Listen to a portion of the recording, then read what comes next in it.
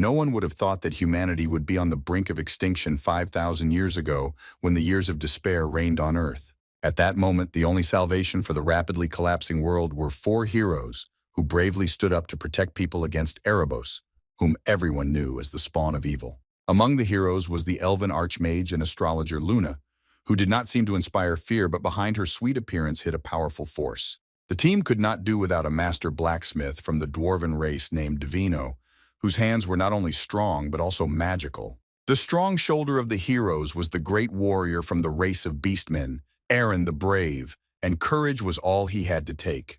The four saviors were closed by the dragon ruler Lucinus the Wise, thanks to whom it was possible to find a way out of any difficult situation. So all the heroes met the darkest times side by side 5,000 years ago and fought to the last for the sake of the future. On that fateful day, it seemed that even the sky was filled with the blood of those who fell on the battlefield, and the hope for survival faded with every second. The only survivor at that time was a young man who stood in front of a huge gaping hole in the dragon's flesh and tried to heal such a large wound. Lucinus the Wise turned to Kyle, but he immediately asked her to stop talking so as not to waste energy on it. But the dragon still asked to take his heart and finish what she started. The guy responded rudely by shouting at Lucinus to shut up, but all only because he wanted to save her, although he himself already understood that he would most likely lose her. The ruler confirmed the young man's bitter suspicions and said that her time was already over, but at the same time she remained just as wise and reserved. Just as Kyle was once again menacingly telling the dragon to be quiet because he couldn't concentrate on healing, the sound of tearing flesh was heard, and the guy looked in horror where the sound was coming from. Lucinus extended her heart to the young man and asked if he remembered their first meeting, and without waiting for an answer, assured the guy that they were still able to save this world. Kyle was angry from the pain that was tearing him apart from the inside, so he gritted his teeth and called the ruler a stupid lizard. But Lucinus, with her last breath, asked the young man for forgiveness for leaving everything to him and closed her eyes, stopping breathing. The boy reached out his hand to the most precious thing he had left from all his friends in the form of a crystal dragon heart. As his heart gradually evaporated, Kyle named all the heroes with whom he had fought against evil shoulder to shoulder, as if saluting them. When the young man was left with only a stone with the incredible power of the ruler, he thanked all the heroes for being by his side. Kyle absorbed into his body the powers that were in the dragon's heartstone in order to fulfill the last will of both the ruler and the other heroes. A column of released power rose into the sky, which was incompatible with human life, but Kyle was able to accept this energy within himself. The guy remained in place, waiting for the evil that he needed to remove from the face of the earth at any cost, because then everyone who died on the battlefield would have given their lives in vain. The one whose death he wanted most appeared before the hero, and Kyle didn't care even if his body burned to the ground. The warrior was ready at any cost to stop the darkness and death that this terrible spawn of hell brought, and which was not satisfied with what it had already done. Gritting his teeth, Kyle took out his sword, preparing to destroy evil in the name of his friends who, unfortunately, would no longer see it. The young man and his weapon were imbued with the dragon's powers, just as Lucinus wanted, and now all that was left was to do was strike the very soul of the fiend. The hero of the source, Kyle, moved towards the enemy and, gathering all his strength, prepared to kill Erebos and avenge the death of his friends. The guy didn't doubt for a moment that he couldn't handle it, but simply, without a drop of fear, flew towards the eyes burning with a red flame to behead the bastard. The expulsion of Erebos from the world became clear when the echo of the big explosion rolled across the sky, and all thanks to the sacrifice of the great queen Lucinus. And on this note, the story from the book ended. A man's voice was heard from the side, asking Raina to stop reading the already hackneyed story for a while, but the woman insisted that this was Leo's favorite book and asked to look at the reaction. Raina turned to her baby, saying that she would read him Heroes at the Source again, and began reading the huge book from the very beginning. But even by his appearance, the baby showed that he was not delighted. The child started to act up, but his mother took it as him liking the story. But in his head, the son asked her to stop reading him this crap, because there was no hint of joy on his face. Mom tried to start the story again about the great victory that took place 5,000 years ago, but Kyle was outraged that it was actually he who defeated Erebos. At that moment, the guy didn't understand why he was the only one who wasn't mentioned even once in that damn book. Time passed quickly, and the former hero was already studying at Dylan's school, where a class was just taking place in one of the classrooms. The teacher stood in front of the class and explained to the students that, as they knew, the most exciting era of heroes was currently taking place, and they were lucky to witness it live. The teacher also reminded the students that the hero protocol has existed in their world for 5,000 years, which meant that preparing for it was important for a future hero. As a seasoned person who already has some experience behind him, the teacher said that for as long as he can remember, life has changed dramatically. To the changes in life, the teacher solemnly added that now Delana School had been chosen as the venue for the entrance exams to Lumen Academy. The teacher was captivated by the spirit of adventure, and, under the influence of emotions, he told the students that he had no doubt that among them there could be heroes who would pass the exam and someday get into the protocol. Just as the mentor wanted to explain what needed to be done to pass the exam and get into the protocol, he was interrupted by the loud snoring of a student at the last desk. The guy reacted only when he was called by name, and the teacher was already in a bad mood and asked if the young man really knew the lecture so well that they were tiring him. There was no answer from the young man, so the teacher asked him to stand up and asked what ritual had to be done 5,000 years ago to become a hero. Leo Flo, who was already 15 at the time, had no answer, except that to become famous it was enough to do something outstanding, and then people would bow down before the hero. The teacher grabbed his head from such a delirious answer, and exhaling heavily, asked the class if anyone else had any thoughts on the question, and then one of the students' hand went up. The guy sitting next to Leo remarked that in ancient times, there was no way to earn the recognition of the gods. To make it more clear, the student explained that heroes were previously selected through a sacred ritual, of which there were several. As an example of one of these initiation rituals, the schoolboy cited the most common blood ritual, and Leo was already sitting nearby and listening to it. The teacher was pleased with the answer of his favorite from the class, but Leo was not impressed even for a moment, as the mentor and simply continued to rest at his desk, stretching sweetly. The teacher immediately praised Gullivan Dratton, from whom such good knowledge in the field of protocol and everything connected with it was fully expected. And in addition to everything, the guy was a magical genius. Gullivan answered the teacher's question not only to suck up to him, but also to wipe Leo's nose, so immediately after the teacher's words about placing great hopes on the genius in the upcoming exam, he turned to the young man with the look of a winner. But Leo didn't care about the upstart, because while leafing through the book he remembered from his past life the great hero Kyle, that meeting with the gods was a trifle, and that holy rituals also belonged to that. Remembering his team, the young man identified the hero protocol as a miracle sent by the gods to the lower world to celebrate the victory of the great heroes over Erebos. Having experienced an incredible adventure side by side with the heroes, Leo now looked at his studies as mortal boredom and therefore slammed the book shut. The young man stared out the window wondering only one question: why was he the only one who had been passed over for such honors?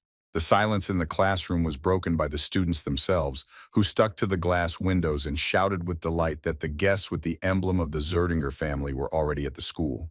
The school children couldn't believe that they could now see Celia Zeringer herself walking down the corridor of their school. Leo rose from his desk just as the announcement was made for the students to gather in the assembly hall to celebrate the arrival of guests from the Zeringer family to the school. Gullivan immediately reacted to his classmates' movements and asked if he was really going to do something weird just to attract the guests' attention, and he himself sarcastically clarified that it made no sense since they didn't care about him at all. Leo reacted exactly to the nonsense said by the upstart, saying that he was actually going to go home, which surprised him. Moving towards the exit, the guy clarified that, unlike Gullivan, he was not interested in all this pompous nonsense on the occasion of the arrival of people like them. And here the excellent student completely dropped out. Gullivan immediately began to justify himself by saying that he was also going home, and even if he had gone to the assembly hall, it would only have been to look at Celia as a future rival. But Leo could no longer be stopped, and he waved his hand sarcastically and nodded in agreement. Leo chose a more beneficial workout at home instead of meeting a girl about the same age as him. Having been practicing for some time, the guy took a break to cool down and began to think about whether there was a difference between his past skills and his current ones. Going outside, Leo realized that it was not surprising at all, considering the regular training. But this body was still much better than what he had in his past life.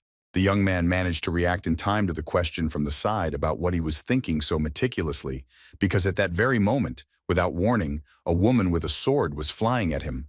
But the mother was unable to catch her son by surprise since not only did he have a fight with Erebos behind him, but his current training was also making itself felt.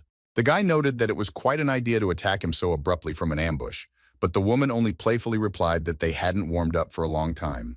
Mother reminded Leo that meager talent was no good for Lumen, thus justifying her sharp attack. Raising her sword high above her head, the woman merely warned Leo that this was his final test before he wanted to enter the academy. When the swords clashed, sparks flew from them, and the ringing sound spread throughout the entire yard, and the vibration of iron was felt in the hands. The mother came close to her son's face so that he could clearly hear her question whether she should become even harder now for a better result. But the guy was able to fight off the woman's attack, and what helped him was that he remembered all this time who he was, and he was not going to give up. Leo, catching his breath, looked at his mother and snapped that her display of love for him was too rude, although in reality he didn't care. The lady was amused by the young man's statement, and she replied that although he was throwing around such statements, he was blocking every single blow. In Mother's opinion, the test was not yet complete, so now she really attacked the student with all her might. The most interesting thing was that the woman was afraid that she had struck too hard when it was already too late, and the blade of the sword was near the young man's face. As soon as the lady's thoughts began to doubt that Leo might not have time to block her blow, the guy was already dodging to the side.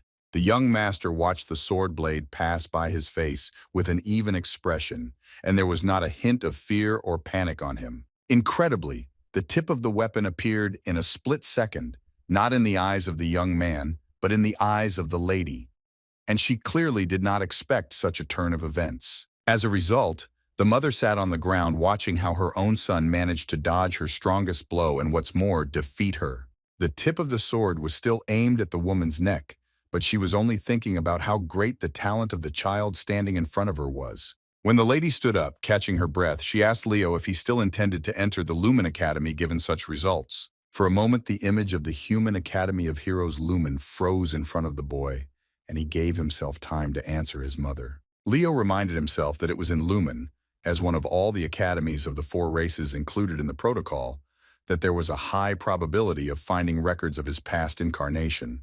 And when the young man returned to the answer, he immediately made it clear to his mother that he really still intended to get into the academy. The lady was pleased with this answer and told her son that members of the Zeringer family would soon arrive and then stay at their estate. Leo asked if the guests really needed to stay with them, to which his mother answered yes.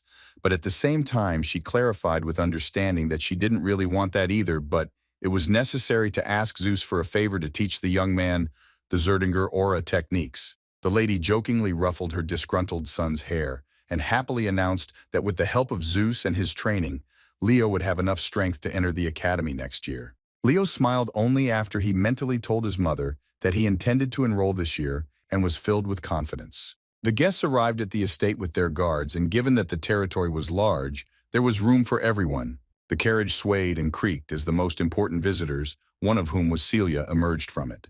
The young lady walked down the steps evenly and gradually, as befits a girl of high manners and the same status. Getting off the carriage, 15-year-old Princess Celia looked around and was already unhappy that her uncle had decided to stop here, although they had the opportunity to book the entire hotel. The girl's head was filled with the fact that she needed to concentrate on the entrance exams to the academy, and here was this seedy mansion of a small family. But her uncle's call distracted her from her thoughts. The deputy head of the Zeringer clan, Zeus, asked the princess if she was curious about what Leo was like, and mentioned that this young man had declared his disinterest in their clan. Celia closed her eyes with disdain and waved her hand and replied that Leo was nothing more than a promising knight who had not yet mastered the aura, so she did not see anything outstanding in him, but the master laughed and said that it was not that simple. Once inside the mansion, the hosts and guests greeted each other, and Zeus bowed and said that it was an honor for him to meet the Flo family. Raina reciprocated Zeus's feelings, and Dade also stood next to his wife, showing with all his appearance that he was glad to see the guests. Zeus introduced Marquise Flo to Celia and asked the princess to introduce herself properly to the hosts of the house. The girl, taught the manners of communicating with people like herself, introduced herself with restraint and bowed slightly. The princess also expressed her gratitude to the owners for kindly agreeing to shelter them for a week. Raina came closer to Celia and said that she was glad to finally meet her, and the girl at that moment thought that this woman looked terribly like her father and uncle. The next moment, the princess was even more shocked by the fact that Mrs. Flo had red eyes and black hair, which was no longer just a coincidence. Celia stood and stared at Reina, who also froze in front of her, holding out her hand to shake, and neither of them were able to say anything. To dispel any doubts or guesses in such an awkward silence, Zeus intervened and informed Celia that Reina Flo was her real aunt. While the servants were delivering things to the guest quarters, a conversation had already begun between Zeus and Reina over a cup of tea, where the man shared his impressions of his visit to Delana's school, where there was complete chaos and the children were running around like crazy in all directions. Zeus also didn't forget to note that the only one who distinguished himself among all that school chaos was Leo, because he immediately got ready and went home, to which Reina replied that this was really a blow to the Zeringer pride. Reina laughed sheepishly and asked for forgiveness if her son's behavior was disrespectful, since Leo really has little interest in anything other than his training. While the adults were sipping tea in the hall, the young people were already in full swing training outside. Zeus asked Reina what kind of child Leo was, and she, stirring sugar in her tea, told her brother that the boy was truly incredibly gifted. The brother wanted to find out here and now, from his older sister, whether she believed that Leo could have inherited the Zeringer flame. The boys were training in the yard, and the mother, looking at her Leo, told her brother that she was talking about him not because he was her son, but because he truly deserved praise. Zeus liked his sister's answer, and he smiled and said that she was able to interest him in teaching the young man. But the man's expression changed, and he told Reina that before training began, he wanted to personally verify the guy's abilities, although Celia at that moment already felt the power of the one she despised. And Leo, as always, was confident in what he was doing, not forgetting that this was training and knew how to stop in time. The sharp test of the guy's strength in a sword fight did not happen out of nowhere.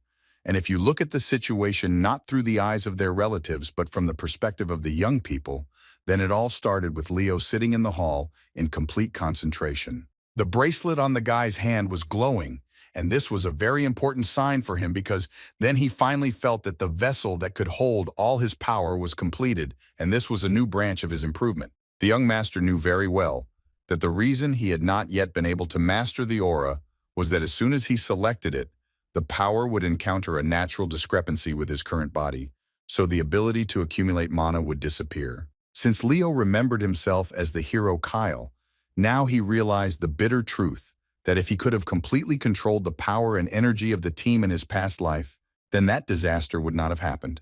The young man set himself the goal of mastering complete control in this life. And as soon as he began to list the first point about the aura for himself, he heard footsteps behind him, and someone in a girl's voice addressed him with the question of whether he was Leo Flo. The young gentleman turned around to see who was standing in front of him, but even when he saw Celia herself in front of him, he didn't even jump up, but remained sitting on the floor. Celia immediately complimented Leo that his base seemed to be at a decent level, but then she said that she wanted to thoroughly improve his fencing, and she herself was already thinking about how she would earn her aunt's favor in this way. The guy, without a shadow of embarrassment, asked who was in front of him, to which the girl introduced herself as Celia Zeringer. The young lady also immediately clarified that she is known to the public as the Sword Princess, thinking that she could impress the young man with this. Leo stood up and pretended to be surprised by such information, after which he thanked them for their concern and answered bluntly that he did not need lessons from someone whose skills were not inferior to his own. The princess didn't like this tone, and she immediately gave in to her emotions and cried out, "Is it really possible that with such words the guy wants to say that she is weak?" Leo in turn remained calm and once again directly stated that perhaps in a battle to the death, Celia would be stronger, but only because he could not yet use his aura. The young man smiled sweetly and emphasized that if we take only the moment of fencing, then that is a different matter, and yes, it really could be that Celia is weaker. No matter how thoroughly a student is trained in high-quality combat skills, when emotions take over, as is happening to the princess now, it is simply a show. In the blink of an eye, Celia found the place in the hall where the training weapons were kept, in order to prove to the upstart right here and now that she was not a weakling. Armed not only with a sword, but also with self-confidence, the girl headed towards Leo, saying that if he was so confident in his abilities, they would engage in sparring right now. Celia laughed inside at this unfortunate boy, mocking him for being sure that if he had mastered the aura, he was already the strongest. So she decided that she would be the one who would confront him with the harsh reality.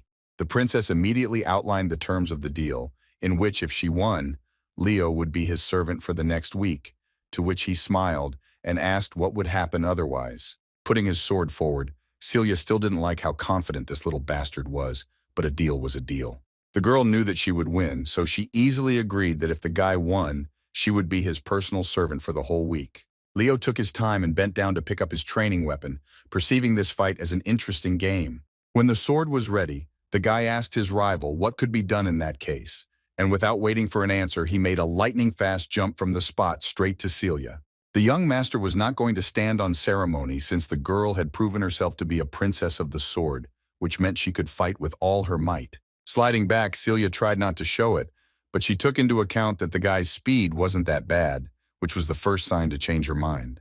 But pride took over, and the princess thought that good speed was not enough, so she ran towards Leo just as he did. The young man, without slowing down, swung his sword again, and when he hit Celia's weapon, she thought for the first time that in front of him was not a simple boy, but something stronger. Leo's blow was so strong that the wave sent Celia flying to the side, the floor shattering into pieces and sending boulders flying in all directions. Without giving her time to recover from the blow, the young man again flew at the princess with an attack, and now Celia looked with frightened eyes at this armored train, realizing that she would not be able to block such a blow. The poor thing was so terrified of what her opponent was capable of that she didn't even have time to put up her sword as a defense. But Leo couldn't do anything to the young lady because he collided with her aura shield and immediately clarified that such use goes beyond the scope of ordinary fencing. And Celia herself justified herself by saying that for her, it manifested itself as a normal reflex, and it made her very angry because she already understood that she was on the verge of defeat. Leo said clearly that what the princess said was not important because she would win anyway, and with this he caught her by surprise, and succumbing to panic, the girl shouted that with and without an aura, they were different things. In response to his rival's statement, Leo provocatively suggested testing something similar, and a click was heard on the bracelet. A piece of iron fell to the floor with a loud ringing sound, and Celia finally realized that these were magical weights. The young man caught the girl's reaction but was not going to stop, so he smiled and made another jump towards victory. With one clear blow, Leo shattered the aura shield, against which, in theory, a wooden sword should not have worked. Celia was horrified as a wooden sword shattered against the aura before her eyes, but her shield also crumbled into small pieces. The girl looked at her opponent, and in her head, there was only one question. Where did such a monster come from? And the last thing she thought about before passing out was that Leo was sick in the head. As it got dark, Zeus and Reyna were walking through the estate's gardens talking, not yet suspecting what awaited them. The lady was formed when she noticed her son, who was also walking, and immediately called him to introduce him to her brother. Leo obediently approached his mother, who introduced him to the very guest who had arrived in their domain for a week. The guy wanted to and was not dressed up like Celia, but he respected Zeus with a greeting and a bow, introducing himself as Leo Flo. Zeus also introduced himself and said that the young man probably already knew, but before further clarification, he still said that he was his uncle, and extended his hand in greeting. The men shook hands, and Zeus was the first to express his joy at their meeting, which he had been waiting for. Reyna didn't forget to ask her son if he had seen Celia yet, since they hadn't seen her anywhere yet. And just at that moment, the poor fellow was being carried out on burdens, so the guy found it difficult to answer, but in essence it was like confirmation that the young gentleman had met. While the unfortunate woman lay in a state of shock and muttered under her breath the name of the culprit of her condition, Reyna could not understand what had happened, but she ordered that the princess be taken to the infirmary. Zeus asked one of the guards what had happened, and he began to explain the situation, but this was clarification only on his part.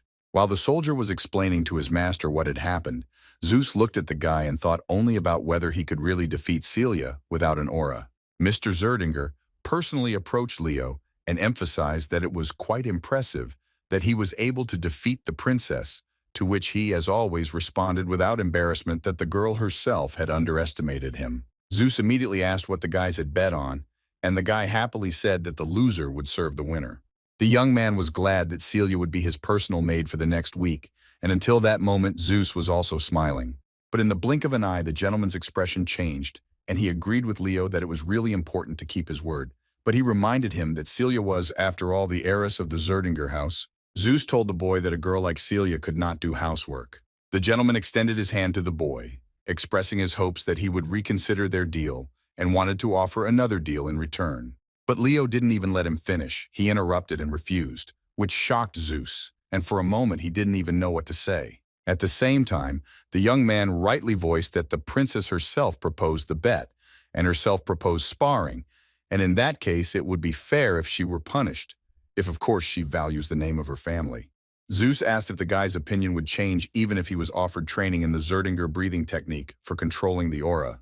Leo's straightforwardness was not to be borrowed, so he said that he had no need for a breathing technique that would help him avoid humiliating his niece. Zeus looked closely at his offspring and asked if he had understood correctly that he was declaring that he was going to use the direct heir of the Zeringer family as a servant and that their family technology was worth nothing. It is not known where Leo got so much self-confidence, but not even a muscle on his face twitched, and he made it clear that everything was exactly as the gentleman had just said.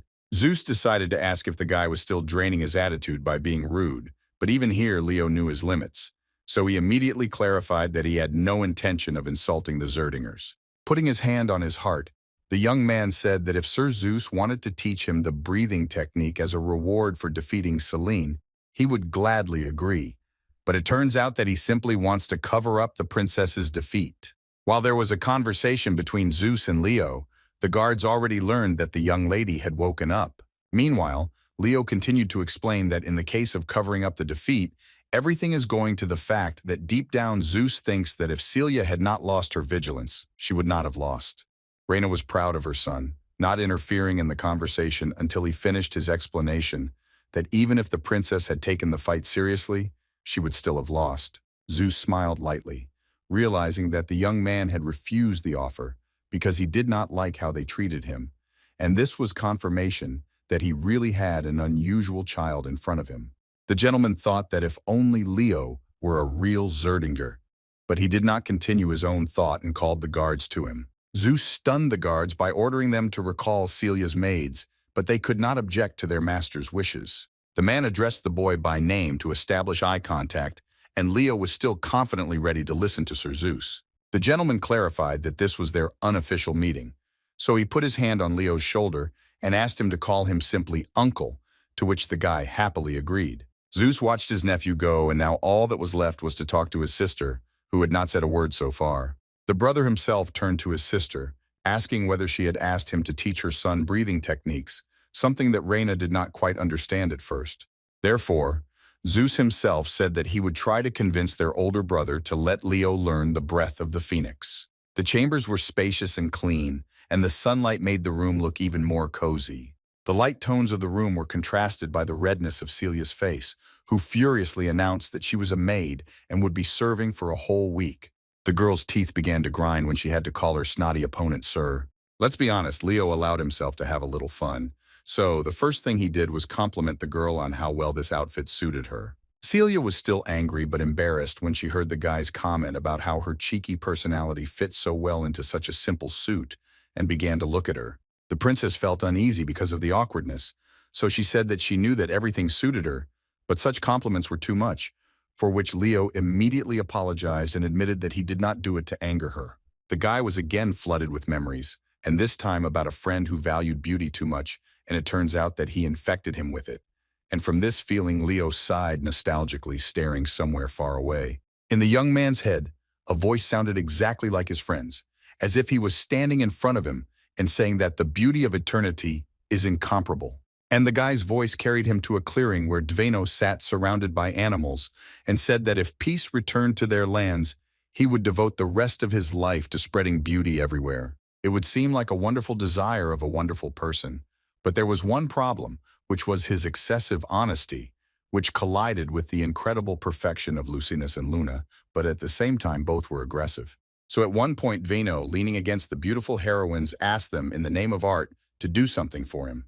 But when the big guy announced that he wanted the girls to pose for him naked and he would capture them on paper, the countdown to the grand mess had already begun. Aaron and Kyle stood to the side watching as Dveno got what he deserved from the girls, and realized that they definitely wouldn't interfere here. While Leo was daydreaming in his memories, Celia noticed the young man had a book and thought it was for training, so she immediately asked what the gentleman was reading.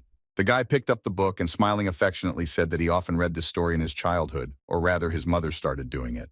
When the princess heard the title, Great Heroes at the Source, She was also taken back to memories of when she was about 5 years old and was a little outraged by why she was reading a history book. Celia already had some kind of plan of her own, but she couldn't find anything to cling to, and this irritated her. The girl confidently walked towards the shelves with books without saying a word to Leo, but he himself had already noticed the maid's movements. Approaching the shelves and looking at the books for some time, Celia said that judging by everything, the gentleman especially liked the books he had already mentioned. The princess also decided to compliment the guy and emphasized that the average researcher of great heroes cannot compare with him, but he simply replied that he started collecting and it turned out that way. At some point, Celia reached out to one of the books, noticing something interesting and wanting to ask the guy about it directly. Pulling the book towards herself, the girl clarified that among the entire collection, the most copies were about Kyle. Celia leafed through the book she had chosen, while Leo explained that among all the deeds of great heroes, there are some that are difficult to attribute to any one of them. The guy expressed his opinion that the achievements that are being talked about now belong to Kyle as a great hero because Leo, like no one else, knew what he did for humanity in his past life. But Celia slammed the book shut and indignantly snorted that this Kyle was simply a liar because he had curried favor with other people's achievements. Leo was not surprised by this version of the story because he had long since come to terms with people's attitudes toward what had once happened. So he reacted evenly to the girl's statement. The princess put the book back in place and said that she had just voiced the opinion of the majority of people about Kyle, and she also agreed with them, and the guy once again concluded that this is how people remembered him, and Celia heard this quiet voice. To distract his maid from some strange thoughts, he said that it was time to have breakfast and go to training. Here the princess played along and turned to her master and asked for permission to train with him, while hiding behind this, her desire to learn the secret of his strength.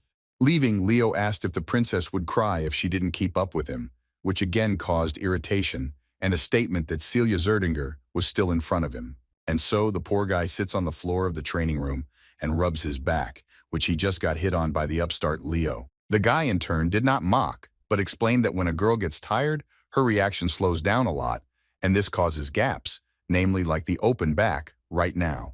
Out of breath, Celia asked if torturing the body like that really helps in training, because it is exhaustive. But Leo replied that torturing the case or going beyond one's limits really helps, and he also clarified that in his opinion, young people now feel too sorry for themselves. The young man could compare the past with what was happening now, and the conclusion was that due to the advancement of aura techniques, people stopped paying attention to body training, and Celia was now proof of that. Leo stood calmly analyzing further that the aura allows to strengthen the body, but if it is also additionally trained, then the effectiveness of the aura increases. The poor thing was shaking all over when she got to her feet and somehow pointed her sword at her opponent, trying to gather not only her strength, but also her thoughts. The girl felt offended by the way the guy who had not had to go through what she had gone through was behaving, so again, in a fit of emotion, she shouted at him not to underestimate her. And when Celia called the guy a blonde puppy, she rushed towards him, repeating her mistake again. Leo didn't even move from his place, but just hit the fury that was rushing at him without any idea what she was doing, so Celia rolled back. The princess fell to the floor with a crash and the weapon along with her, but that was the end of the attack, in the face, which Leo knew when to stop. The girl started sobbing and screaming why she couldn't win, to which the guy calmly approached and asked if it was hard for her. When Leo saw in Celia's eyes an affirmative answer that it was really hard for her, he handed her the bracelet, for which she thanked him. But as soon as the small trinket was in the princess's hands, it fell with her to the floor, as if magnetized. And Leo reminded her that it was, after all, a magical weight. The guy again allowed himself to gloat a little and told the girl that she would wear the bracelet from that day on during all training sessions because he knew that she was stubborn and would not refuse to become better, and he only found it funny to watch it. Training took place not only in closed rooms or small courtyards, but also in huge areas set aside specifically for such activities. Zeus was watching the boys, and for now Celia was only showing how tired she was, so she directly stated that she had had enough and fell to the ground. The gentleman thought that for the princess such training would really be a valuable experience, especially before entering Lumen, and such classes would help to pinch her pride a little. Zeus realized that there was no point in contacting the girl now, since she was tired and would be angry, so he called Leo for a conversation. The guy ran to the edge of the platform and greeted his uncle, already knowing that the conversation would clearly not be about the weather.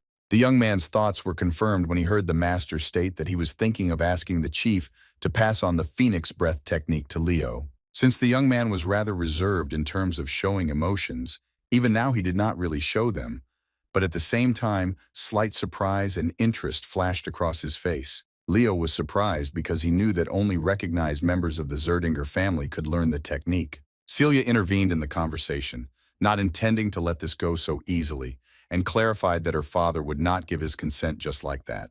Zeus did not particularly react to the young lady's statement, but at the same time confirmed her words by continuing the conversation with the guy, and clarified that there was one condition for learning the technique, and Celia was already amazed by this. Uncle told Leo about successfully passing the entrance exams to Lumen, and the princess began to object that we were talking about a real fight. The princess did not want to allow this to happen because she felt intense competition from Leo, and at the same time calling him a runt. She told her uncle that he could not even use his aura, so it was dangerous for him. Leo smiled sarcastically at the girl's statement, thinking that it was good that she didn't know his whole story. And remembering his past, Flo sarcastically replied that he really has no experience in a real fight behind him, and added to himself that in this life it is definitely the same. Zeus, enduring the princess's whims, was still waiting for an answer from the guy himself, but he decided to first clarify the will of his father and mother. And when the uncle said that if we assume that the parents are not against it, the young man immediately and happily agreed to such a condition. Zeus noted for himself that the boy was still planning to take the exam on his own, even without his parents' knowledge. When the conversation was over, Leo reminded the girl that the break was already over and asked if she would continue, to which she ran after him, more out of anger, and asked if he really thought she wouldn't be able to keep up with him. A week later, the students gathered on the day of the entrance exams to Lumen Academy, and the one who stood out the most from the crowd was, of course, Celia in her white robe. The students immediately began to whisper about the fact that Mrs. Zeringer herself was among them, but they were also interested in who was next to her. But the girl was impatient to find out if the young gentleman was nervous, to which he answered negatively. The next moment, Leo asked how long the girl would call him master, as if she were still a maid, which is why she could only gasp. The guys were distracted from their conversation by someone's voice calling specifically for Celia, and she immediately turned around at the call. Gullivan came closer and was shocked to see that the scoundrel Leo Flo was standing next to Princess Zeringer herself. The upstart changed his tune in the blink of an eye, first humiliating Leo by saying that he was incompetent, and that without the possession of an aura, he had nothing to do here. And then he turned with a smarmy smile to Celia, duplicitously asking how things were going. Imagine the nerd's surprise when both the princess and the stupid classmate ignored him and looked at him with disdain. In order to somehow save his position, Gullivan introduced himself and reminded Celia that they met when she attended school. The young man's attempt to tell about how he was considered a gift in Delan failed because Celia asked for forgiveness and immediately said that she did not remember him. The girl, without thinking twice, grabbed Leo's hand, which gave rise to absolutely everyone's rumors and gossip, but she didn't care. Having told Gullivan at the end that the conversation was over, the princess rushed away with Leo away from this upstart. She couldn't run far because someone called Celia again, and this time the voice was familiar to her. And when she turned around, she realized that she definitely couldn't avoid this meeting. If the princess's face was frozen in bewilderment at the sight of those who called her, then on Leo's face there was only the question of who they were. In front of the students were 16-year-old Abbott Revelin and 14-year-old Chelsea Revelin, who reminded Lady Zeringer that they had not seen each other for a long time. Since Celia didn't go to the guys, they took on this mission and went to the princess to exchange a few words before the exams. The girl's hands reflexively clenched into fists, as she was clearly not prepared for a warm welcome, and Leo, noticing her tension, asked who they were, to which she briefly turned away the Revelin brother and sister. Celia made a face that even Leo didn't greet with and added that these smart guys were from the League of Heroes of the Lordan Empire. The young lady was determined and told the guy that if these thugs stood in their way, they should never lose to them because the Zerdingers do not surrender to some Revelin, to which the young man reminded that he is actually from the Flo clan. When Revelin's brother and sister came up and hypocritically said that they were glad to see Celia, she played along with them, but after that they wanted to know who was standing next to her. The princess introduced Leo from the Flo family and clarified that this was a famous aristocratic family in the Delan kingdom. After Abbott's comment that it was clear to him that he was dealing with a small fry, his gaze met Leo's. Turning around to leave, Abbott only added to Celia that the first place would be his and ordered his sister to follow him. The princess called the brother and sister arrogant idiots and expressed her desire to crush them with her own hands. But dreams of kicking ass had to be put aside because the examiner's voice was heard from above, concluding that it seemed like everyone who wanted to had already gathered. Everyone immediately turned their attention to the voice of the person who was important to them today, and Leo and Celia were no exception. R.V. Jerome, a professor at the Lumen Academy, appeared before the students and briefly introduced himself by stating only his first name without unnecessary affectation. Celia again gave an ambiguous reaction to the examiner, and although she said that it could not be that the sorcerer Mon was in front of them, Leo still asked who it was. The guy's lack of recognition will eventually finish off the princess, but even though she was angry at him for not knowing, she still told him that he was a hero who was included in the hero protocol. Leo caught the important moment that in front of him was one of the recognized heroes of today's era, and raising his head, carefully examined him. The first thing that caught the guy's attention was the mana coming from RV's left eye, which was also important to remember. RV read from a piece of paper that the students would have to undergo a test in the form of a one-on-one fight, and then a fight with a monster, and the performance would take place in turns. Literally immediately after reading, the examiner squeezed several sheets of paper and burned them to the ground. And when the ashes cleared, RV told his students that he considered such methods too outdated and boring. The sorcerer, without thinking twice, took a book out from under his clothes to slightly change the rules for passing the exam. When the book opened, the same heroic protocol opened with it, and RV's world loaded, the pages of which the hero flipped through with his finger in the air. The examiner's choice fell on chapter prologue. Wild forest and half the hall disappeared under the students' feet, and something like a portal appeared. RV placed his hand over the protocol in order to transfer the students to the place he considered necessary for taking the entrance exam. The sorcerer decided to make it clear to everyone that he couldn't stand ineffective teaching methods, and Celia was shocked by this. RV continued to say that he was now just combining individual tasks into one test, and at that moment he met the gaze of the recruit who was also looking at the examiner. Leo immediately remembered the lessons and the lecturer's words about the heroic protocol being more than just a historical guide. The true value of writing was the ability to create a separate world of heroes in which the experience of heroes of the past would immediately be present. But the most important thing in this world was not that you would fight and gain your own experience and create your own history. The most important thing in the protocol was that by getting into it, one could inherit the power of the heroes of the past. Now Leo understood that the protocol was a kind of training system for heroes with a lot of possibilities. While the guy was thinking about his own, RV had already moved the test participants to where he considered it necessary. The students found themselves in the wild forest, and while they were looking around, RV introduced them to the place and the goal, which was simply to survive. The examiner also clarified that it doesn't matter whether the students unite or kill each other, and reminded them once again that the main thing is to survive, and those who want to leave need to break the sphere in their hand. And while the students were already in a panic, Leo only noted that the place hadn't changed at all. Having taken a step towards his test, the guy was doubly interested in what awaited him this time, because life was already different. But in the memories, the wild forest will forever remain the habitat of the elves until the moment when Salanta, the witch queen, poisoned it. From all sides, the students were surrounded by different sounds that related both to nature and to something more terrible and dangerous. Somewhere from behind the bushes, one of the students could already be heard screaming that he wanted to go home and didn't care about this exam. The friend tried to cheer up the poor guy by shouting at him that it was just an illusion and called him a whiner, thinking that this would help. But Leo kept silent about the fact that this world was an illusion because he knew that although the place was created from RV's memories, everything that happened here had now become real again. Just as the young man was thinking that everything that threatens life here can actually kill, something that does not concern this world rushed past. Leo managed to jump back from the arrow in time, and as it landed, cracks appeared on the ground, indicating the enemy's strength.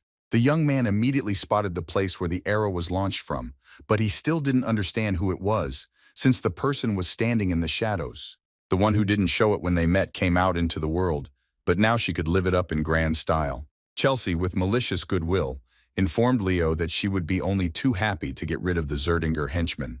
The guy looked at the clearly unbalanced girl and briefly and calmly replied that he belonged to the Flo family. Activating her power, Chelsea fiercely asked why the offspring was stuck to Celia and why he needed this. But there was no response from the young man, so the girl, lacking patience, said, "Sickle of the wind," and drew the blade through the air. Leo was only silently surprised that in his previous incarnation there was no such spell, but as always, nothing moved on his face. The guy prepared his sword, realizing that no matter how sophisticated these new techniques were, the basic principles remained unchanged. Chelsea stood there for now, looking for any kind of reaction from her opponent, but seeing nothing, she let out a sarcastic laugh. The girl thought that if she told the guy that she was actually his opponent and he didn't even bother, then this would change something, but the miracle didn't happen. Chelsea made another attempt to instill fear in their opponents with their sickle tricks, hoping that at least this way it would be more fun. But Leo remained in place and waited silently, and when this enraged the girl, she threw her weapon at him. Feeling support, the guy with one blow of his worthless sword repelled the incredible sickle of the stupid girl. The sickle ended up behind and stuck in the ground, and Leo continued to maintain a calm and level posture, once again expecting another outburst. Chelsea decided not to panic for now either, but was mildly surprised that the little bastard blocked her blow, even though she didn't even feel his aura, and this led her to think that the guy had an aura of an elusive attribute. Leo smiled and called the girl's attack quite obvious, after which he suggested combining their efforts and reminded them that whoever holds out longer will score more points. But in response, the young man heard again only a contemptuous laugh with which Chelsea showed the supposed stupidity of the participant. The student, feeling sorry for her opponent, told him that, to his deep regret, she was a battle mage, showing by this that she was superior. A staff appeared in Chelsea's hands, and she asked again if she had misheard the bastard saying that her attack was simple. Leo decided to play dumb, and asked if he had really said that out loud, and immediately corrected himself by stating that he meant that for wind magic, it was a straightforward attack compared to its true capabilities. The pride of the outstanding student was also hurt by some ragamuffin, so she indignantly said, "Is he really going to lecture her now on how to use her ancestral power as a direct heir?" Chelsea suggested kicking the little brat's ass with those same simple attacks and shouted wind sickle and wind arrow. The girl was taken aback when she saw that her attacks had gone nowhere since the guy had already disappeared from that place. Fear crept up unnoticed, and the most terrible thing was that the student did not feel even a hint of the enemy's mana. As soon as the princess asked why this was so if he was a simple guy, this small fry suddenly appeared in front of her as if from under the ground. Chelsea only had time to scream from the unexpected turn of events and the way an ordinary and nondescript young man was able to catch her off guard. The girl's scream caused the birds to fly up, and along with them, the sickle flew into the air like a boomerang. Coughing, Chelsea fell to her knees in front of Leo and no longer threatened him with anything since her life was in danger. Putting up his fist again, the young man politely offered Chelsea one last time to join forces. And while a real mess was going on among the students in the forest, the rest watched them sitting in the hall. When Chelsea woke up, she couldn't move because she was tightly tied to a pole and at first didn't understand what was happening. Looking down, the girl saw Leo, who had already managed to light a fire and was sitting in anticipation, holding the rope with which he had tied up the self-confident student.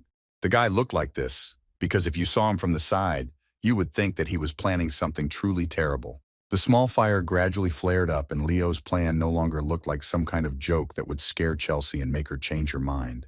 When the girl came to after passing out and felt the heat of the flame, she screamed, and the only thing she could say was what the hell was going on. Leo, sitting in front of the girl, asked the only question, would she cooperate with him or not? Which is why Chelsea was shocked that for this reason the crazy guy went to such cruel measures. Even though the fire was getting stronger, the girl stubbornly refused to cooperate and was sure that she could get out of it now. Chelsea shouted to the brat that she didn't need anyone except her brother and set her attack wind sickle, but instead of activating the power, red rings appeared on her hands. Seeing Chelsea's reaction, the guy immediately explained to her that she was currently under a spell that limited the use of magic, and she felt that her Manga was really low, and this meant that she would not last long. Having told Leo that she could get out without magic, the brave girl began to try to move her body, but it was difficult for her. The young man pulled the rope towards himself and, smiling maliciously, asked the girl if she really thought he would let her get out just like that. The fire, like a predatory animal, crept closer and closer to the princess's feet, and Chelsea only screamed, "Stop!" or "Hot!"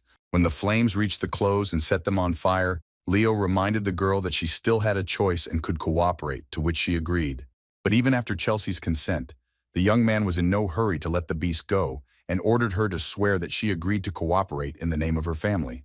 The poor thing screamed at the top of her voice that she swears by the name of the Revelin family that she will cooperate and is not doing it for reasons of deception. And Leo, in turn, pulled the liana and thought like the hero Kyle that children are quite easy to manipulate if you know their weaknesses. The rope loosened and Chelsea fell down screaming, realizing that she would land right in the fire. But the young man had his own plans for that. The princess opened her eyes when she felt that she had landed not on the ground or flames, but as if she was hanging in the air. As it turned out, Leo caught the girl and held her in his arms, and at the same time, she heard from him that he was glad to cooperate with the magician Revelin. While the students were busy with the most important task of survival in the wild forest, the examiner and other spectators were watching them in the hall. Harvey immediately noticed for himself that none of the students met the standard, and most of them chose simply beating or murder, blindly following his instructions to survive, thereby automatically earning the label of idiots. The examiner's opinion was different only regarding the two students he observed, since only they grasped the essence of what was happening. Next to the dismembered monster stood Celia and Abbott, and they achieved such a result only thanks to their joint efforts, since they complemented each other, and such students in Arvy's eyes were reliable hands of the future of the nation. The examiner was about to stop following the course of action, but his attention was drawn to another couple who were also working together to kill an orc that was 10 times larger than them. When Chelsea immobilized the orc, Leo cut off the limbs, and Arvy noted for himself at that moment that although the young man had acted immaturely by scaring the princess with fire, but having thus earned the cooperation of Revelin herself, he received a passing grade automatically. The examiner did not detect in Leo Flo's personality any strength or grace like Abbott or Celia. But there was something else and more interesting in the guy, namely the unpredictability of a dark horse. The wind sickle and wind arrow did their job, leaving a gaping hole in the orc's body, and Leo finished off the ghoul by cutting off his head with his sword. As the carcass fell to the ground and Leo climbed down, Chelsea admitted out loud that working with the knight made the task much easier. The young lady was eager to find out the secret, and she directly asked the guy what attribute's aura he was using, telling him that she absolutely could not detect it, to which he briefly replied that he did not use aura. Chelsea was shocked and did not understand how the young man managed without an aura, to which he said that he had a good base, so he was doing great, and so the guys communicated without noticing that they were already being watched. Leo decided to ask Princess Revelin if she put, for example, wind magic. Then, in her opinion, what is the basis, and she activated her power, so the guy thought that she wanted to demonstrate the answer. But the next moment, the girl's eyes shone like never before, and it no longer looked like an ordinary conversation. Suddenly, for Leo, the princess extended her hand forward, shouting out a sickle of wind, and directed the power into the bushes, which was strange. Only when the guys got closer, they saw the result of Chelsea's clear hit on target, which not everyone could have caught, and even hit blindly. The princess exhaled with slight indignation, now answering the guy's question that it was rather brazen to discuss wind magic in front of Revelin herself. Leo was not shy about his straightforwardness, so he told the girl that she was indeed gifted, but did not know how to use her power correctly, and this infuriated her. Chelsea was about to start getting indignant, but Leo felt a threat in the back of his head that he couldn't see with his eyes. You might think that the guy asked the girl to stop and wait just for fun, so that she would finally shut up, and it worked. But in reality, something bad was really waiting for them nearby. Walking on the ground, the young man felt a clot of negative energy that spread like black smoke. The guys approached a clearing where corpses lay, and when Leo touched one of them, the flesh crumbled like ash, to which Chelsea pointed out that they looked like mummies, and the guy concluded that he had already met a creature that leaves its victim in such a state.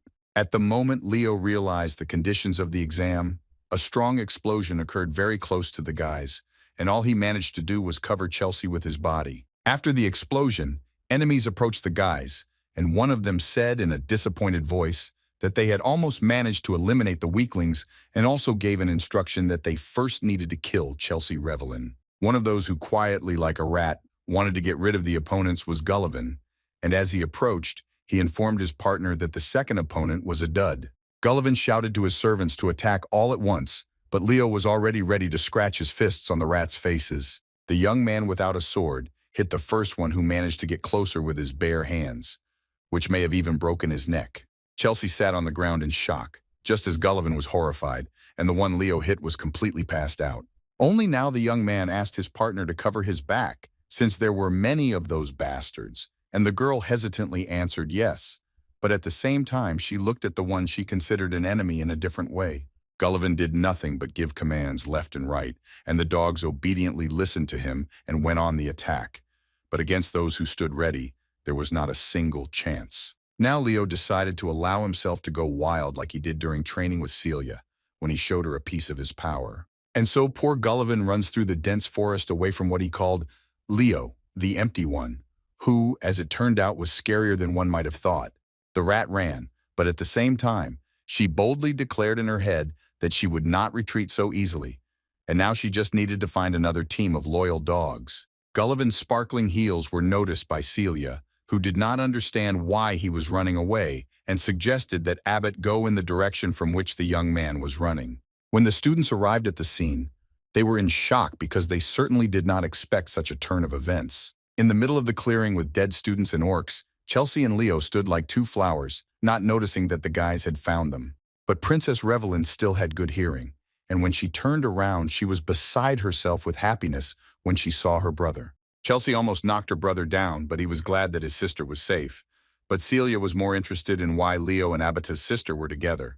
Leo answered as is, that he offered the girl cooperation, but specified that she was stubborn and did not want to agree to anything. The young man smiled maliciously and added that his persuasiveness had taken over, and since Celia knew that Princess Revelyn was really difficult to persuade and the guy was still smirking, she immediately asked what he had done. Leo did not stand idly by but went to those who were still able to continue the exam and helped them get up. Chelsea, out of misunderstanding, asked why Leo was helping those who just wanted to kill them, because without competitors it would be easier.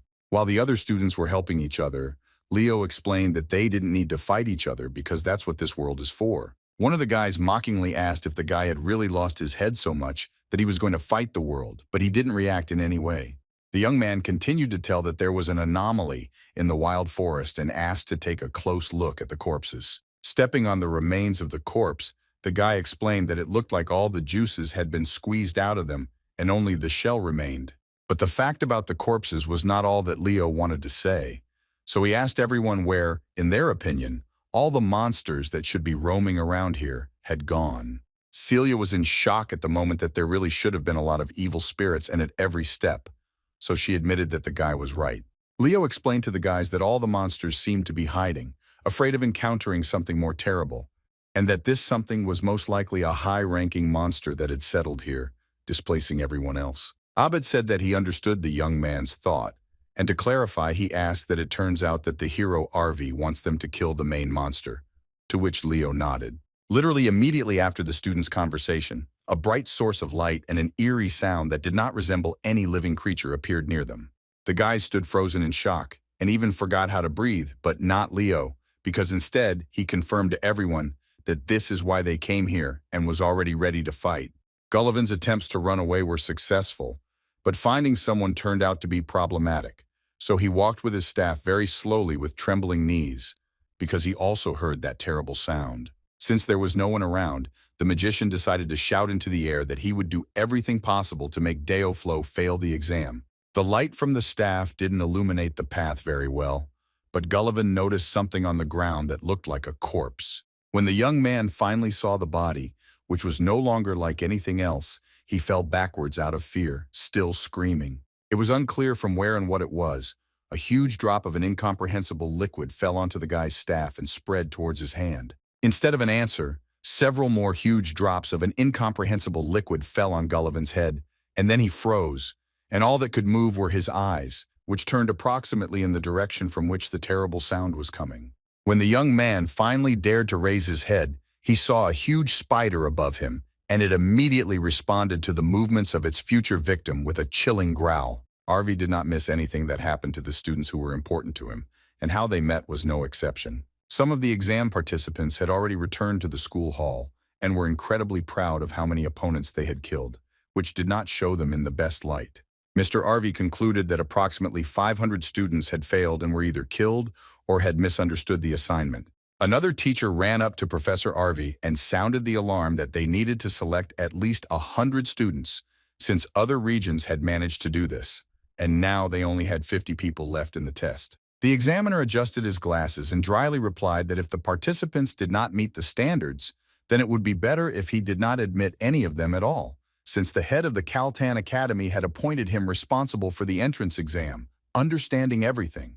Arvi watched as Leo helped those who survived and thought that this was how a real hero is born in difficult times. The professor also noted for himself that it was Leo Flo who noticed the anomaly in the forest and was the only one who was able to do this. The question remained open, whether the Dark Horse would be able to stand up to the world he had been thrust into. The boys ran towards the light that appeared after Leo explained that there was something in the forest that was scarier than the rest of its inhabitants. The light source that emanated from the main test was quite bright, so the closer the students were to the target, the more their eyes were blinded. At some point, Celia stopped and, raising her sword up, touched something, so she warned the others to be ready. The more the princess plunged her sword into the strange substance, the brighter the red color emanated from it. When there was a lot of light, everyone saw that the sword was resting against the protective field of that spider, and now he was just busy eating Gullivan. The boys were taken aback by what they saw because they imagined anything but a huge spider that eats everyone who appears in the forest. Abbott raised his staff and shouted, "Windsickle!" after which it lit up to attack the monster. But Leo intervened in time, stopping the young man and turning to Gullivan to break his sphere, because it is better to lose than to die. A little more and the guy's head would have fallen to the ground, but the magician heard his opponent's words and mentally agreed with them. Gullivan broke the sphere, which fortunately he still hadn't lost, running through the forest and attacking opponents. The spider was not happy that the delicious human flesh evaporated right from his mouth, leaving behind only a trail of golden smoke. Now Prince Revlin could focus on killing the monster, and repeated the full attack of the Windfang only this time. Aiming his staff at the target, Abbott was indeed able to pierce the monster, from which blood immediately began to flow and it screamed terribly. No one expected to see that the next moment, instead of dying, the spider was whole and invisible, and the huge wounds were healing as if someone had stitched them up. Absolutely everyone's mouths dropped open at this sight, except of course Leo, because he already knew where this was all heading, since he had already been in this forest in his past life. Right now, the former hero Kyle was looking at that very spider princess Tarantula, who had been running the parade here for a long time. One of the students whom Leo helped to get up decided to try his own strength now, so with a cry of, "Bite me, nit," he flew at the spider, thinking that he would definitely be able to kill it. But the guy didn't even have time to fly to the target because Tarantula hit him with her paw, and he flew over Chelsea's head to where he started running from. The poor thing hit a tree and fell, and now Celia decided that it was her turn to make sure that this creature finally died. So she prepared to deliver just one decisive blow. Having imbued her sword with mana, the princess shouted the attack flaminance, and a red-charged ball appeared at the tip of the weapon. Celia pointed the sword straight at the spider's head, and the ball turned into a red beam that pierced the creature through and through. Literally immediately after, the hole in the head disappeared without a trace, as if nothing had ever gotten there, although in that case the monster should have fallen dead. Celia was in shock, and it was hard for her to believe what she just saw because she knew how much she had put into the attack. Abbott entered the battle again, emphasizing to Celia that the difference between the destructive power of a knight and a magician was like the difference between heaven and earth. The guy confidently said the Rafal spell, intending to finish off the monster once and for all. The spell swirled around the base of the staff in a strong vortex, indicating its power, and it was difficult for anyone to stand on their feet due to such a flow of wind. The tarantula was lifted off the ground and blood began to spray from her body again as she screamed furiously in pain and anger. Abbott froze in the air, waiting to see if he had managed to kill the monster, and it was still difficult to understand. Suddenly, a jump was heard that cut through the silence in the air, and the guy saw that same monster above his head. The spider attacked the guy, opening her sharp paws and mouth with the same teeth, and from the sound she made, his body was covered in cold sweat. Chelsea was scared for her brother and shouted attack the destructive wind, which did not save him from injury, but at least managed to save his life. When Abbott landed on the ground, his sister immediately asked if he was okay, to which he answered in the affirmative and thanked her for saving him. The student who was thrown into the tree by Tarantula had already recovered and was looking in horror at the unkillable insect, shouting out what was wrong with it. Everyone stood looking at the spider, asking the same question as the guy, since this was the first time they had seen such a terribly fast regeneration. The tarantula made a terrible sound and prepared to attack again since its victims were inactive. Only one of them stood in front of the monster, looking straight into her eyes, and told the others that in front of them was the daughter of Salanta, the queen of Tartaros, and that this was one of the monsters of the army of Erebos that destroyed the elven forest. Celia knew that Leo was crazy, but when she heard about such knowledge, she no longer knew whether to believe his words or not. Leo finally realized that the mana in Arvi's left eye that he felt before the exam definitely belonged to the Fairy King. As for Tarantula, she rules in the Cursed Forest, which is why she was considered an enemy who came there one day. Leo knew from his past incarnation that the spider destroyed the elf forest and bit off the right hand of the Fairy King who fought with her, but at the same time, the hero thought that Luna was still able to kill the monster. Only considering that the monster is still alive, this speaks of his salvation thanks to the king's right hand, which ended up in the stomach, or, to be more precise, thanks to the ring of life on this hand. Abet decided to take the test into his own hands again for a higher score, and already pointed his staff at the spider, and Celia was outraged by such selfishness. The guys decided to try to attack Tarantula together, and use both fire and air on her at once. But the interaction of the two elements did not help, because the wounds on the monster healed instantly, no matter how many there were, and no matter how serious they were. Leo tried to convince everyone that this creature would regenerate infinitely until everyone ran out of mana. The tarantula stood in place for a while its wounds healed, since this time Abet and Celia had tried hard. Princess Zeringer turned to Leo with concern in her eyes and asked what he was proposing in that case, to which he replied that they now needed to try to work together. Abet seemed to not care what the young man had warned him about, and he sharply replied that he did not need anyone's help, since the highest score was more important, and Celia also entered into this discussion. Leo made a last attempt to convey the truth to the guys, explaining that if they do not destroy the hero's world, they will all fail the test together. Only with such an ultimatum did the most obstinate and stubborn students finally fall silent and think about Leo's words. With some disbelief, Abet reproachfully told Leo that even if they worked together, it would take a lot of time to find a way to kill the creature in one go, and on top of that, no one else except him and Celia was able to hold the monster back. Celia responded silently to Abata's remark since she partly agreed, but then she immediately turned her gaze to Leo as if she knew that he was about to say something else. Chelsea also looked at the guy's back of the head, hoping for his plan, which had not yet been voiced, but having been with him for a while in a pair against rivals and other monsters, she was confident in it. Leo looked at the guys with a smile and briefly replied that he too could go against this creature. The dark horse went forward to the target, to which Celia reacted quite violently, as for the one who herself recently wanted to kill the upstart, but now she shouted at him that this was suicide, considering that he could not use aura. Leo answered Celia that he was aware of everything she had just said, and said that he could buy them a maximum of 5 minutes, but then Abet's nerves got the better of him, and she asked what if they didn't succeed. The young man turned to such a disturbing question from the most daring of all the guys and again simply smiled. And when Leo approached a weapon more serious than a sword and leaned towards it to take it, he finally answered that he didn't think it would work. Before moving towards his old girlfriend, the guy turned to the guys once again and reminded them that wind and fire have always been a great pair, so they will work well together. The boys turned to each other, and after Leo's words about the elements, an awkward silence hung between Abet and Celia. Leo walked towards Tarantula, exhaling so nostalgically as if he saw an old comrade whom he had missed in his own way. The young man smiled at the familiar feeling inside that reminded him of the old days with his friends and the fight against evil. For Leo, the battle with the spider was entertainment because he seemed to be playing with a puzzle in which he cut off a leg and it again sprouted shoots, and so he alternated them.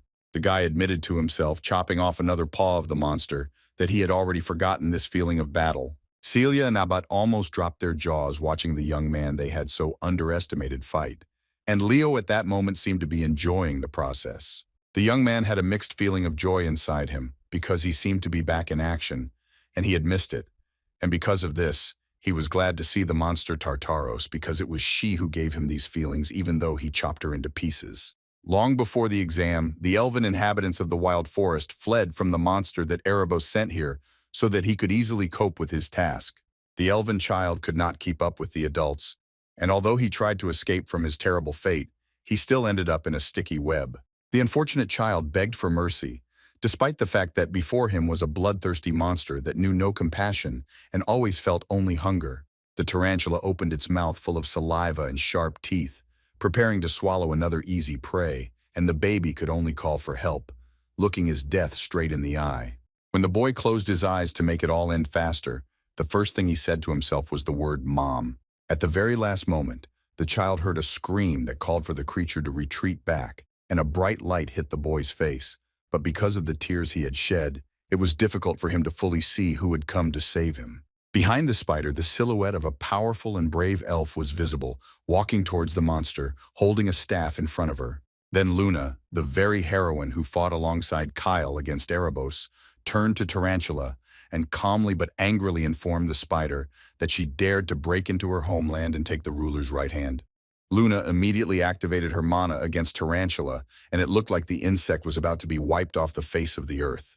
The energy at the core of the moonstaff became incredibly strong and accumulated before striking the enemy. In the blink of an eye, there was an explosion from which the trees almost fell to the ground, and the bats left such a dangerous place like birds under threat. When the smoke cleared, the light appeared again, but this time it looked different, and a male voice was heard, which said that he would never have thought that the filth of Erebos would reach this place. Another hero approached the boy who was still in the sticky web, and this time it was Kyle. But the child, having experienced so much horror, no longer knew who to trust, so he was very scared. But the knight still approached the poor fellow, and asking if everything was okay with him, began to tear the web and pull the boy out of it. Taking a break for a moment of nostalgia, Kyle returned to the incarnation where he is Leo, but like last time, he looked at the spider who had not changed at all. The guy focused again on the fact that he needed to distract Tarantula, while Celia and Abbott developed an attack. But the problem now was that the young man felt his strength gradually running out without mana. Leo turned to Chelsea and she responded and was ready to help, but still reacted timidly to the young man after she showed her that he was not a weakling but a real hero. The young man, without turning away from the enemy, asked his partner to use wind magic to direct the weapon lying on the ground towards him.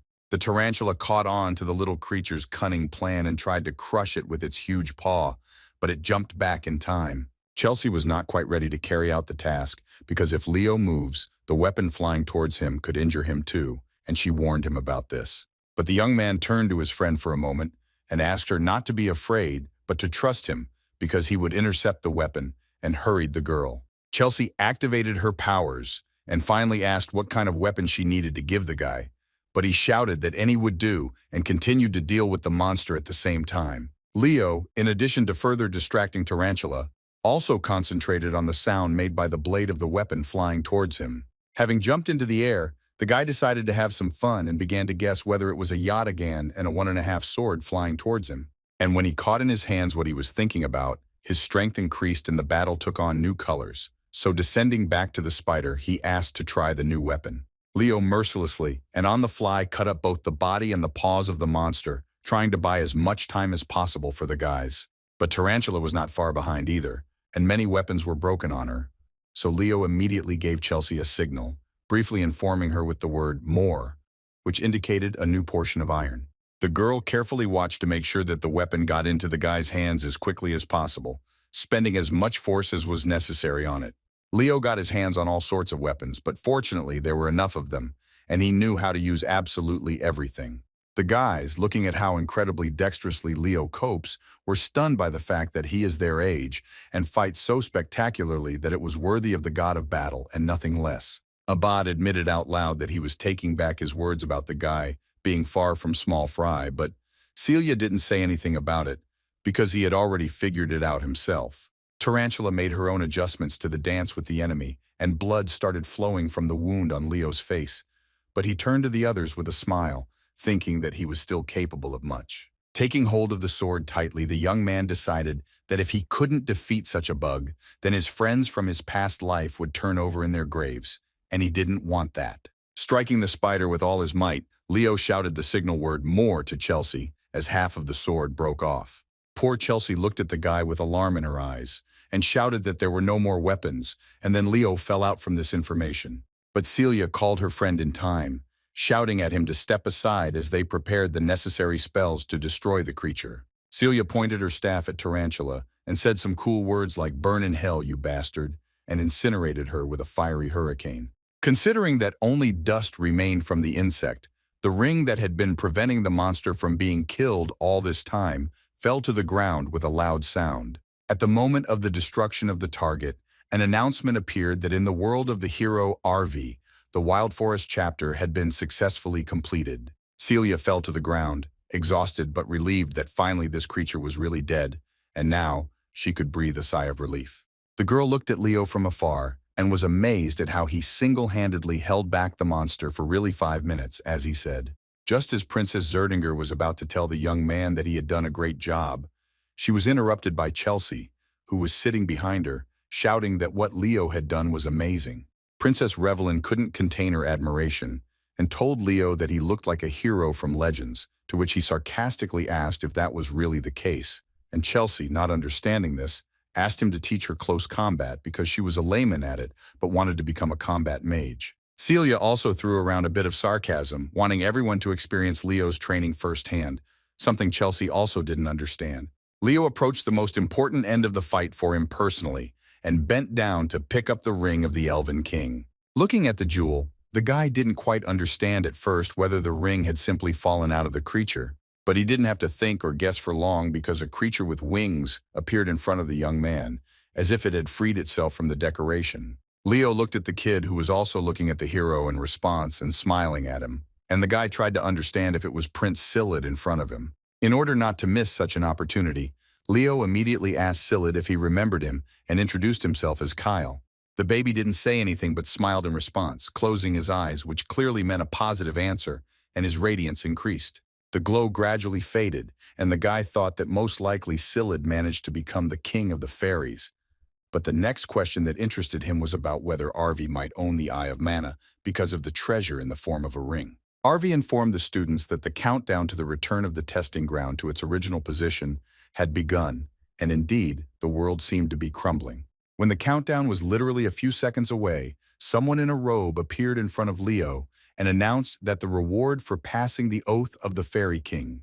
The space became like nothing at that moment, and Leo seemed to hang in the air, looking at the stranger and trying to understand whether this was the person he was thinking about or not. Meanwhile, the city was bustling with life, and people were walking back and forth, each going about their business, and all of this could be observed from a bird's eye view. That very bird was Kalyan Beidan, a swordmaster and director of the Lumen Academy, who was just reading the results about the fact that the exam in the Western lands had come to an end. The mentor was shocked by such news and disappointedly said that in the other lands the tests had only just begun, but there was nothing to do, and she asked how much Arvi had managed to gain. Mr. Kalyan clarified that given Arvi's methods, he had recruited quite a lot, as many as 40 people, to which the mentor asked if the director really thought that was a lot, and he laughingly said that he had not expected even more than 10 and asked her not to swear. Even before finishing reading, the director was thinking out loud about whether Celia or Abbott got the highest score, and it was difficult to determine this, which was confirmed by Arvi himself. And in addition, he nominated a candidate for the post of first-year class leader. The mentor was surprised that the professor was recommending someone and asked who it was, Celia or Abbott. Mr. Kalyan said that he had never heard such a name before, and this made the girl even more nervous. As it turned out, while the students were watching the final battle of their former rivals and shouting either Celia or Abbott, Mr. Arvi was drawing other conclusions for himself. The professor was already confident in the choice he had made, and all that was left was to put it down on paper for official confirmation. Arvi was stingy with conversations, and if he watched the test in silence, then in the document he wrote that he recommends Leo Flo for the post of first-year headman in the Knights Department, the reason for which is the talent to be a hero. The director of the Lumen Academy, after reading the document, stated that such praise from Arvi himself aroused interest in who this young and talented student was. After the ordeal, pain and fatigue could only be cured with time and care, which in this case for Leo was hot baths. The young man dove headfirst into the water to clear his mind, but instead, the moment of meeting the stranger who rewarded him for passing the test with the oath of the Fairy Kings came to mind. When the guy was above water again, he thought that there was no reward for the test, but he still received it, and it was only with him that it did not give him peace. Leo heard someone enter the hall and turn towards the doors, not knowing who it was since he wasn't expecting anyone. Mrs. Reyna entered the hall, but her appearance also surprised the son, since he too had not expected her visit in any case, and his mother looked even more humble than usual. Leo's premonitions about his mother's condition were confirmed when she asked him if he knew why she was expelled from the Zeringer house, which left the guy in shock. But Reina continued to explain that everything happened because she had to sacrifice the Zeringer flame to save her colleague. Leo saw how his mother felt even physically uncomfortable about this, and he himself became sad. But she immediately made it clear that she still does not regret the decision she made then. Miss Reina was encouraged when she asked her son to channel his strength and talent in the right direction and congratulated him on entering Lumen Academy. That day, the gates to Lumeria were especially active as many new recruits arrived after the exam. Leo was no exception among such guests in Lumeria, and when he stepped onto its lands, he heard a warning to check his belongings before leaving the main gate. The young man watched from the hill over the center of the Lumeria continent, and beyond the pond one could see the Lumen Academy itself. Considering what the students studied at the academy, it is not surprising that it is not located in the city itself, and you still had to get to it.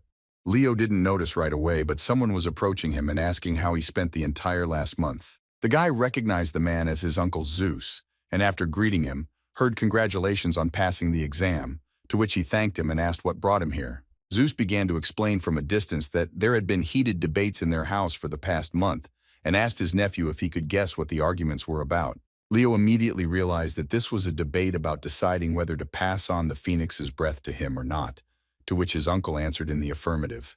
Zeus stuck his hand under his coat and continued to tell her that his sister was no longer part of the family and that Leo was her son. The gentleman took a key from under his coat and gave it to the boy, adding that the elders were also very surprised by his passing the infamous exam of the Western lands.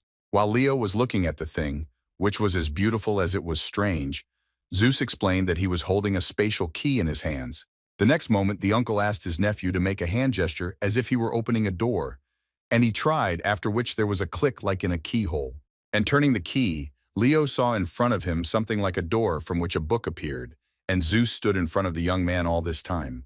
When the book opened and began to turn the pages by itself, the light from it was so bright that the guy even covered one eye. At one point, the book stopped turning pages and stopped, but they were empty, and something was missing to reveal the text. Zeus prompted Leo to sprinkle a drop of his blood on the pages, and he, without fear, bit his hand a little to see what would happen next. The young man was fearless, so he dripped more blood than was possible and necessary, but the most important thing was done. The pages of the book shone even brighter after being sprinkled with blood, and now it was interesting not only to Leo, but also to Mr. Zeus. After the symbols appeared, the uncle told his nephew that from now on, only he could read this book and it would not be available to anyone else. Zeus placed his hand on the boy's shoulder in a friendly manner and warned him that learning the Zeringer's secret technique would not be easy, but at the same time expressed his confidence that Leo would master it in the shortest possible time. Before saying goodbye, the uncle congratulated his nephew on his successful joining the Zeringer family. Leo was walking around the city looking at its sights, and when he reached the establishment's summer terrace, he stopped. The guy was focused on finding Celia because she suggested meeting somewhere in this place.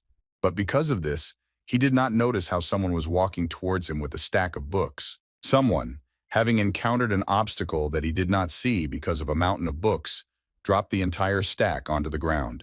Leo sat on the ground, not quite understanding what had happened, and the girl crawled on all fours, burning with shame. The poor thing was so confused and so embarrassed in front of the stranger that at first she just stared at him, not even knowing what to say. Leo also looked at the girl, unable to move from shock, but she had already come to her senses and, quietly muttering apologies to the gentleman under her breath, gathered her books. The girl had already rushed away with the speed of the wind, and Leo didn't even have time to say anything to her, but he realized that they would most likely see each other again when he noticed that there was something on the floor that belonged to the student. The guy got his hands on nothing other than the girl's ID card, which stated that she was Chloe Miller, and she was also a new student at Lumen Academy. The doorbell rang and the shop doors creaked open, but instead of the shouts of the sellers or customers, there was silence. But the silence didn't last long because Celia immediately attacked Leo with a complaint about why he was walking somewhere for so long.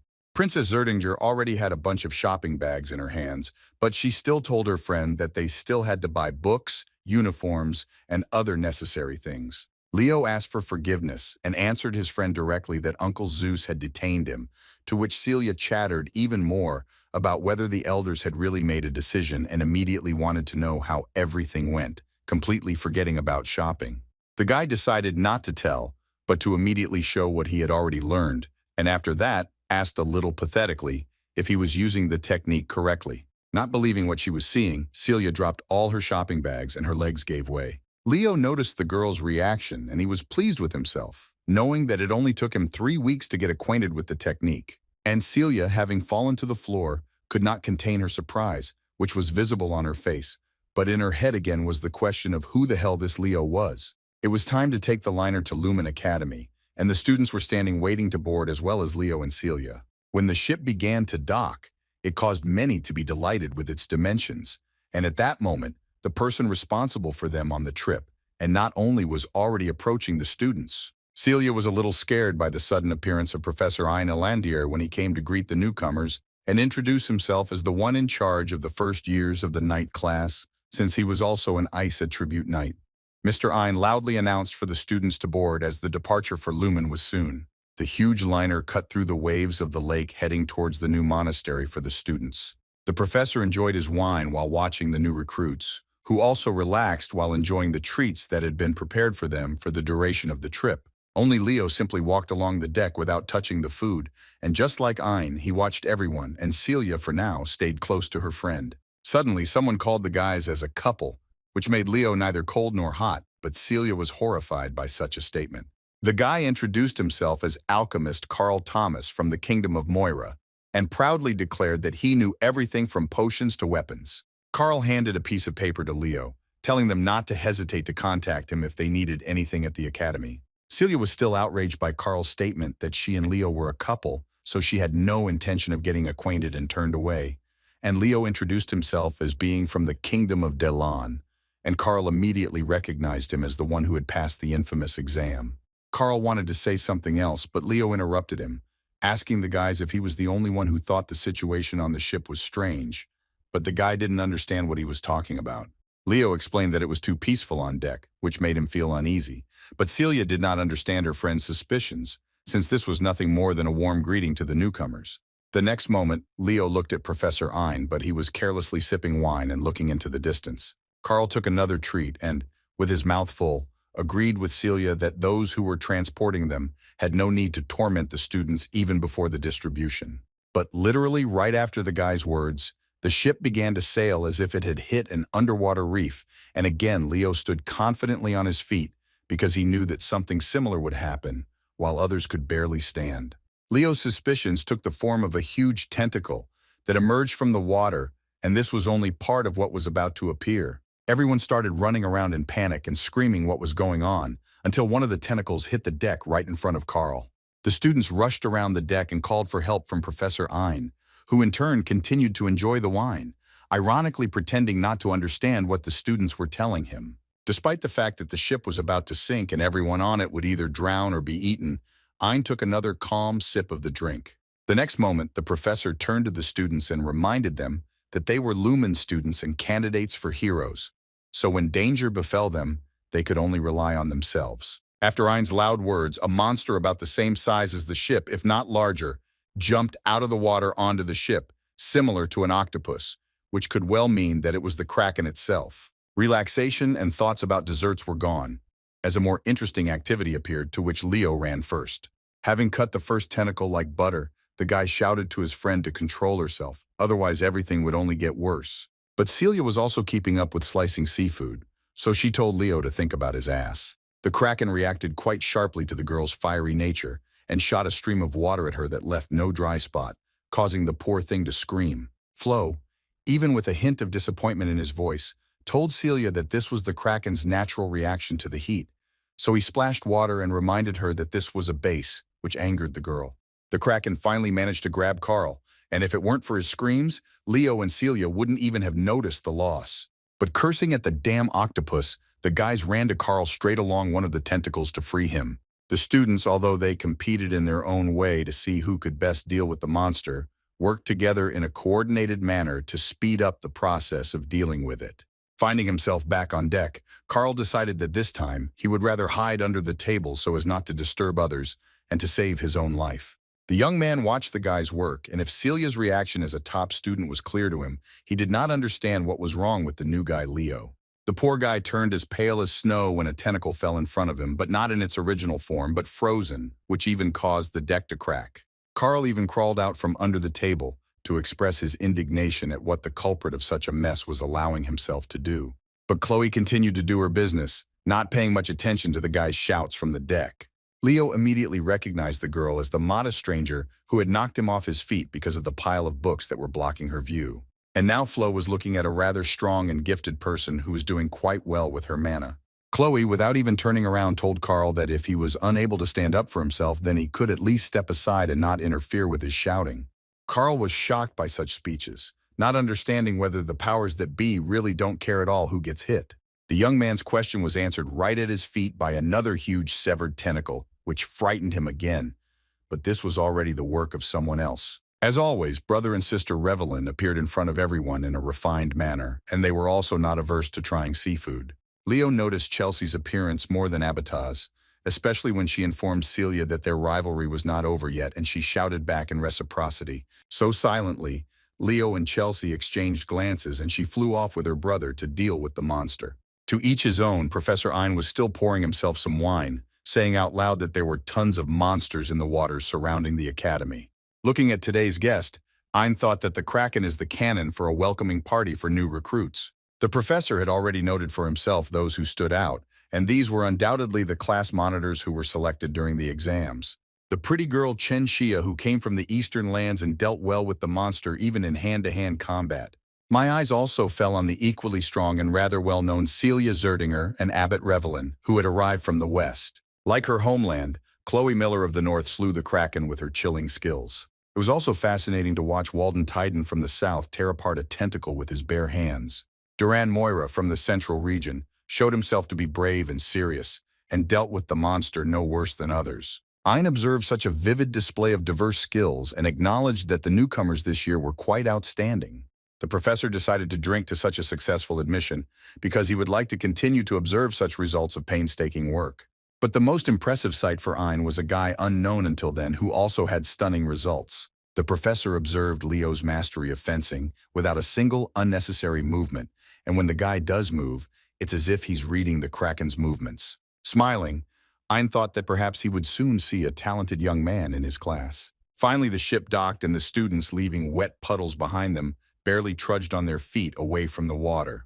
Neither alive nor dead, Carl followed the others with frustration, and all because, due to his poor condition, he used up all his potion supplies. With one jump, Ein was next to the students, warning them that they would have to cross the lake quite often, so it was better to get used to such guests now. Now all that was left was to walk to the entrance to the academy, but this time on a hard surface, which was good news. The first years gathered at the Elekra training grounds, which was part of Lumen Academy. One of the students had already started discussing that they don't accept normal people, and another replied that it would be more fun with them, but their conversation was interrupted by the hosts, who announced that the admission ceremony was beginning. Ein asked the students to line up by region, and those who scored the highest score to stand in front. The host announced that the director would now give a speech, and Mr. Callion proudly stated that this year, as in all previous years, their ranks were replenished with new future heroes. The director warned that he would not belabor the point and would try to express the main idea in a few words. Mr. Callion made eye contact with each new student and reminded them that if they wanted to become heroes, they had to put in their best efforts. The director also added that training cannot be done without overcoming one's limits, even when it seems that one has reached the final stage. In order to make it clear who has a place in the academy and who does not, Mr. Callion shouted that those who already understood that they cannot be here, then they have no place in Lumen, and then hit the wooden stand so that it shattered. There was a deathly silence among everyone at the training ground, and chips from the stand were scattered under the director's feet. Turning to the teachers, Mr. Callion asked if he had overdone it, to which they tried their best to show that they were not in shock. But the director was pleasantly surprised by the fact that the students shouted joyfully in one voice after all the terrible things he told them. And while Callion was shouting to the recruits that he couldn't hear them, urging the crowd to make even more noise, the professors themselves didn't know whether to laugh or cry because the longer they taught, the more the image of the great swordsman faded. The host went to another stand and asked the first-year class leader to give his speech to the students. Some of the guys were shocked and speechless when they heard that Leo Flo was announced as the head of the first years. But there were also those who immediately concluded for themselves who would be their #1 competitor. Leo was no exception to those who were shocked by the news, but a slight chill ran through his body for literally a moment. The guy looked forward where Ein and Arvi were standing, and at that moment, he was just asked to go on stage again. When Leo thought about whether it was Arvi who recommended him for the role of headman, a slight smile appeared on his face as if in confirmation. Leo went up to the stage where the stand had been before and, opening the text, began to read an address to the professors and senior students. And rumors and whispers were already spreading among the students that they had never heard of this flow, and the majority were sure that someone more famous would become the headman. While Leo continued to talk about how they, first years, now bear the honorary title of students of the Lumen Academy, one of the recruits already had a grudge against him, and in his thoughts he was already reading the guy's look and behavior. Having closed the book, Flo thanked everyone for their attention, and the presenter, in turn, thanked him for his performance. The host decided to keep the guy a little longer and asked if he would like to share his plans as a headman with everyone. Leo smiled at this statement, mentally thinking that the professor seemed to be doing it on purpose so that he would anger the candidates for his place as headman. The young man decided to play by the rules of the academy and began to explain his plans. And behind his back, the teachers were already discussing the fact that he had the gift of speech, so the ceremony would go smoothly thanks to such an exemplary student. But the model student decided to follow the example of the impudent director and declared to everyone from the stage that if someone was aiming for his position, then they should first try to take it away. To say that the guys were shocked when they heard this is to say nothing, because again, while some opened their mouths, others, on the contrary, clenched their jaws in anger. And Leo continued to only make noise by looking at the crowd and warning that he was not joking now and would deal with any of the students, no matter who they were. When the sun had almost set, the students headed to the dormitory to occupy their rooms and put away their belongings. The first-year students went to rest knowing that from tomorrow and the entire next week, there would be introductory classes, and during this period they could, regardless of their preferences, attend any of them, which was necessary to choose 3 subjects for further study. Some of the students immediately went to look for their rooms, while others stopped for a moment to take a good look at everything and get their bearings. Room 302 belonged to Leo Flo, and when he was about to enter, he saw Carl nearby, who said that it turned out that they would be neighbors. Carl shared with his friend that he was already looking forward to tomorrow and wished Leo good night, to which he reciprocated. The room where Leo would be living for the near future was quite spacious but minimalistic, and the huge bed was only for him alone, so he immediately fell onto it, along with his suitcase.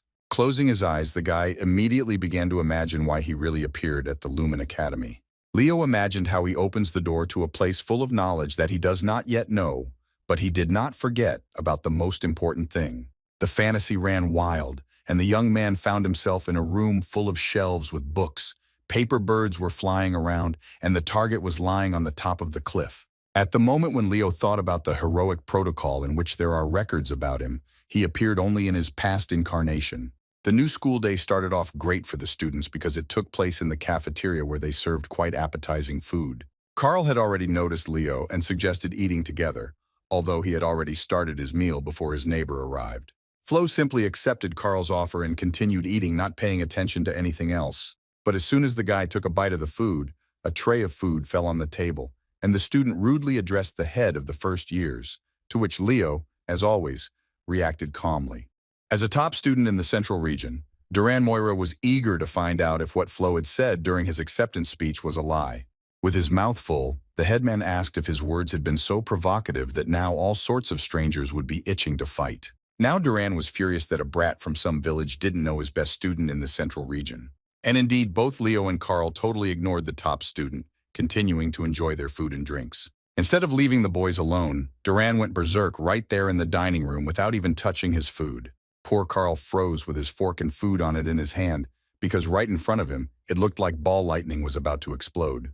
The top student decided that if he kicked the table with food into the air, he could scare Flo, but in fact he only showed himself as an idiot.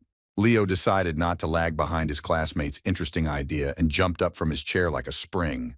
The guy had to unfortunately sacrifice his drink to catch the tray and assemble the burger back on the fly, and it wasn't even his own.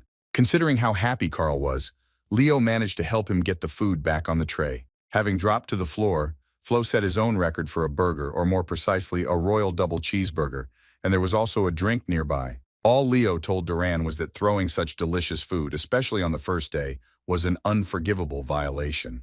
Duran gritted his teeth and muttered that right here and now he would bring the upstart down to earth. The top student started shouting that he wouldn't allow anyone, especially such a weakling, to show off in front of him, but then he felt someone's hand on his shoulder.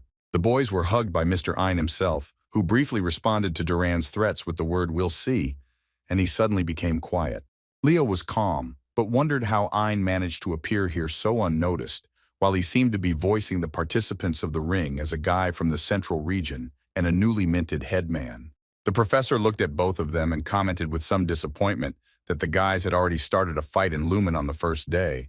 And when Ein asked if the guys knew what awaited them, Leo only smiled because he understood that most likely it would be something like running, and he was trained, so he was confident, unlike Duran's nervous look. The introductory classes of the nightly department on the first day took place on a platform reminiscent of an arena for gladiators. The clock had already passed the start of the lesson, but Ein stood silently in front of the students, looking down at the ground as if waiting for something. One of the students raised his hand and reminded the professor that it was time to start the lesson, and at that moment Celia was looking around for Leo. A hand appeared from under the arch, and as it turned out, the offenders had been running to class the whole time, which is why the start was delayed. Still angry, Duran went to the others, but Leo stood still and Celia ran up to him, asking him what happened. Flo wiped the sweat from his face, and when Celia asked if he had already managed to fight, the young man looked towards Moira and said nothing. When Duran was at a sufficient distance, Leo explained to the princess how everything happened in the dining room. Professor Ein happily announced that since everyone was finally assembled, the lesson could begin, and greeted the newcomers with a smile as their teacher, reminding them that he was a Landier and responsible for training the night unit. Leo, although he was standing next to Moira, was focused on the professor and his words, but the top student could not stand still and kept glancing at the headman. Professor Ein stepped forward with one foot to begin explaining the 3 methods of enhancement that Mana provided. The teacher refreshed the recruits' memory by reminding them of spiritual magical methods and aura as the 3rd, while clarifying that aura is the most difficult to control, after which he asked the guys who knew why it was this way with aura. Celia replied that mana loses its fluidity in the process of being converted into aura, and Ein agreed with this. The mentor added to what was said that magical and spiritual energies are fed by mana in its natural form, and accordingly, the aura that consumes mana must adapt to the body of the owner. Having activated his power, Ein asked if anyone could explain how exactly the aura that accumulates in the body is used. Celia looked at her energy that was coming from her hand and mentally answered the professor's question that isn't the aura used simply as an emission through effort. To the surprise of all the students, Leo answered that the aura is used when mana is burned. Ein was glad that the dark horse was showing himself boldly, and therefore asked the next thing. Does he know what is the most important thing when burning mana? Duran was just about to open his mouth and answer when Leo was able to answer this question again, saying that endurance is important when burning mana. The professor, without hiding his admiration, directly told Leo that he was impressed by such knowledge and asked if the guy had studied the aura before. But Flo briefly replied that he had not studied the aura without looking for any excuses or being ashamed of it. Ein smiled at the young man's answer and thought to himself that it was quite a good ability to understand the essence without taking special classes, which was quite interesting. With the words, "It's time to put theory aside and warm up a bit," the professor took the first step, but not on the grass, but as if floating in the air. Many students were shocked by such a sight, although they knew that the possibilities of aura are limitless. But with Ein's help, it was still more spectacular. A Landier walked along the transparent circles like steps, higher and higher, indicating to the students that this is called the aura step, which is formed by a simple concentration of the aura in the legs. Having descended to the ground with the help of the same aura, the professor went to the students to tell them something else very important. Anticipating a spectacular lesson, Ein warned the students that the potential for using aura is limitless if you know how to use it correctly.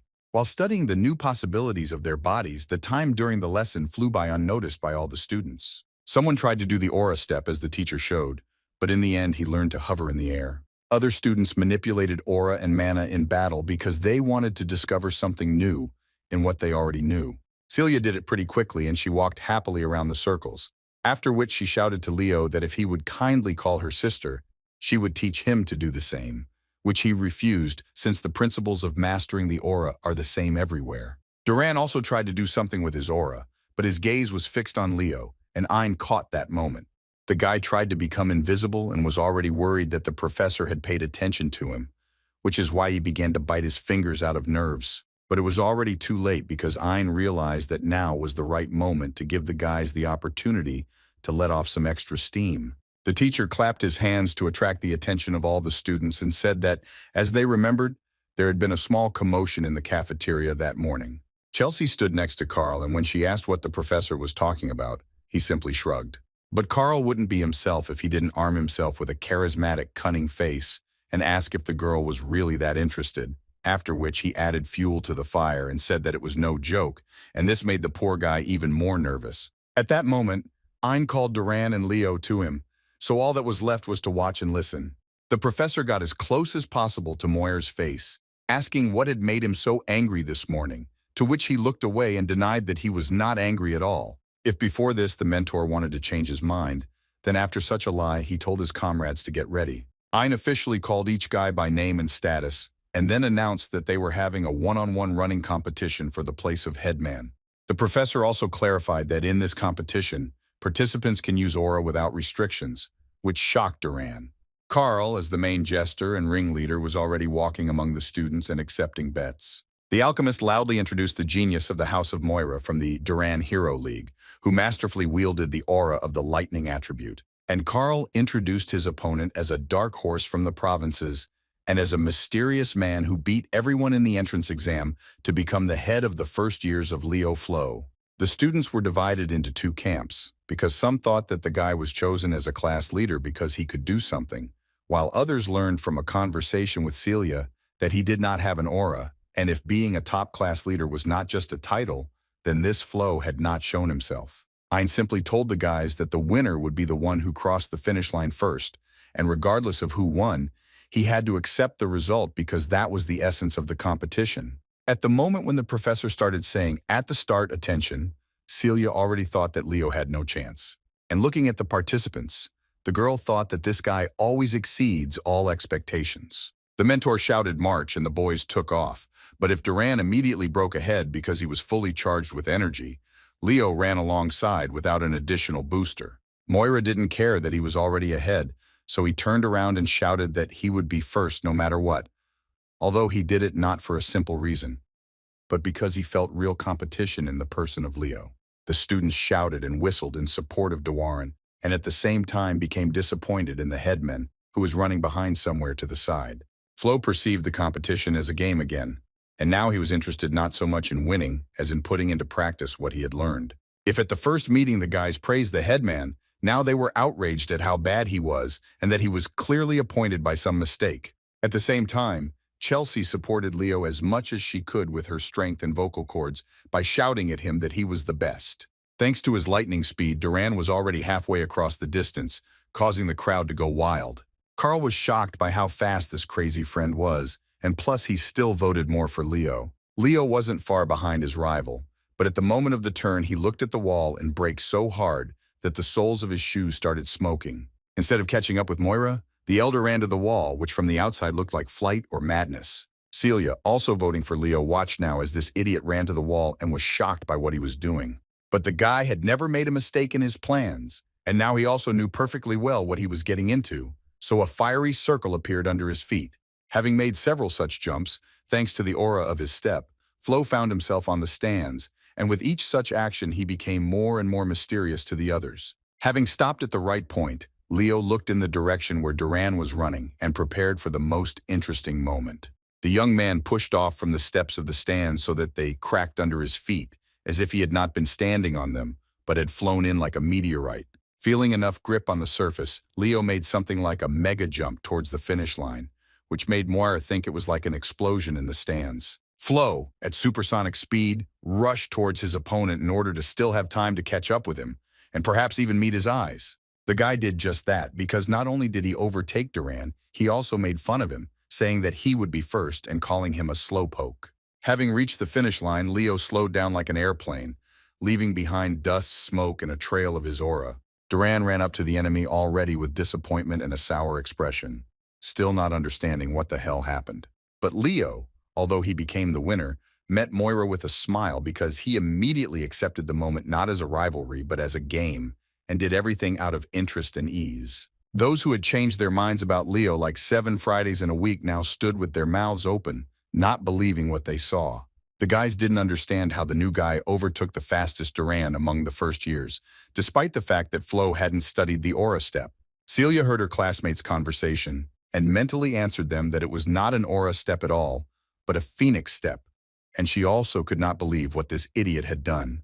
But Carl and Chelsea couldn't get enough of their friend's victory, so they kept shouting that he was the best. Mr. Ein also followed the course of events the whole time, not missing anything, and noted for himself that Duran used his lightning aura to speed up. The young man's acceleration was expected, but the fact that he managed to develop incredible speed still amazed the imagination. At the same time, the professor could not help but notice that Leo, although he was lagging behind at the beginning, but at the same time, by controlling his attribute, he was able to focus the maximum amount of fiery aura in his feet, which formed a giant step. Flo also had such a thing as self-worth, so when Duran approached him, he extended his hand to him, saying that it had been a good competition, adding that if it had been at a long distance, the result could have been different. But Moira couldn't accept that the upstart had won, so he nudged him with his shoulder, told him to get away from him, and walked away. But Ein was glad that a true hero appeared in this generation, and this especially warmed his soul.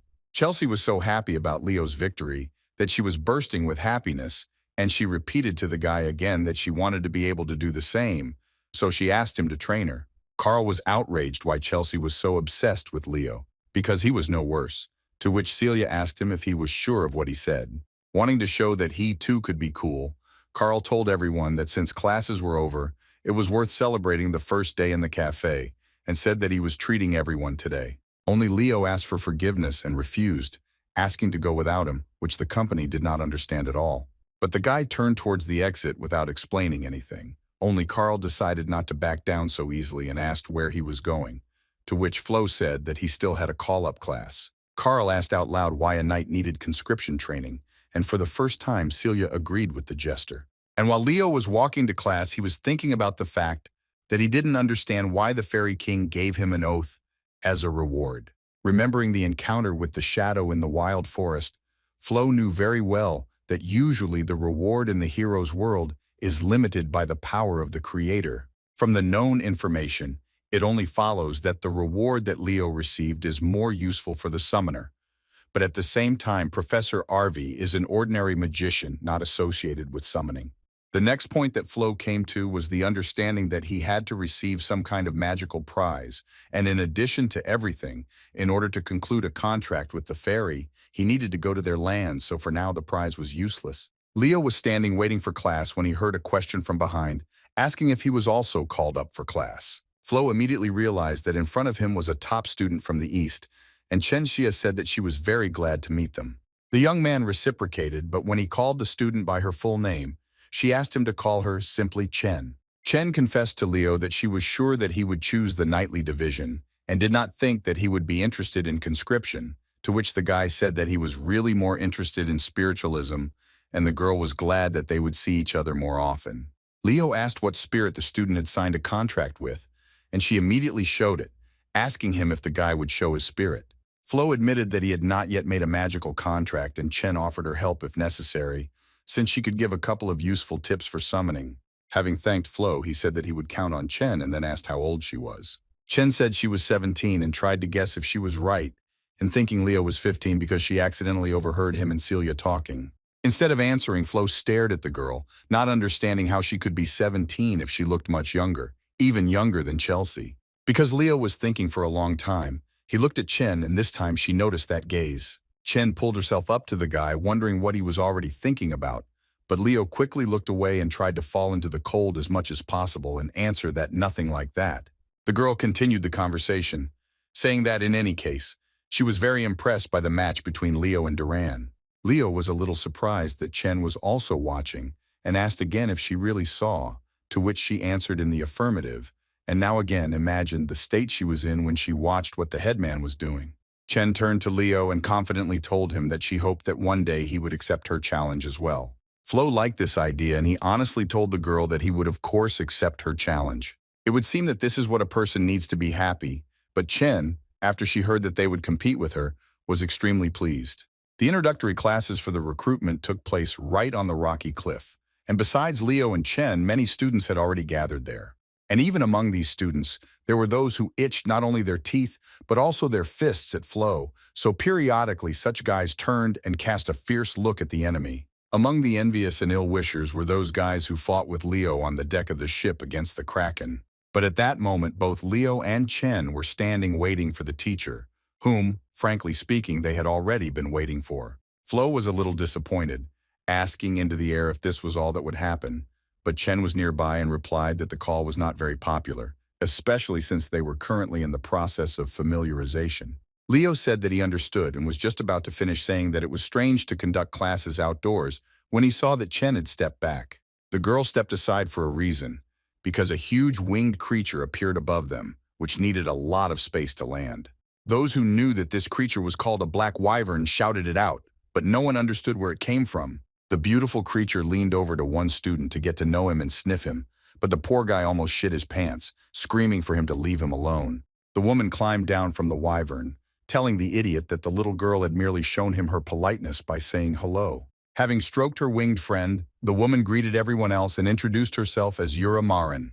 Yura reminded that she is the very teacher who will be teaching those who want to for the entire next year. The guys were drooling over such a beautiful view and even thought that they wouldn't mind becoming conscription teachers. Leo also recognized the beauty of the teacher, but more through the eyes of his former colleague Dveno, because if he were here, he would go crazy. And at the same time, the guy realized that the appearance of this woman is not similar to the one that Luna and Lucinus had, but she is inspiring. The wyvern playfully leaned on its wing and watched as Yura talked to the newcomers, asking them if they were already here, and they clearly had a talent for summoning, to which they all loudly answered in one voice, yes. The teacher liked how cheerfully the children answered, and suggested that in this case they immediately move on to practice. After Yura called Carlo, a griffin descended to the ground along with another teacher. The students were also assigned griffins, and Yura said that they would learn to ride the birds and work in pairs. One student, frightened by such large creatures, decided to remind the professor that this was their first time in contact with griffins, which could be dangerous. But Yura immediately cut off all uncertainty with the question of whether such a young guy really had any complaints about her methods of conducting lessons. When the professor jumped on the wyvern, she shouted at the guy to just leave if he was not confident in his abilities and strength. Sensing the mood of its mistress, the wyvern spread its wings and launched its furious roar into the air, causing vibrations to travel along the ground. Among the most excited students, the calmest was Leo, who watched the beautiful creature take off. Carlo was more gentle than Yura, so he asked to follow the teacher's instructions, and it would be better for everyone. The guys started getting to know their companions for this activity, and in one pair the girl was even sitting on the bird while the guy was petting it. On another occasion, the griffin decided that the young man needed help and lifted him above the ground with his strong beak. And when Leo was already sitting on the griffin, Chen came up to them and asked if she could lead him for the first time, to which he agreed. The pack crossed the expanses of the lake, led by Yura on a black wyvern, and the students couldn't be happier that they were assigned to griffins on the very first day, so they were once again convinced that the Lumen Academy is incredible. Chen was also delighted and admitted to Leo that she was worried about the griffin's temperament, but it turned out that he was a cutie, and the guy warned that vigilance should not be lost anyway because controlling a bird is not an easy task. The girl stroked the creature and asked Flo that she needed to be vigilant even though the griffin was kind.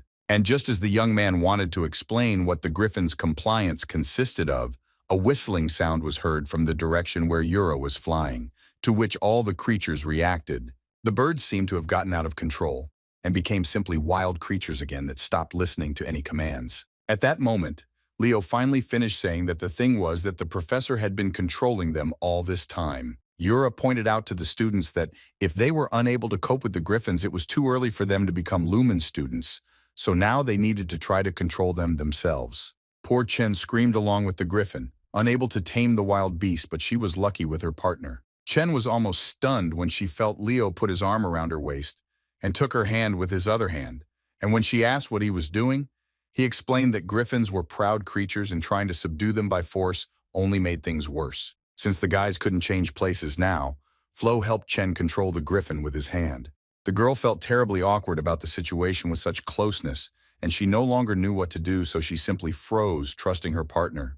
The griffin stopped kicking and headed towards the wyvern, and because it gained altitude and speed, the wind was blowing into its face like crazy, so Chen closed her eyes, but Leo could see where they were heading. Yura noticed how Leo and Chen did and considered this result to be quite good for the first time. The professor turned to Carlo, asking him if the first-year class leader had applied to the nightly division, which he confirmed.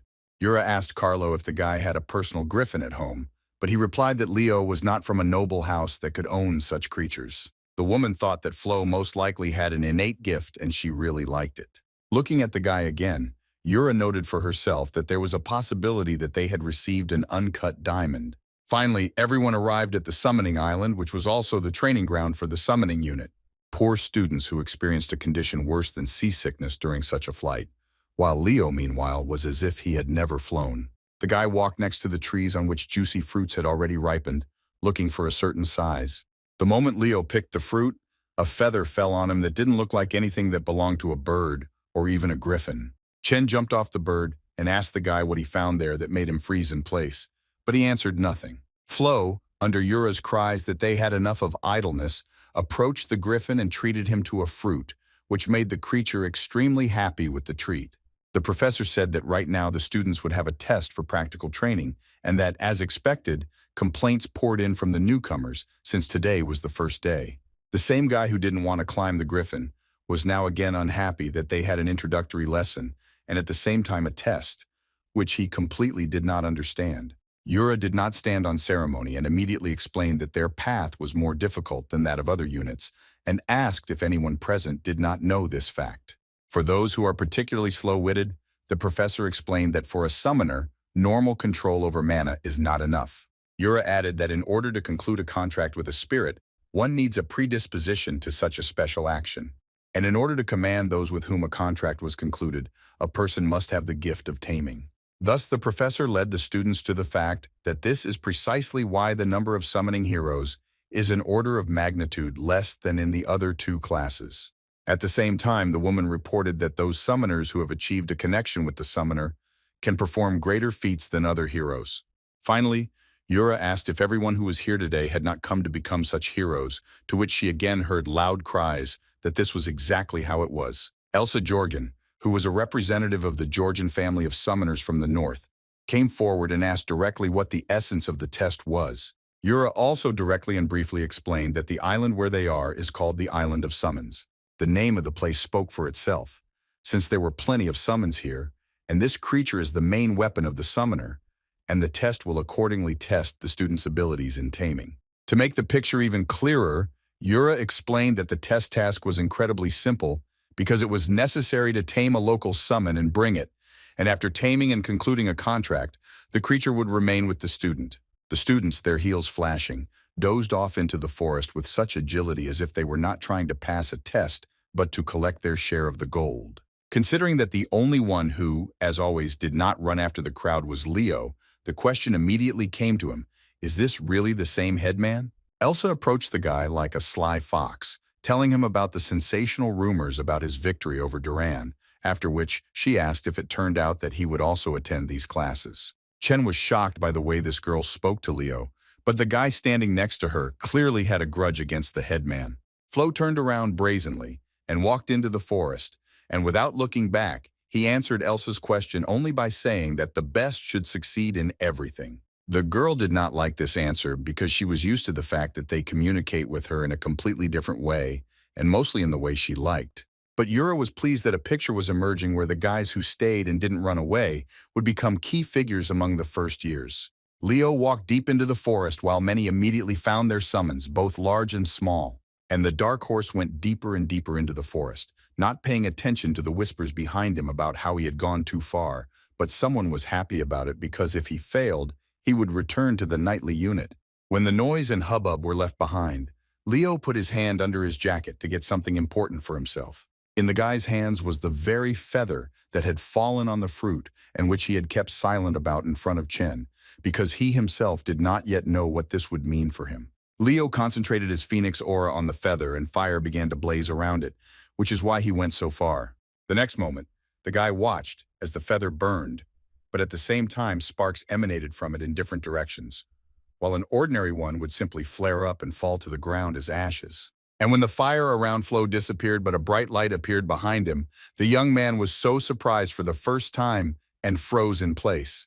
Meanwhile, Leo's parents went out into the mountains with a tent and had a wonderful time in the fresh air, except that Mrs. Reyna was still a little worried about her son.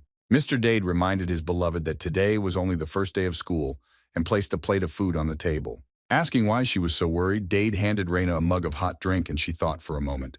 It was not for nothing that Reyna had such an anxious premonition about her son, since at that very moment Leo was in the middle of the forest, engulfed in flames all around. And while the mother tried to calm herself down by saying that something like that could happen, her son at that time felt the furious heat of one of the three greatest, Phoenix Simmons. Leo continued to withstand temperatures incompatible with life, and the fire not only took shape, but also turned to him with the question of whether this was really Zeringer's child and moreover, smelled of the flames of Reyna. Leo asked how the creature knew his mother, to which it questioningly repeated the word mother and said that it meant it was not mistaken in its premonitions. A real phoenix appeared in front of the guy and clarified that if Reyna really had a child, it would be approximately the same age as Leo is now, and the bird answered the guy's question that it knows Reyna.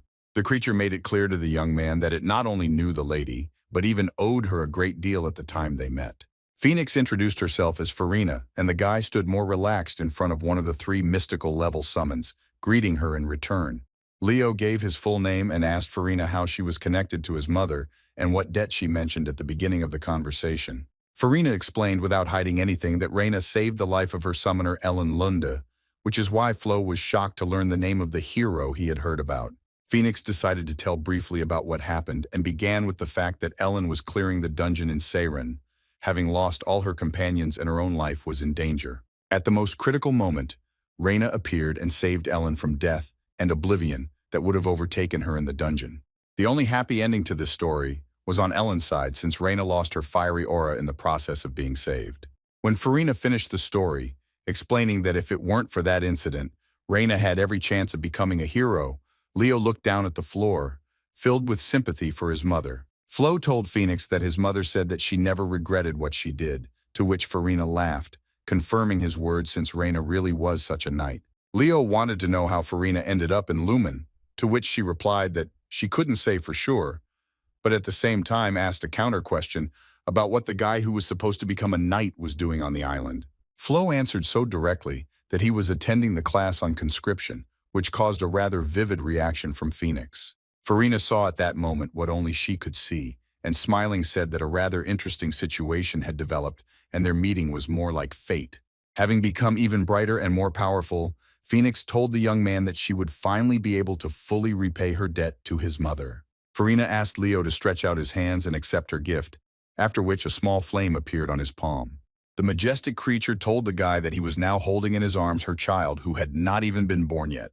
The bird explained to Flo that one day he would become a great summoner, and then, as Farina hoped, would make a contract with the new Phoenix. Farina regretted that for now this was all she could give, and Leo asked if it was really impossible to sign a contract right now, which surprised her. Phoenix warned the boy that it was too early to sign a contract because even a chick's power would be so great that he could lose his life. Only after her words, Farina became convinced that she was wrong, because the guy was engulfed in flames, and this meant that it was too late to change anything. The bird sensed what Flo was about to do, so she nostalgically said that his determination to challenge the impossible reminded her of Reyna, and finally she wished him luck and flew away. Everything around Leo went dark, and in this impenetrable darkness there remained only him and his future summon. The guy took a risk and touched the fire, not expecting either good or bad results from his action. After touching, the small flame turned into a tornado of flame that surrounded Leo from all sides. Flo screamed in pain, realizing that he had practically nothing to breathe since there was only fire around him. But he understood that this was the nature of the Phoenix flame. The young man's hand turned black, but he knew that as a result of combustion, in order to study such a powerful flame, the birds faced such pain every day. Leo didn't even move away from the hearth, but more and more accepted that phoenixes live thanks to the regeneration of their eternally burning flesh. Surrounded by flames that only grew, the young man froze and closed his eyes, thinking that he accepted and shared pain with the creatures who were forced to experience it. Immediately after, Flo thought that he would not resist the elements, The egg with Farina's child appeared in his hand again. The egg cracked at the top, and Leo continued to hold it and remained level and just waited. The time of truth had come, and the phoenix child rose into the air in front of the guy, spinning a fiery funnel around itself. As it turned out, Farina had not disappeared anywhere, but had been watching Flo all this time, and after she saw that the egg had almost opened, she rhetorically asked with delight if it had really worked, to which he confidently replied, wiping the sweat from his face. Farina smiled and with admiration admitted out loud that Leo Flo was a true genius. The bird acquired the human form of a fiery woman and added that the guy would have no equal in this world. Farina congratulated the young man on successfully concluding the contract and holding her child in her arms, introduced her as Fiora. Leo stood in a stupor, not knowing what to be more surprised about. The fact that in front of him was an incredibly beautiful woman and not a bird, or the fact that Phoenix did not look like a phoenix, but looked more like a red chicken. Farina handed Fiora to the young man, saying that she was entrusting him with her child, after which the baby made a funny sound, and Flo was only convinced that the little one really did look like chicken, but of course all this was in his thoughts. The sun was already at its zenith, so the wyvern kindly raised its wing to shelter its owner from the sun while she looked at the summoned students, among whom there was even a wombat, which she found very cute. Yura asked Carlo what their time was, and he said that there were 5 minutes left until the end of the test. Carlo looked at the list and calculated that there were only 4 left, and Yura looked thoughtfully into the forest, realizing that the most delicious was left for dessert. The teacher was not mistaken because the next moment a huge bear ran out of the forest, but the student was nowhere to be seen. Only when the animal stopped did a battered Chen peek out from behind it, wondering if the time was up yet, but Yura was impressed that the girl had tamed the water bear, so she didn't even say anything about the time. And then the show of who would do more, higher, and better began because a large shadow passed over Chen and her summon. The guy who, like Leo, was the last to go into the forest landed on the ground holding onto the paw of a shadow raven, which also surprised Yura, since even a representative of a famous family cannot always tame one. The student said that he had not yet signed a contract, but the professor replied that even such an indicator as simply bringing such a creature was already more than good. Elsa also did not lag behind, arriving riding on a gigantic snake that looked just like her. The girl reported from above that she went further and made a contract with this creature because there were no such creatures in their family yet, to which Yura praised such a find in the form of a gorgon snake. Carlo shouted that time was up and that the last student was just pulling up as he came out of the forest. Everyone immediately stared at Leo, expecting him to snatch something out of the ordinary or nothing at all, but he calmly walked up to everyone. Fiora sat on the guy's head, making her cute and funny sounds like a chick. All the same, bullies who sometimes praise Leo and then throw mud at him this time also laughed at him and his mediocrity, thinking that maybe he would finally give in here at least, and all just because they were stupid and did not understand who he had tamed. But Professor Yura was shocked by how much the guy outdid everyone, even though he had the tiniest summon on his head of all the students. Yura couldn't think of anything else to say except Mother of God, realizing that a baby phoenix was sitting on the young man's head. Upon returning to the academy, Leo stood in the hallway, adjusting his tie as he was asked to come to the professor's office. The young man knocked on the door and then heard Yura's voice asking him to come in. The professor stood leaning on the table reading papers about today's test, and besides them, there was a bunch of other different materials on the table.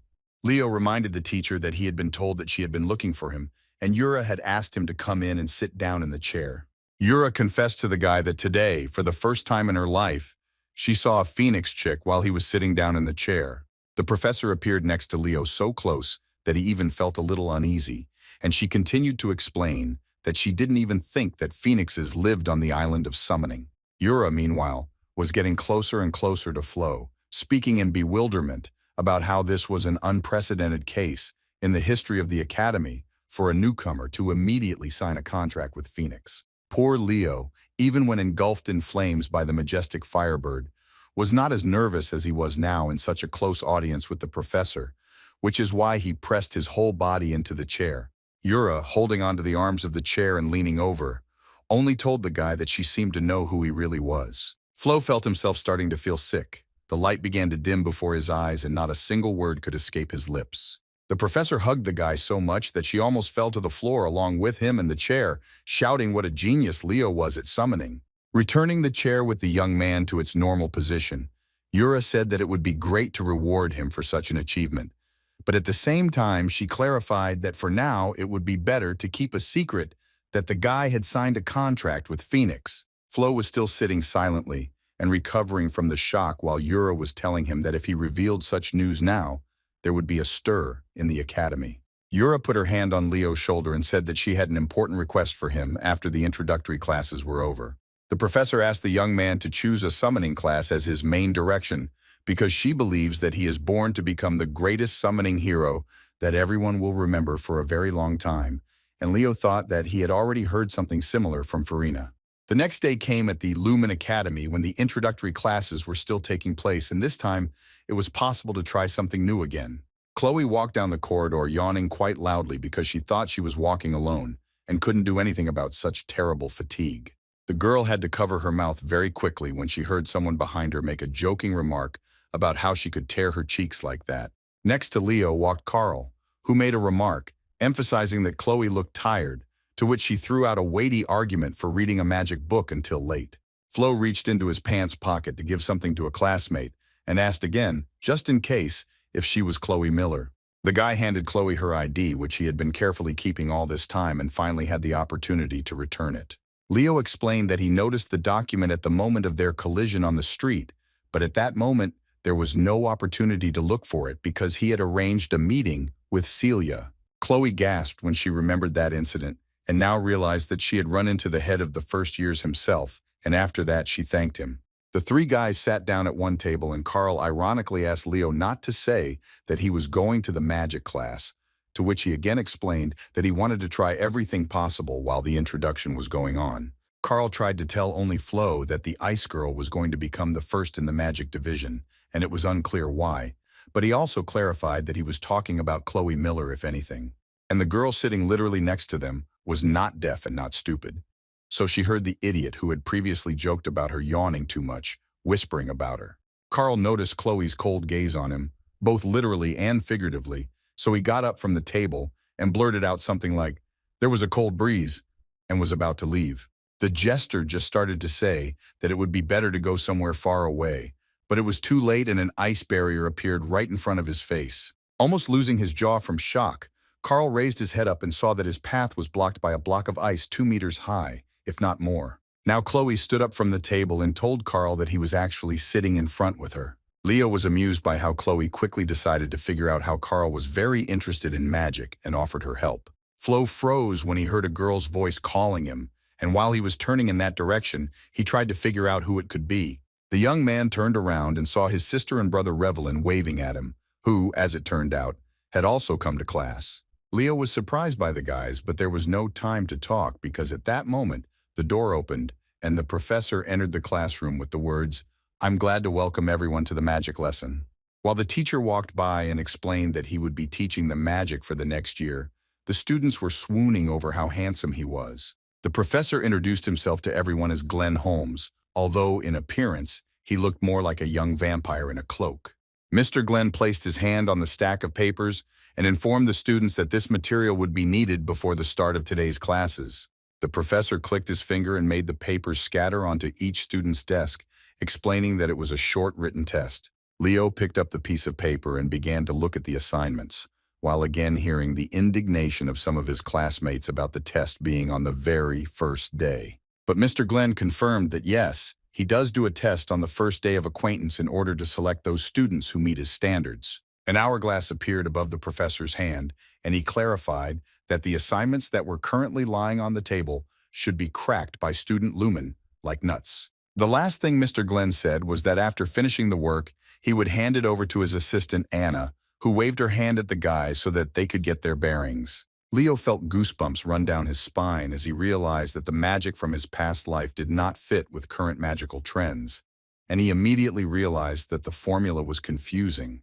In the auditorium, the sound of pens scraping across paper and sand pouring out of a watch could be clearly heard in the silence. A couple of students who had already handed in their work began to discuss the fact that some of the assignments were easier than expected, but when it came to the last question, it turned out that the guy had not handed it in. At the same time, Leo felt his head was boiling, and he could no longer understand anything, so he decided to let it be as it would be, since he had only completed one task. The young man was shaking all over, and his legs were giving way, So he hurried to hand in his work, thinking that he should have studied modern magical theory better before attending this class. Leo, without waiting for the test results, left the classroom squeezed like a lemon and with thoughts that now he would have to study magic on his own. The test time passed while Flo walked and discussed how over the last 100 years, magic has changed a lot in terms of evolution. And if earlier, it required perfect understanding, now it is used with knowledge of the principles of activation. Already at that moment, Leo understood that the evolution of magic had lowered the level of current magicians, and in the audience, there was another snap of fingers, and the papers, only with marks, flew back to their owners' desks. The students who were shocked by how handsome the professor was were now sitting in shock by how their admissions test results were for the worse. The professor raised his hand not to announce the results but to show everyone present something important. In Mr. Glenn's hand, it was as if a new star had appeared, from which many symbols eventually began to diverge. And that same little spark appeared above the professor, launching even more stars and even galaxies away from itself. The students seemed to have found themselves in a planetarium and watched the formulas and constellations with their mouths open, while the professor told them that in front of them was his essence of magic and that he had created it himself from beginning to end. Mr. Glenn informed everyone that he wanted to help students create their own magic. Closing his palm, the professor also closed his magical world, explaining that it was precisely because creating the essence of magic is hard work and not tricks that he conducted the test. Now that the papers were done, Mr. Glenn made it clear that the 49 questions were based on simple memorization, and each was worth 1 point, but only one question on the true essence was worth 51 points. Chelsea looked at her test, and after hearing what the professor had said, she wasn't surprised that she couldn't answer the main question. The girl noticed that Leo gave up early and just left, but she was upset not because of this, but more because she would have liked to go to classes with him. The assistant ran up to Mr. Glenn to tell him some important news about the test. The professor was terribly surprised when he heard that there was one student who was able to answer that very 50th question about the essence. Mr. Glenn scared Anna because after her words he laughed very loudly, not hiding how happy he was with such news. The mentor immediately began asking which of the students was the first in history to score the highest on the test, but everyone sat there perplexed. Holmes was so delighted that he looked around with hungry eyes among the students, asking the one who had passed the test to stand up. But then Anna decided to timidly clarify that this was not the highest score. Glenn still said that a few missed answers were nothing compared to passing the main question, and that it was neither good nor bad. But Anna again quietly said that it was not even about that. The professor seemed to have had an emotional roller coaster day today, as he was thrown by the information that this student only gave the correct answer to the last question. Mr. Holmes asked what kind of craftsman he was, and Anna showed him a photo of Leo Flo. The professor turned to the audience and asked student Leo Flo to stand up, but instead, a quiet hum of discussion spread through the class, and Carl and Chloe also looked at each other, not understanding where their friend had gone. Chelsea hesitantly informed the professor that student Leo had left immediately after taking the test and that there was indeed a piece of paper lying on his desk. Mr. Glenn approached the absent student's desk and saw the very same mark on the paper indicating that only the 51st question had been submitted. Meanwhile, Leo was sitting with Celia over a delicious dessert, and she was already laughing at how this fool left only because he could only answer one question. Celia was also enjoying a huge portion of ice cream with fruit, while mentioning that Flo already had a chicken from the summoning classes and now only one answer on the magic test, and concluded that he was moving in the wrong direction. The girl advised her friend to focus on fencing if he was aiming more for the knightly division, to which Leo decided to joke and asked if she really wanted to train together, but Celia couldn't finish. The poor girl stared at the tall gentleman in the black cloak behind her, who had concluded from the boys' conversation that the guy preferred knightly affairs, and when Flo turned around he heard that he had decided to laugh at the magic lessons. The professor asked why the student left immediately after taking the test, and whether it was because it seemed so easy that he didn't even want to wait for the results. Leo respectfully stood in front of Mr. Glenn and explained that it was a misunderstanding because he was sure that he had failed the test, which surprised him very much. Holmes's state of shock was growing, and now he also heard from the guy that all the questions except the last one were quite difficult for him, so he could only answer it. The professor didn't even really know what to answer, and Leo continued to explain that he studied magic on his own by reading outdated books, so such advanced questions left him stumped. When Holmes realized who was in front of him, He emotionally simply lifted the young man in his arms in front of him, which even shocked Celia. Having lowered Leo to the ground, the professor saw in his face a lot of questions. At least what the hell was going on now? But all that Mr. Glenn said was a request to follow him, which after such a sharp rise to the top was difficult to do and trust this strange man. Leo didn't have to put in much effort because Holmes grabbed him by the clothes and drummed him along to speed up the process. Celia remained sitting at the table thinking about how eccentric this teacher of magical theory was, and Anna was already running up to her from behind. The assistant, out of breath, asked Miss Celia if she had seen Professor Glenn and if he had done anything wrong, to which the girl said that he had indeed been there just a second ago. The student also added that Mr. Holmes grabbed Leo Flo by the collar of his jacket and dragged him away, which left Anna in shock. Anna also lost her temper after such news and ran after Glenn, mentally cursing him for not understanding what this crazy guy had in mind. And Holmes simply wiped the board and wrote a task for Leo on it and asked him to solve it right now. Flo calmly walked up to the board and began to complete the task, while the professor thought that if the guy really hadn't solved the last question by pure luck, then that meant he had his own idea of the magic system in his head. Holmes seemed to be in a fever, so he eagerly awaited the guy's answer and watched him mentally asking him to show his true potential. Leo turned to the teacher and said that he had already solved the problem given to him, which the teacher didn't even understand at first. The professor looked at the board and then at the student and could not understand whether he had really solved it in his head, since there was not one problem but several, to which Leo indifferently replied that yes, something like what the teacher had said.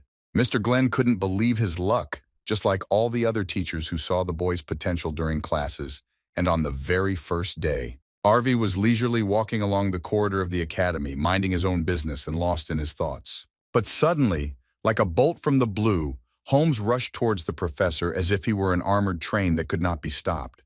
Glenn rushed to thank Mr. Arvi for finding such an amazing student and bringing him to Lumen. Only Arvi, looking at this approaching murderous machine of happiness, already understood that things were bad. Arvi instantly turned in the opposite direction from Holmes, but did not have time to leave because he fell at the professor's feet with words of gratitude. Not wanting to tolerate such hysteria, Arvi lifted Glenn into the air, explaining that he had already become a victim of such antics of the professor more than once.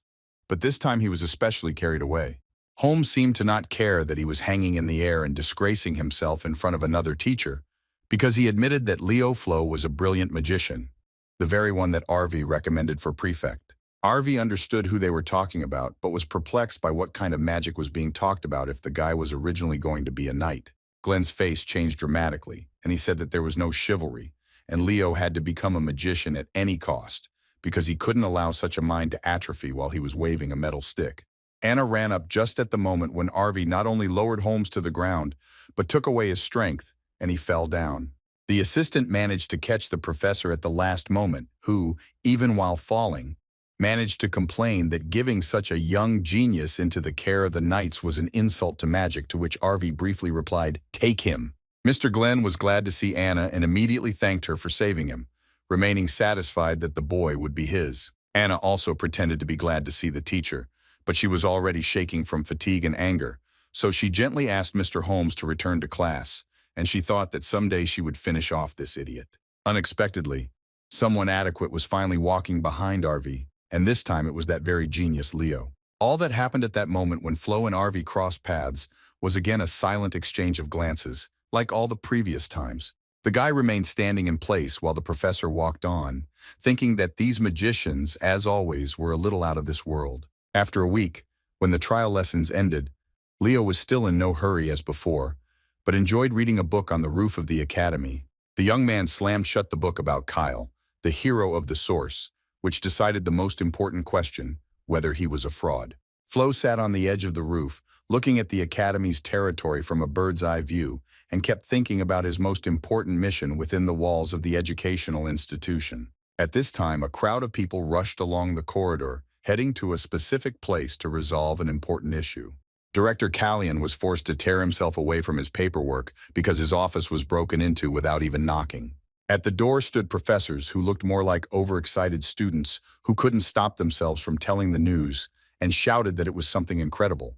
Ein handed the director a paper on which was Leo Flo's statement that he wanted to try the entire division because of his desire to be everywhere. The next moment, an argument arose about Leo having to study in the department that each professor represented, and if the young man were here now, he would be torn to pieces. Mr. Kalyan laughed at the situation, drawing a parallel with the fact that the incident reminded him of that same fictitious hero. Finally, the teachers stopped arguing and bickering because they understood who they were talking about.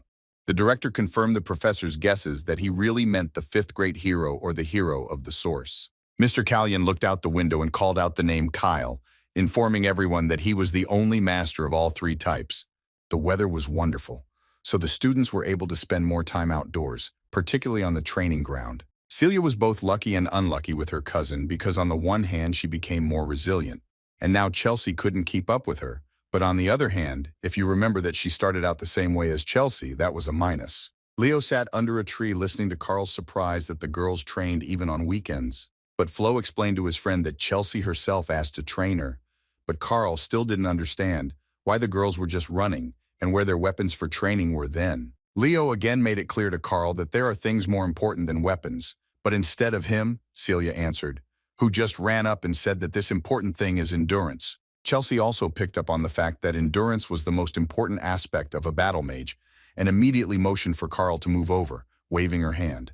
Princess Revelyn sat down so that she was next to Leo, but at the same time she pushed Carl with her butt while Flo was giving water to Celia. Chelsea said that she enjoyed running on her day off because she really missed it, but she also mentioned that she would have gone for a run with Leo too. Flo asked Chelsea again if she would really run with him, to which Celia had a violent reaction, as she spat out water from the guy's reaction, and Revelyn did not understand what was wrong with the girl. Noticing what happened to Celia, Leo smiled sarcastically and said that he had planned to run with her anyway, so he asked the girl to do it properly, to which she angrily said that she would not run with him. Carl asked again what was going on between Leo and Celia and why they were so close, because at first he thought that the guys were dating. Celia once and for all shed light on the fact that Leo is actually her cousin, since he is her aunt's son. At that moment, both Carl and Chelsea were in shock because they found out that Leo was Zeringer, but Celia corrected them that this was not entirely true due to some family circumstances, but it was not so important. Flo stood up and told Celia to do what she had planned, which Chelsea was happy about, but her cousin was not so happy about.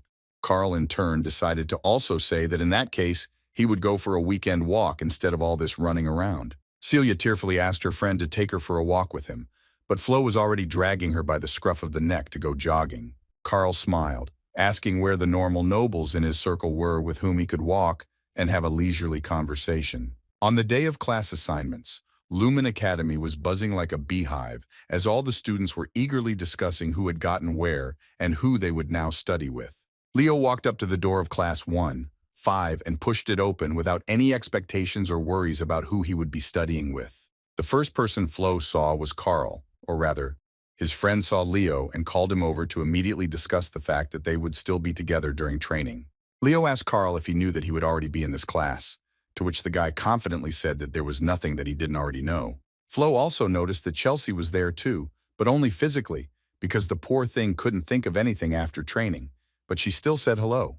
Carl, in his usual manner, asked what Leo had been doing with the poor girl all weekend, to which he simply replied that he had been brushing up on the basics, and Chelsea, in a barely alive voice, said that she would never do such a thing again. The bullies appeared again, who only wanted to make fun of the newcomers, so they immediately asked if this was the famous suffering Class 1-5, and then asked how many of them would remain after the first semester. When the idiots blurted out something about condolences to the younger students, they heard a voice behind them who told the guys that they both could use some sympathy right now. The bullies turned in the direction from which someone had spoken to them and were already mentally praying to stay alive.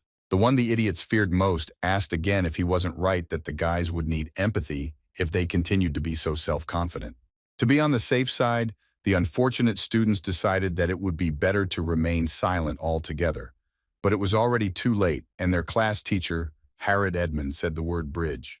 The students immediately carried out the will of Mr. Edmund and made a bridge with their bodies, as he said, after which the leader headed towards them. Harrod sat comfortably on 2 human bridges and was even able to cross his legs, and he greeted his class with words about how glad he was to meet the worthless scum. The professor also added that right in front of him now sits a class of losers who scored the least points among the newcomers, and in that case he clarified that most likely the students had already heard about him and his nickname Tear Squeezer. After Herod asked if anyone knew why he was appointed as the class teacher for classes 1-5, no one could give a clear answer. Carl decided to take a chance and replied that perhaps the reason was to improve their academic performance if they were such losers. The class teacher read the boy as if he were reading a book, saying that Carl Thomas was a typical representative of losers, which is why the poor guy couldn't even say anything in response. Herod tried again to find out if none of the scum class understood what the duty of a student of the Lumen Academy was, but now Chelsea took a risk, suggesting that they should conquer the world of heroes through practical missions. Finally, Mr. Tear Squeezer agreed with the student, but immediately clarified that he saw here only the faces of those who would die as soon as they stepped outside the academy, so he said out loud that it would be better to immediately expel those who were dragging the class down. This is how the professor explained the reason why he took over class 1-5, and Herod still hasn't gotten off the bridge of 2 students. Mr. Edmund was still talking about the root of his nickname, but his gaze was already fixed on the student who was different from the majority. The class teacher met Leo's gaze, and the boy undoubtedly caught his attention. The first thing that Harry thought when he looked at Flo was that this particular guy might be able to survive. Before the students had time to recover from the shock of who they would be spending time with every day, this strict man commanded them to change into their training uniforms and go to the training ground. At the training ground, the boys were treated to nothing less than a pastime based on combat testing. The students lined up to await further instructions from Mr. Edmund, but he was a little busy with his own affairs. Having settled himself very comfortably in a chair under an umbrella and with a drink in his hand, the leader explained that the students' lesson begins with eradicating illusions about the Lumen Academy. Herod immediately began to break the illusory glasses by saying that the students should stop being sure that they can save someone in that world where lives come and go almost at the snap of a finger. At that moment, Nella Carvin from the night unit with the healing attribute responded in a very timid and quiet voice, wondering if they, as comrades, shouldn't protect each other. The professor cut off that this was complete nonsense, and that in this cruel world you can only rely on yourself, and even if you think about saving someone, you first need to understand whether you have enough strength inside. So he asked the student why she thought she could help someone. Instead of Nella, another student volunteered with confidence in her voice, declaring that she could definitely handle it and was ready to show what she was capable of. The leader let out a sarcastic laugh and asked the girl to create a fireball to test her abilities. Elena Loudon of the Night and Magic Division easily accomplished the task. Edmund wasn't particularly impressed, asking sarcastically if that was all, and then adding that such a ball could only kill an ant, but such criticism only egged Elaine on, and she said that it wouldn't be a problem to invest a little more mana. The classmates had to move away when the girl already had 2 fireballs in her hands, now asking the leader what he would say. Having reacted poorly to the fact that Elaine could not only support 2 balls but also double them, Herod nevertheless admitted that he was impressed. But this cunning devil would not be himself if he did not offer the student to hit the little girl with his spell and pointed his finger at the ball. A small sylph emerged from the ball and looked so cute that it was impossible to take your eyes off it. The creature flew straight to Elaine, and she even reduced her strength. She was so confused by such a tiny thing. Sylph even became even more cute on purpose and touched the girl's nose, quietly laughing. But Elaine quickly restrained herself, remembering about testing her powers, so the first reaction that arose was anger and not affection. The student threw ball after ball, and the sylph dodged so skillfully that it looked more like a dance. When the creature appeared near the owner, he concluded that there was no point in strength if it could not hit the target, and asked now that the students realized that they lacked efficiency in using skills. The guys were broken after such words, and Herod reminded them that everyone needs to hone their skills in order to surpass themselves, because even the director said this at the first meeting. Smiling sarcastically, Mr. Edmund said that until the students caught his sylph, the lesson would not be completed, and asked the children to try, sarcastically, calling them Lumen's Hope. Leo also took note that the professor's manner of speech, although rude, was in fact right about the skills. Flo thought that he should also join in the work, because there is no limit to perfection, so he ran after the sylph. Harry shouted at the guy's back, "Leo, Flo," thinking that this would either help him or make things worse. The professor looked at the young man's back, wondering whether Leo was the same windbag as the fictitious hero Kyle or not. Sylph flew among the students and, laughing maliciously, eluded them with the ease of a dance, while the guys made titanic efforts to catch her. Leo decided to try using his phoenix step again, like in the competition with Duran, and was already prepared for the forced march. Flying like a comet across the entire training ground, The young man undoubtedly attracted attention to himself, as the wind rose like a hurricane. Approaching the goal, Leo and Herod thought that maybe he was the first real all-rounder in 3 divisions. Chelsea and Carl, meanwhile, were already exhausted from running after this little thing with wings and still hadn't figured out how to catch it. Flo ran forward without stopping and focused as much as possible on completing the task. Step by step, the guy approached the sylph while remaining invisible to her, which was to his advantage. While the creature was happily frolicking and fluttering, Leo had only 1 jump left to complete the task. The young man had very little time left to catch the sylph, and the hand was already almost there.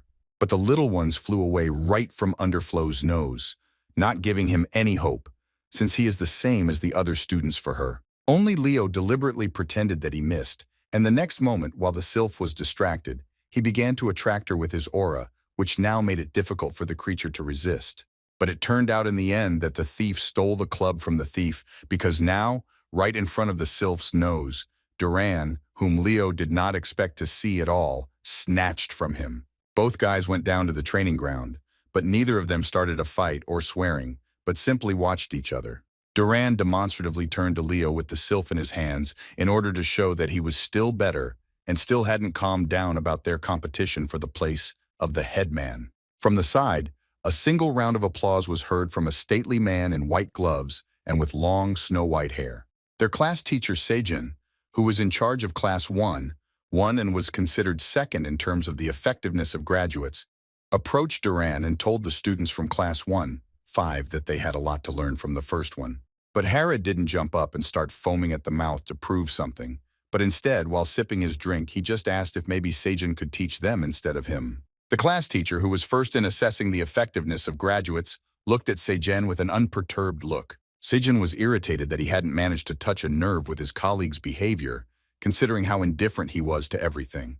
But Carl responded to the leaders by asking the heir whether there would really be a fight between the pillars of the academy now, and when Leo asked what other pillars were, the guy explained that those 2 had been working for the good of the academy for 20 years. Carl also added that as far as he knows, Professors Einura and Glenn value those 2 very much, and at that moment Nella admired her classmate's knowledge, wondering where he knew everything from. Carl was embarrassed that someone finally paid attention to him, so blushing and giggling, he said that he was an expert in such matters, to which Chelsea almost threw up. Seijin, standing in front of Herod, laughed at him, and ironically stated that he did not understand what he was thinking when he took on the class of losers. Seijin had a ball in his hand, and with this he wanted to show that the answer to the question of why Herod is such a loser will soon become clear. The cocky head of Class 1 asked Herod for a competition between their classes. Professor Edmund only reacted when he heard from Seijin about the proposal of the ancient sporting competition with the Buster Ball. Harry even groaned as he rose from his chair, telling his colleague and competitor directly that he was a genius. Grabbing Seijin's hand, the leader of the losers agreed that there was nothing better than a direct confrontation.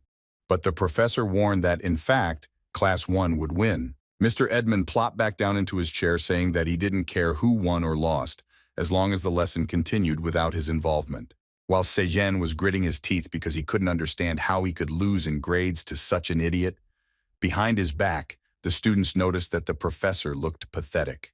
Seijin turned around and, angry and offended, went to his class, which Duran did while Herod called his slackers to him.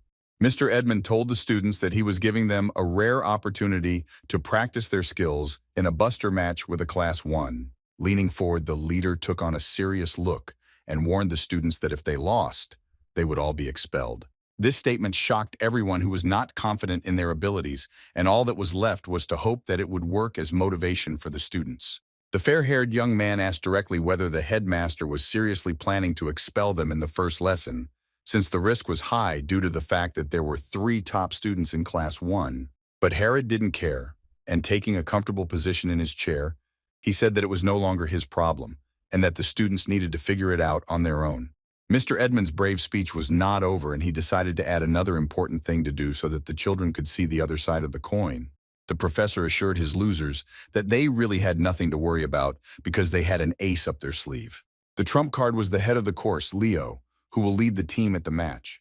The manager made eye contact with Flo, telling him to assemble a team of 6 people with whom he would play busters, and at that moment, Leo realized that Herod was testing him. When everyone turned to the guy, placing their hopes on him, He realized that the professor was testing him not because he disliked him. Leo knew the reason was that in Lumen, many students lose their spirit already in the first week, which is not surprising, and the professor wants him to give confidence to the weak kids from Class 1, 5 confidence. Professor Sadian was busy creating all the conditions for the historical game with the help of his staff. Flo understood his mission, which was to make a breakthrough in the Buster match and thereby raise the spirit of the class. Leo immediately noticed that he would be playing not only against Duran, but also against Celia, but he was calm, unlike Carl and Chelsea. The young man turned to the guys, wondering why they were so downcast, and Chelsea explained that given that Leo was from the provinces, he clearly hadn't heard of Busters and briefly explained that it was a combat sport that had already become a tradition at the academy. When Flo asked if this was not a simple ball game, Carl took it upon himself to explain that this was a terribly dangerous ball game. Chelsea heard someone calling her from the side and asking why she was so scared, to which she immediately responded and turned around. As it turned out, Celia was provocatively asking Chelsea if she had resigned herself to the inevitable defeat. The girl was shocked by such impudence, and in the case of fight or flight, Chelsea decided to run for her own protection, but in the form of words. So she shouted to Celia that she would not allow herself to lose to Zeringer. Leo hugged his friends, sincerely assuring his cousin not to be afraid for them, because they were not going to lose. Now Celia had an irritated grimace. She couldn't believe that the guy was there and threatened to show him the results of her training. Chloe wasn't very talkative, but inside she promised herself that she wouldn't lose to Leo Flo this time. While Harrod was snoring sweetly, Sayan asked the participants of each class to come out into the arena so that their teams could be seen. Leo didn't try to persuade or inspire the guys, but simply asked who was going with him, and 2 guys from his class had already dropped out because they weren't so confident in their abilities, so they remained standing aside. But Chelsea came out warming up her hands with a great desire to put the upstarts in their place, and Elena was also ready to direct all her anger towards victory since they were threatened with expulsion. They needed to show the professor what they were made of. Not as confidently as the girls, but still, Nella came out, along with the same fair-haired classmate whom Leo had not yet met. Flo didn't forget about Carl either, so no matter how he hid, he reminded the clown that he was actually playing too, but when he asked why, he wasn't given an answer. Leo stepped forward and informed Professor Sejin that Class 5 was ready to play, although you couldn't tell from Carl, who was barely dragging behind. Sejin tossed the ball a couple of times to make sure it was okay before the game and was ready to call the start. The most exciting moment was when the professor, without a word, threw the ball into the air as a signal that the game had begun. There were students on Flo's team who were nervous, but knowing who their leaders were, they still followed him with complete trust. At the same time, the Class 1 team had only one factor that united them, and that was their grudge against Leo, and everyone, as one, wanted to prove to him that they were also worth something. The team leaders simultaneously flew towards the ball, repeating the same rivalry that had been at the beginning. This time the advantage was with Duran, who was driven more by revenge than by the spirit of play and competition. As they descended back onto the field, the participants heard Class 1, one making the first move, thereby paving the way for victory. Leo approached the situation wisely, and after learning the name of his participant, he asked Tide to explain the rules. Tide Margot, who had a summoning unit, explained that the rules are simpler than they seem and consist of filling the ball with aura and throwing it into the hoop without touching it with your hands or feet, and the first one to gain a 2-point advantage wins. Tide loudly warned Carl to get ready because Duran was moving towards him, and he had quite a dangerous mana. Carl might have been happy to get ready, but he understood that he was small fry compared to Duran, so he simply froze in place. Duran, without sparing either the ball or the participants, loaded it up so that the comet would have been a rest compared to him. Leo noticed that the ball was flying not so much towards the target as towards him, and not yet fully knowing all the rules, he did not really understand what to do. The guy knew one thing for sure, that if he didn't jump back, he would get a good hit from this charge ball, but he wasn't planning on leaving the game just yet. Poor Carl didn't even have time to blink before the ball bounced off the ground and went straight into the hoop, and he remained standing motionless. Upon landing, Flo turned around to make sure that Duran had actually hit the target, and this was confirmed to him by the cheering fans. The boys from Class 5 stood there dejected, already knowing what awaited them at the end of the game, namely, returning home. Tide also concluded that Professor Harrod would most likely actually expel them all to hell, and thus make himself feel better. But Leo distracted the young man from such bitter thoughts with the question of how he could get another point. Tide said that there are three ways, the first of which is if the ball flies out of the line during the opponent's throw, and the second is if you intercept the flying ball. The third way didn't work out because Nella shouted, "Watch out," because the game didn't stop while the boys were discussing the rules. The guys immediately turned around, realizing that now someone from their team would most likely get hurt.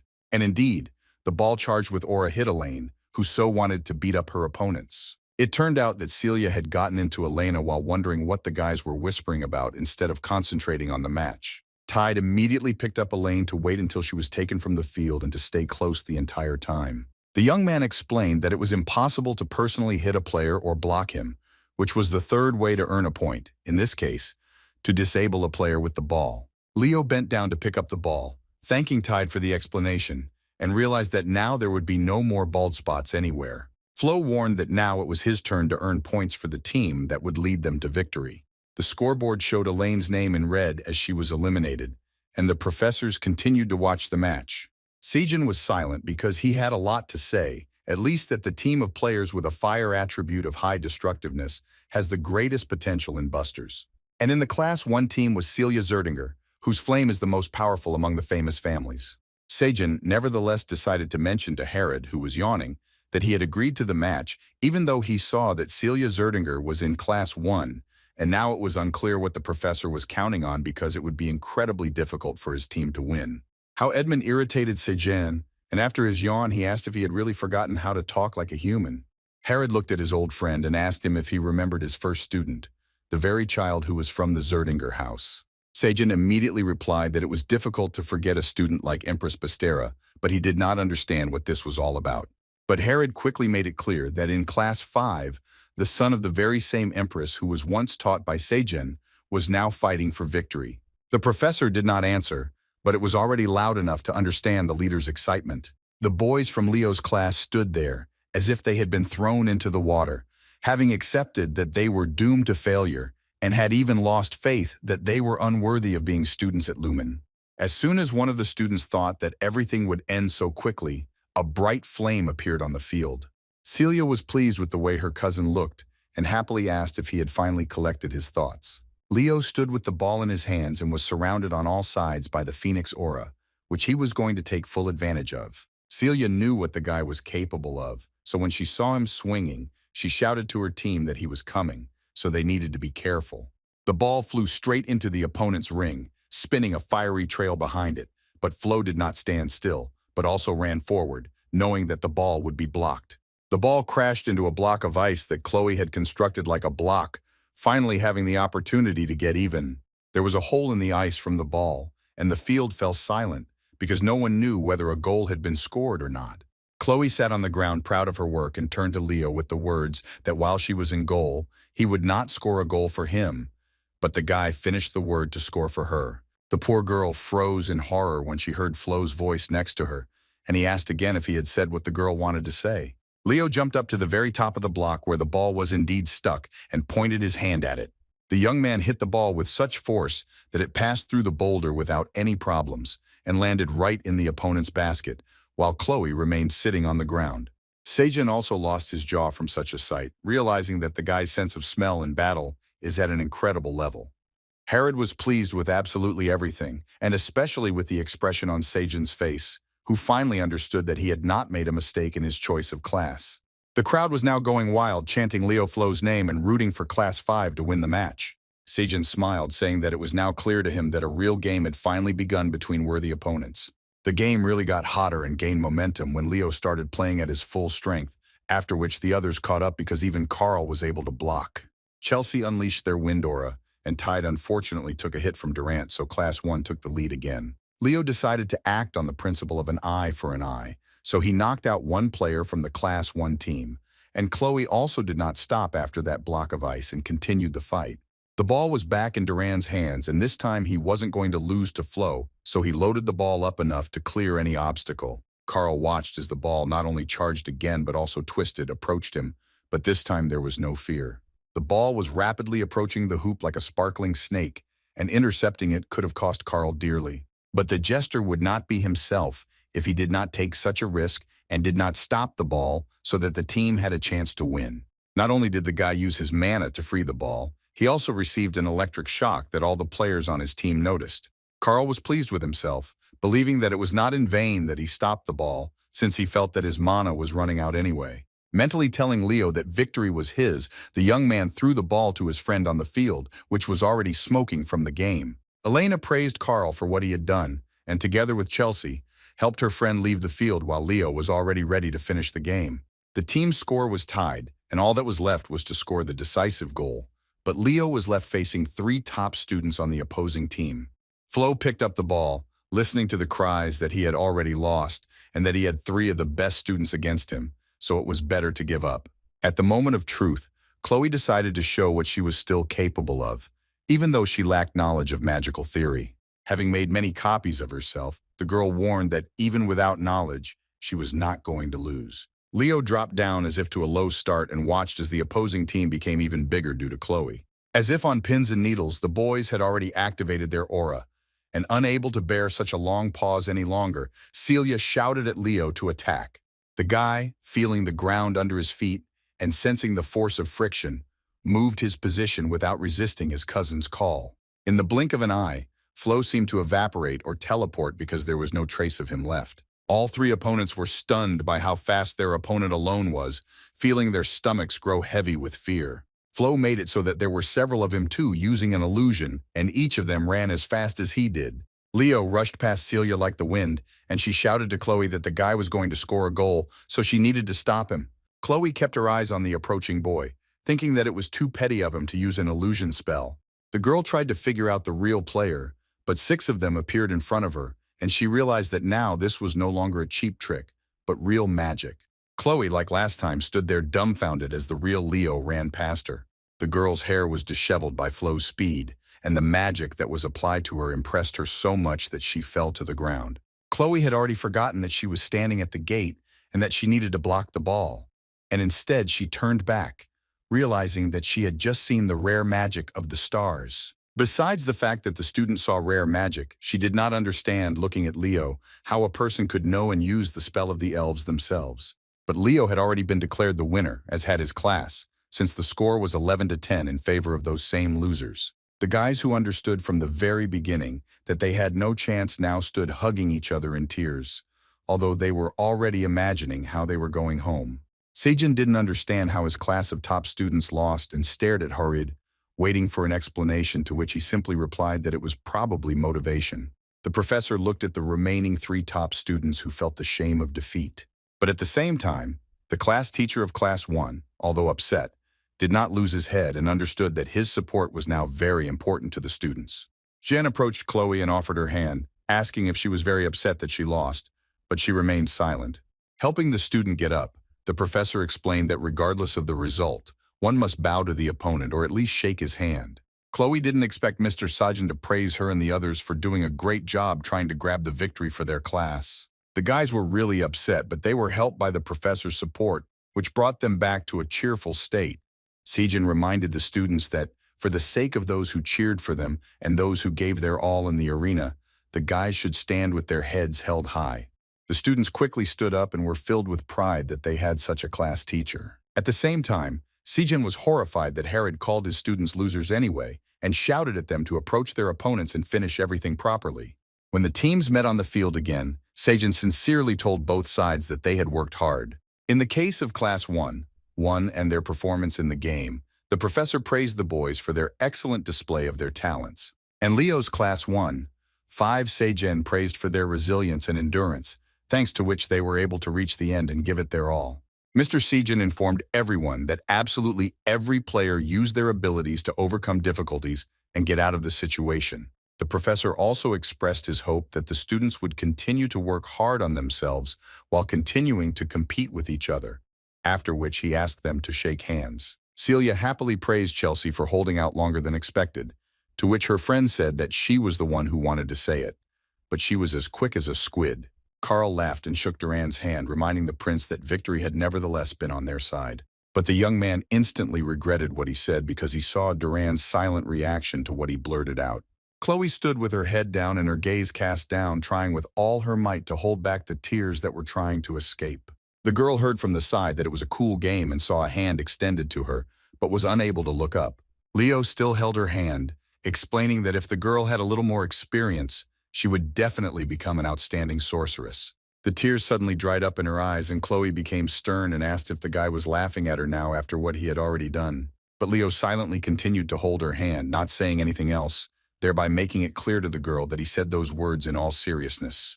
Chloe thought for another split second before shaking his hand and stood silently with her head down again. And after the ice girl decided that one day she would definitely defeat Leo, Flo shook his hand, as if she had made a promise to herself. A month later, the classmates were sitting at a table in a cafe, and while Leo and Chelsea were calmly drinking their drinks, Carl, with his mouth full, was asking which club they would like to join.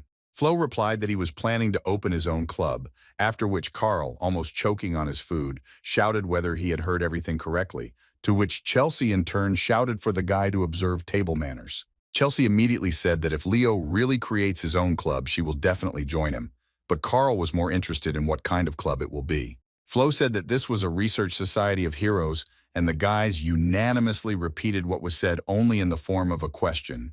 Leo explained that he wanted to thoroughly investigate the truth about the hero Kyle, but Carl objected that not only was this a relic of the past, it was also a fake. The alchemist assured his friend that the club would be empty, to which Chelsea shouted that in that case, she would be the first to appear there, and she herself wondered if she would really be left alone with Leo. Suddenly, the students ran to the window shouting that someone had returned, and everyone enthusiastically joined in the shouts. Carl also jumped up from the table, saying only that it really was today, although it didn't give his friends anything. The guys also came up to the others to see whose appearance everyone had such a violent reaction to. As it turned out, it was the day when the 5th year was returning from the dungeon they had cleared, which is why everyone was so delighted with them. Fragments of the heroic protocol are scattered throughout the world, and when they appear from time to time, they form dungeons called hero dungeons. Now the younger students watched the senior classes of the academy as they cleared such dungeons, returning fragments of the heroic protocol, and such a journey could last from a week to a month. Leo remembered that his mother also completed exactly the same task and successfully returned to the academy. Chelsea excitedly said that it turns out that these are the best students of Lumen, and at that moment, Carl cleared his throat to tell about each of them. Carl introduced the tall, muscular guy with black hair as Lee Jamia from the east. The trio stood out from the general background, and the girl who was walking next to Lee was called Toria Yan, and she was from the south. And the last of the leading students was a pale guy in a hood, whose name was Yulta. Carl looked more closely at the crowd and said that he did not see the main highlight of the program, but when Leo asked again what he was talking about, someone touched him with a hand. In such cases, another person would have screamed or fought back, but Leo froze like a statue and was dragged further while he distantly heard from Carl that the top student council president, Reese, was missing. Carl just turned around to say something important to Flo, but the guy was gone and no one even noticed the loss. Flo was no longer just dragging himself along, but was following the kidnapper. But once he was on the street, he told Celia that such jokes were too much. The girl let go of her cousin's hand and asked him to go somewhere with her. And Leo, of course, asked where exactly. Celia explained that they needed to go to the city because the student council president wanted to meet him in person. But the guy didn't understand why, to which the cousin sighed heavily, telling him that he was so narrow-minded, but assured him that he would understand everything himself when they met. When the guys were there and waiting, Celia didn't understand why the one who invited them wanted to meet here, to which Leo said that it actually smelled pretty good here. You could tell from the girl when that mysterious student council president appeared, because she broke into a smile. Shouting out to her older brother, Celia threw herself into his arms, happy that he was okay after such a long absence. Reese immediately greeted Leo, saying that he was very pleased to meet him, after which he clarified that he had already heard about him and at least knew that he was that very academic generalist. In addition to meeting and talking, Reese invited the guys to try the establishment's rather tasty cuisine, which confirmed Leo's words about the pleasant smell. Reese asked everyone if they liked the treat he had chosen, to which Flo immediately replied that they did, but Celia abstained. The girl did not dare to eat the food, and when her brother asked what was wrong, she explained that she would be trying this dish for the first time, so she was a little confused. Having cut off a small piece, Celia nevertheless decided to take the risk in order to at least learn something new for herself. The girl's delight knew no bounds, so she immediately said that it was incredibly delicious, and her brother laughed and said that he had always wanted to take her to this restaurant. Reese asked if he understood correctly that Leo was his aunt's son, to which the guy was surprised, answering with a question that his cousin knew his mother. Reese explained that he had seen Aunt Raina a couple of times when he was still very little, and mentioned in addition that she was quite a famous person at the academy. Flo had a day of discoveries, and now he was surprised by the fact that his mother was talking to him again. To which Reese said that he had not misheard because behind the back of the student Raina, there were many exploits. As one example, Reese mentioned that Raina openly stated that the desserts in the dorm cafeteria were disgusting. And if the incident with the dessert seems like a trifle, then Reese also told about how the aunt gathered the students and burst into the director's office in protest, which even Celia was stunned by, asking if Raina was really behind that famous event. The brother and sister ate deliciously and chatted, discussing the latest news, and both looked incredibly happy. Leo, in turn, took note of the fact that it was not without reason that Riza was called the strongest in Lumen, considering at least what he knew. Looking at the young man, the thought flashed through Flo's mind that Reese's emergence as a hero was only a matter of time. The older brother got up from the table and asked the boys if they wanted to try some desserts, to which Celia clapped her hands and happily agreed. Reese said that he would go pay for their order, and the guys could go ahead for now, and he would catch up with them when he was free. Leo was already at the exit when Reese put his hand under his jacket and his face changed because something didn't go as he had planned. The young man looked at the frame in which the very same sheet of the heroic protocol was located, and something strange was happening to it. Reese couldn't understand why the artifact was emitting such a strong glow if everything had been fine before. Classes continued at the academy, and one of the students told Professor Herod that he had a question for him. It would be surprising if the board didn't say self-study, and Herod was forced to notice Elaine Layden giving the go-ahead for another stupid question. The girl eagerly suggested that they choose a class leader right now by voting.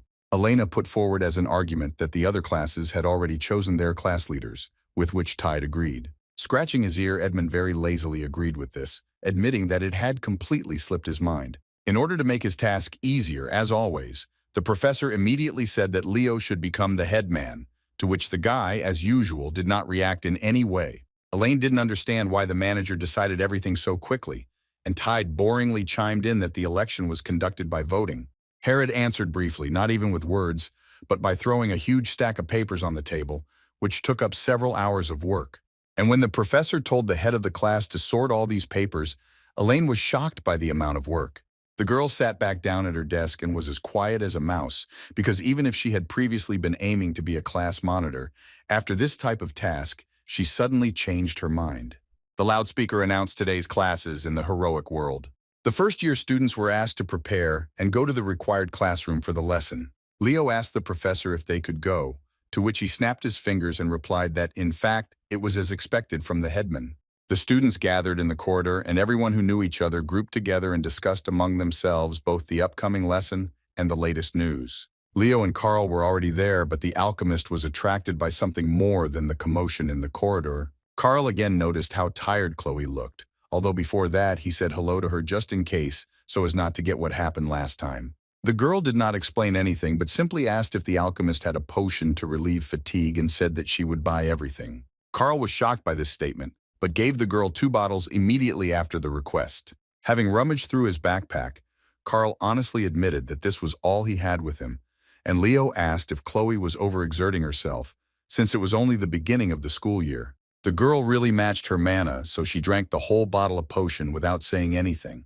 Turning away from the guys, Chloe only briefly said that everything was fine with her and went to class. Carl's briefcase disappeared, and he stood there dumbfounded as to why Chloe was killing herself like that, since she already had the highest score in magical theory, to which Chelsea explained that the girl had reason to worry. Chelsea explained that if Leo only picked up on modern trends in magic, he would outdo Chloe in this. Carl, due to his simplicity, still did not understand what was wrong with the second place, to which Chelsea asked if he was stupid or pretending because he looked like a blockhead, and mentioned that Chloe was a canonical sorceress. Chelsea decided to start with an example of herself and explained that she is a combat mage, so a 2 in theory will not upset her. But for a future employee of the Magic Tower, gaps in knowledge are unacceptable, since this is a matter of honor. The girl told Carl that she did not understand how he could be called a magician, to which he confidently replied that usually he was just a practitioner. Carl also didn't forget to mention that although, according to Chelsea, he is a blockhead, He's already successfully making a living with his practicality. From behind the crowd came cries of "die" and loud slaps, but Chloe heard them but was too tired to pay attention. Meanwhile, the director was calmly wiping the plants in his office. The calm did not last long, however, and Mr. Kalyan felt some changes regarding the academy. The director felt that the damaged protocol page was reacting to something near it. Mr. Kalyan looked at the fragment of the page while sitting at his desk in the office and asked the student council president if it was true that the hero protocol page had reacted. Reese confirmed that he clearly observed the glow, although there were no relics nearby, and the page was so damaged that it should not have given a reaction at all. The director sternly asked if the page had had any reaction after the recent events, to which the guy honestly replied that he had never seen anything. Mr. Kalyan thoughtfully looked at a piece of the page close by, muttering to himself under his breath that it was necessary to sort out this issue. But even in such a serious and incomprehensible situation, the director did not forget about the guy, so he was understanding about the fact that he had only recently returned and was most likely tired, so she praised Riza for his excellent work and asked him to go and rest. Mr. Kalyan closed the box with an important albeit small detail and called Elena, after which the assistant appeared. The girl was ready for the director's instructions, which he in turn trusted her as he trusted himself. Mr. Kalyan asked Elena to take the box to the other exhibits in the Hall of Origins, since joint classes for first years would soon begin. When the assistant left, the director turned to the huge windows, thinking about what sometimes happens so that even such small fragments of the protocol begin to react. And the reason for the fragment's reaction is the appearance nearby of the hero indicated in the protocol. To begin their joint classes, the first years chose a large auditorium at Lumen Academy so that everyone could fit. On stage stood the pretty homeroom teacher of Class 1, 8, Ariana Neer, who was trying her best to control the noise in the room and asking for silence. But the students did nothing but chatter incessantly, not paying attention to the man who, at the very least, was an authority figure for them. Ariana wasn't going to stand on ceremony with the little bastards, and repeated one last time about keeping the audience quiet, only this time in a slightly different way. Already at the stage of aura activation, the guys fell silent and stared at that very pretty teacher who was now more than clear. But it was too late, and the dragon burst out screaming that if the little bastards value their skins, they should slam their bread slicers right now or death will overtake them instantly. To make it as clear as possible how to behave, Ariana asked the first guy she came across in the front row whether she should start with him, but he shook his head frantically. The anger was almost out, but Ariana wanted to shout out her last complaint about how these idiots always disobey. The voice stopped sounding like it was from hell and became sweet again when the professor heard the silence that was so beautiful to her ears. The dragon disappeared, and in its place the angel reappeared, who breathed a sigh of relief that he could finally speak calmly. Ariana waved her little hands sweetly, thanking all the students for being such good boys. One student thought that he had seen Ariana so angry many times already, but every time he was ready to shit his pants like the first time. And Leo, as always, sat calmly watching the professor no matter what state she was in, and thanks to his observation skills, he realized that Ariana was a spiritualist, and even in his past life it was hard to find someone like that. Although the dragon had disappeared, a razor-sharp blade appeared in Ariana's hand, and this did not make things any easier. But the professor only said that they would continue their classes in the heroic class for first years. Having shown everyone the knife, the leader said that after the appearance of the heroic protocol in their lives, reasons for creating clans of heroes also appeared. Running her finger along the blade, causing the blades to ring, Ariana also explained that in order to open the hero's world, an object is needed that has a deep connection with him. So that students would know for the future, Ariana also told them that the world is most easily revealed to the descendants of such heroes. From the fact about the descendants, the following emerges that the Lumen Academy, where the hero protocol is stored, maintains a connection with the families of heroes, reminiscent of the relationship between a chest and a key. Leo listened to the professor and was ready to listen even more, while Carl was already drooling from a sweet dream nearby. Elena entered the auditorium just as Ariana asked everyone if they now understood the importance of classes in the world of heroes, to which everyone answered yes in unison. Ariana finally clarified once again that heroic classes are important because they help to learn more about heroes and their worlds. So in senior years, the guys have to choose the hero whose power they want to inherit and clear the page from his world. Elena politely waited for the professor to finish his speech, and then approached her with that very important part of the lesson. Elena handed Ariana the box and she reached for it, asking the guys for another minute of attention to explain what she had in her hands. An image of the box was displayed on the screen so that it could be seen better, and the professor explained that it was a fragment of the heroic protocol that the fifth-year students had obtained during a recent mission to clear the dungeon. Ariana began to open the small wooden box, causing the students' excitement to skyrocket. At the last moment, the leader slammed the box shut without showing the fragment, but instead said that now something needed to be done before testing it, which made the students' hearts sink because they were bursting with curiosity. Ariana asked the audience if the students would like to share with everyone what kind of hero they would like to become. Celia was the first to volunteer, saying that she wanted to become a knight who would surpass all previous generations of her family, and the professor praised such a great goal. Chloe also shared that she would like to write a book containing her own personal spells. A guy from the first row stood up, who almost got it from the dragon, but as soon as he started talking, Carl interrupted him and said that he would like to support the heroes in their battles in every possible way. Ariana thought it was great that student Carl wanted to become a pillar of support for the heroic world, and at that moment Leo stood up. The guy quite seriously stated that his goal was to completely get rid of Erebos, and of course only those who knew what he was talking about understood him. Ariana was shocked by such a statement, and Carl was clearly ashamed of his strange friend, but it was indicative that Sagen and Harrod were also stunned. In order not to sow some kind of incomprehensible atmosphere, the manager, a little nervously but quickly changed the subject, saying that this was a wonderful goal and asked the next person to tell about themselves. There were also some bullies who, once again, were only capable of yapping behind their backs about how Leo had some big dreams, to which the other replied that he was the headman, who was on a different level. But Sagen asked Harrod what he thought about Leo's statement, and without joking, said that he actually had goosebumps because the professor knew that the guy was not one to throw words to the wind. Moreover, Harrod remembered very well that hundreds of years had already passed since Erebos was broken into several parts that were sealed, and at the same time there were cases of its resurrection, and even a small fragment could cause a catastrophe. And knowing such information, Edmund now heard from Leo that he intended to completely get rid of Erebos, and this was another indicator that the student was not simple. Aura finally opened the box for everyone to see in order to satisfy the students' curiosity, and suggested that they start reading the fragment, after which each class should guess who these notes are about and move on to the training cleanup. The headmistress separately clarified that in case of emergency, professors would observe the lesson, so she asked the students not to act up.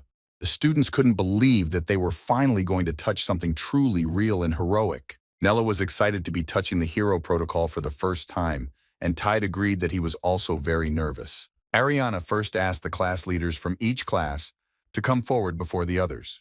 Without a doubt, Leo came out ahead, as did Celia, which again spoke of either their cooperation or rivalry. But the cream of society did not stay on the sidelines either, since Abbott came forward, which was also quite expected, and Chen also pulled herself up. When the class leaders approached Ariana, she reported that this time the students had obtained 2 fragments at once, but only one would be used in the lesson. The professor actually held out 2 boxes for demonstration, explaining that the second piece was too small, but now the students would be shown 2 at once, so that in the future they would know that something like this could happen. Leo was once again a pioneer, reaching out his hand to a smaller piece of the protocol. As soon as the young man touched the paper, the world that was sealed in it began to appear instantly. Flo looked at the glow without any fear or doubt, continuing to confidently hold the fragment. The heroic protocol was declared open, and besides the light, the wind ruffled Leo and Ariana's hair as if they were already in that world. But if during the exam the world that RV opened was written down, and it was clear where everyone was, then the world and chapter that Leo opened were classified. Seijin could not believe that the world was really pouring out, but it was too late to change anything. The students and professors along with them found themselves in a rather dark world at that time. The first thing the students saw were the corpses of monsters that someone had already dealt with and were simply rotting on the ground. One of the students couldn't hold back and shouted, "Is she really seeing real corpses in front of her now?" For the first time, Harrod showed not laziness but protection towards the students, asking them to be on guard since they were now in a heroic dungeon. Seijin also thought faster than the confused students and told his colleague that the walls of the fortress were visible on the other side. Leo looked at the last line of defense and the last bastion of hope in an era of disaster that was the walls of Guardslan. The guy addressed himself as Kyle, with the fact that if this is the right time, then his wish was so stupid that he heard a ghostly voice that confirmed that the wish was indeed truly idiotic. Not only Leo saw her, but everyone else turned around at the voice of the one about whom legends are still not forgotten. The great heroine approached everyone and said that despite everything that had happened or would happen, they would still save the world. For the first time, Flo looked at his old friend with such longing, while realizing that they would have to part again. Leo quietly said the name of the warrior Lucinus, who began to dissolve into the air like ash, just like everything else that surrounded them. But the wise ruler, even when she disappeared, still left her smile in Leo's memory so that he would remember her like that. The hero's world began to shatter like glass, and the students gradually found themselves back in the classroom, still in a state of shock. Chen immediately asked the professors to explain to them what had just happened and why they were in such a dangerous place. To which Herod sternly informed everyone that classes were canceled and asked the students to remain calm and leave the large hall. The students left the hall, quietly buzzing like a beehive among themselves about what had happened. Leo also followed everyone, but his attention was on a small piece of paper that still seemed to reflect Lucinus's smile. The guy realized that he had his protocol in his hands, or rather Kyle's protocol, which is considered a fake. Herod looked closely at the young man, becoming increasingly convinced that he was not just a talented student. The silence in the classroom was cut by a piercing and drawn-out question, "What?" which was not uttered by a guy. Elena couldn't believe her own ears when she learned from Leo that he saw the Queen of Wisdom herself. And Chelsea was also shocked because such a meeting is worth a lot, and Carl just opened his mouth supporting the girl's shock. Elena was so impressed that she even started to get angry that she was not a head girl, which is why the alchemist laughed, telling the girl that she had no business being a head girl. It was in vain that the jester blurted out such a thing to the one with the fire mana, because right after Carl blurted it out, Elaine asked whether he would bury himself or should she help him. A melancholy Mr. Herod appeared at the door, informing the students that he had come to punish those who were making the most noise, and the assholes turned out to be from his class. Before leaving, the leader simply gave the guys a choice, from which there was either self-preparation or expulsion. On such a gloomy note, the professor slammed the door and dead silence reigned in the office. Flo sat thinking about why his hero protocol was so strange, because even the name of the world and chapter was not displayed. And in his memory, Lucinus's words about how they would save the world were beating around the corner. And at the same time, Leo had a strong feeling that someone had deliberately destroyed his heroic protocol. The young man also remembered that the heroic protocol is, in fact, an object in which a particle of the hero's power remains. But if there is someone who does not want the hero to have followers, then everything connected with him will be destroyed. The first thing that came to Leo's mind was Erebos, after which he decided at all costs to find out why his protocol was split. A month passed after the incident with the hero's world and classes were held in the magic department. Professor Glenn explained to the students the task of their transfer exam, which would be based on either original or unique magic. As always, most of the students, without even listening to the end, began an indignant discussion about the fact that there were some exams again. Mr. Glenn would not leave the first years without an explanation that original magic reflects the personality of the magician.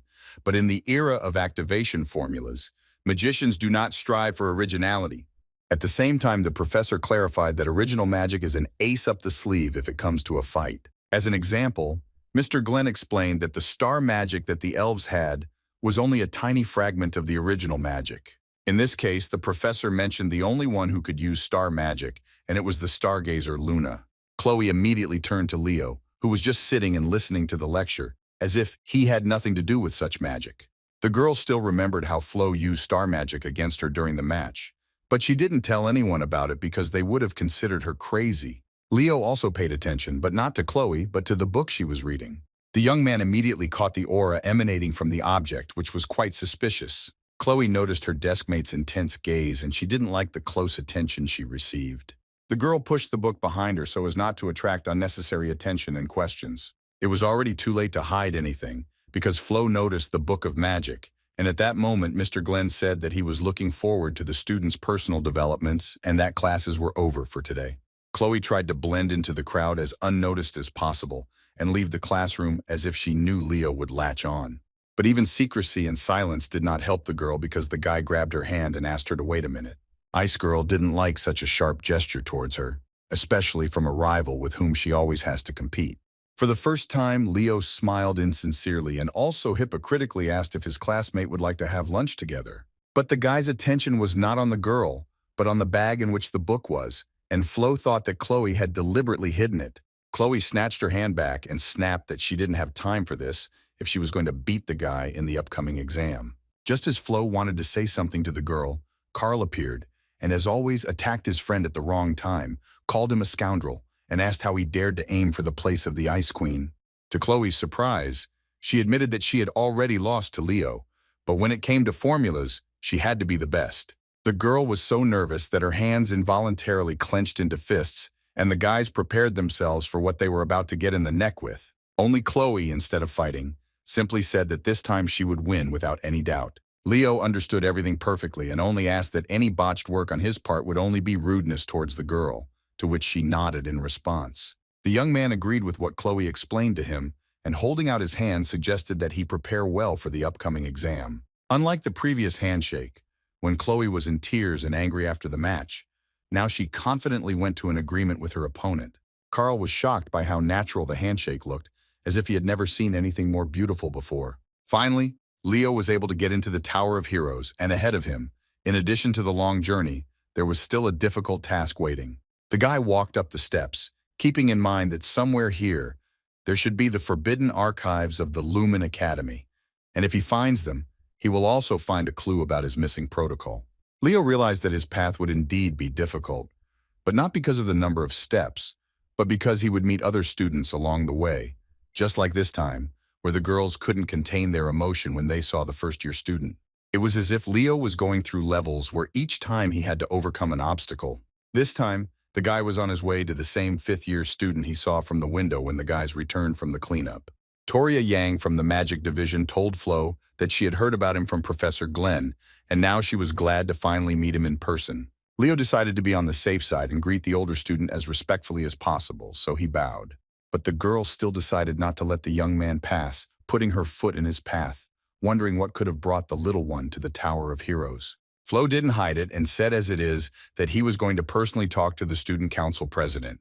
Toria set a condition in the form of the guy choosing a magical unit, and then she would let him go further. Leo answered the high school student without hesitation that he already regularly attended magic classes, which pleased her.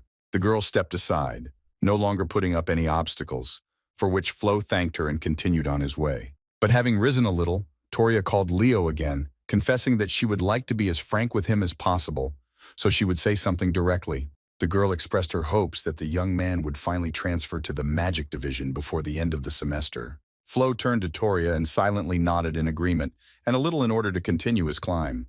From afar, the guy saw that he could get further using the elevator and not on foot, which could not but please him. Leo entered the elevator and pressed the floor he needed, expecting the doors to close and him to go up. But even after several presses, nothing happened. And then Flo felt awkward. When Leo asked why it wasn't working, someone behind him answered, explaining and showing that mana had to be invested to activate the elevator. When little Flo turned to his savior, he even had to raise his head and hear from above that the guy was very happy to see them. Lee Jamia from the Night Division asked the kid if he was the same first-year all-rounder, who was also the class president. Flo bowed in greeting to the elder, who asked what brought the young man to the Tower of Heroes. Leo boldly stated as it was that he was heading to the student council president for a personal conversation. Lee liked the fact that the kid wasn't even nervous in front of him, and he called coming to the student council's abode alone bravery. Leo wanted to say something about how he wasn't going to barge in when suddenly Jemiah asked, in light of the guy's bravery, that the nightly unit was just for him. Flo decided to just smile sweetly and laugh, because he understood that if he refused, he would have no end of problems. But he still needed to see Reese. Finally reaching the student council office, the guy admitted that he was already at the limit, although he had not yet completed the main task. But exhaling, he knocked on the door and asked President Resinas if he could come in. Reese asked to come in, but did not expect to see Leo behind the door, who finally saw the person he needed.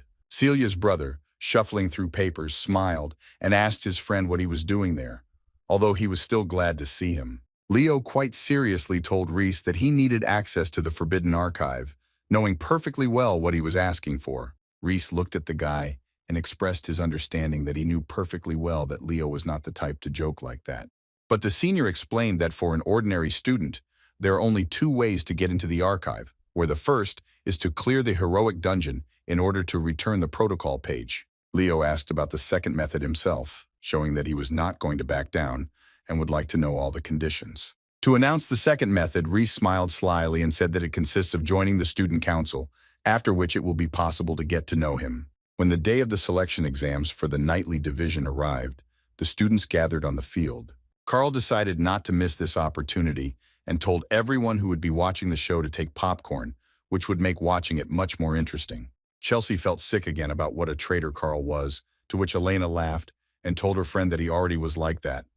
And by the way, even without the Lumen Academy, he could make it in life. Leo turned his head in different directions looking for Chloe, while the crowd cheered that the tournament was about to begin. Professor Ein loudly announced that he was announcing the first fight that would open the exam. The first participants to be announced were Howl Snape from Class 1 and Leo Flo from Class 5, who were asked to come out and stand opposite each other. Carl noticed Professor Sagen and realized that such a goldmine could not be missed. The young man ran up to greet the professor like a bullet, to which the professor, although he also greeted him, immediately asked what the young man wanted from him. Since Mr. Sagen himself was interested in why Carl had come over, he offered a drink and popcorn. Sagen smiled, telling Carl not to even hope that he would buy it, and asked him to go and better offer something similar to Harid. Suddenly Carl noticed that Celia was moving in his direction with a rather menacing look, which indicated possible problems for the guy.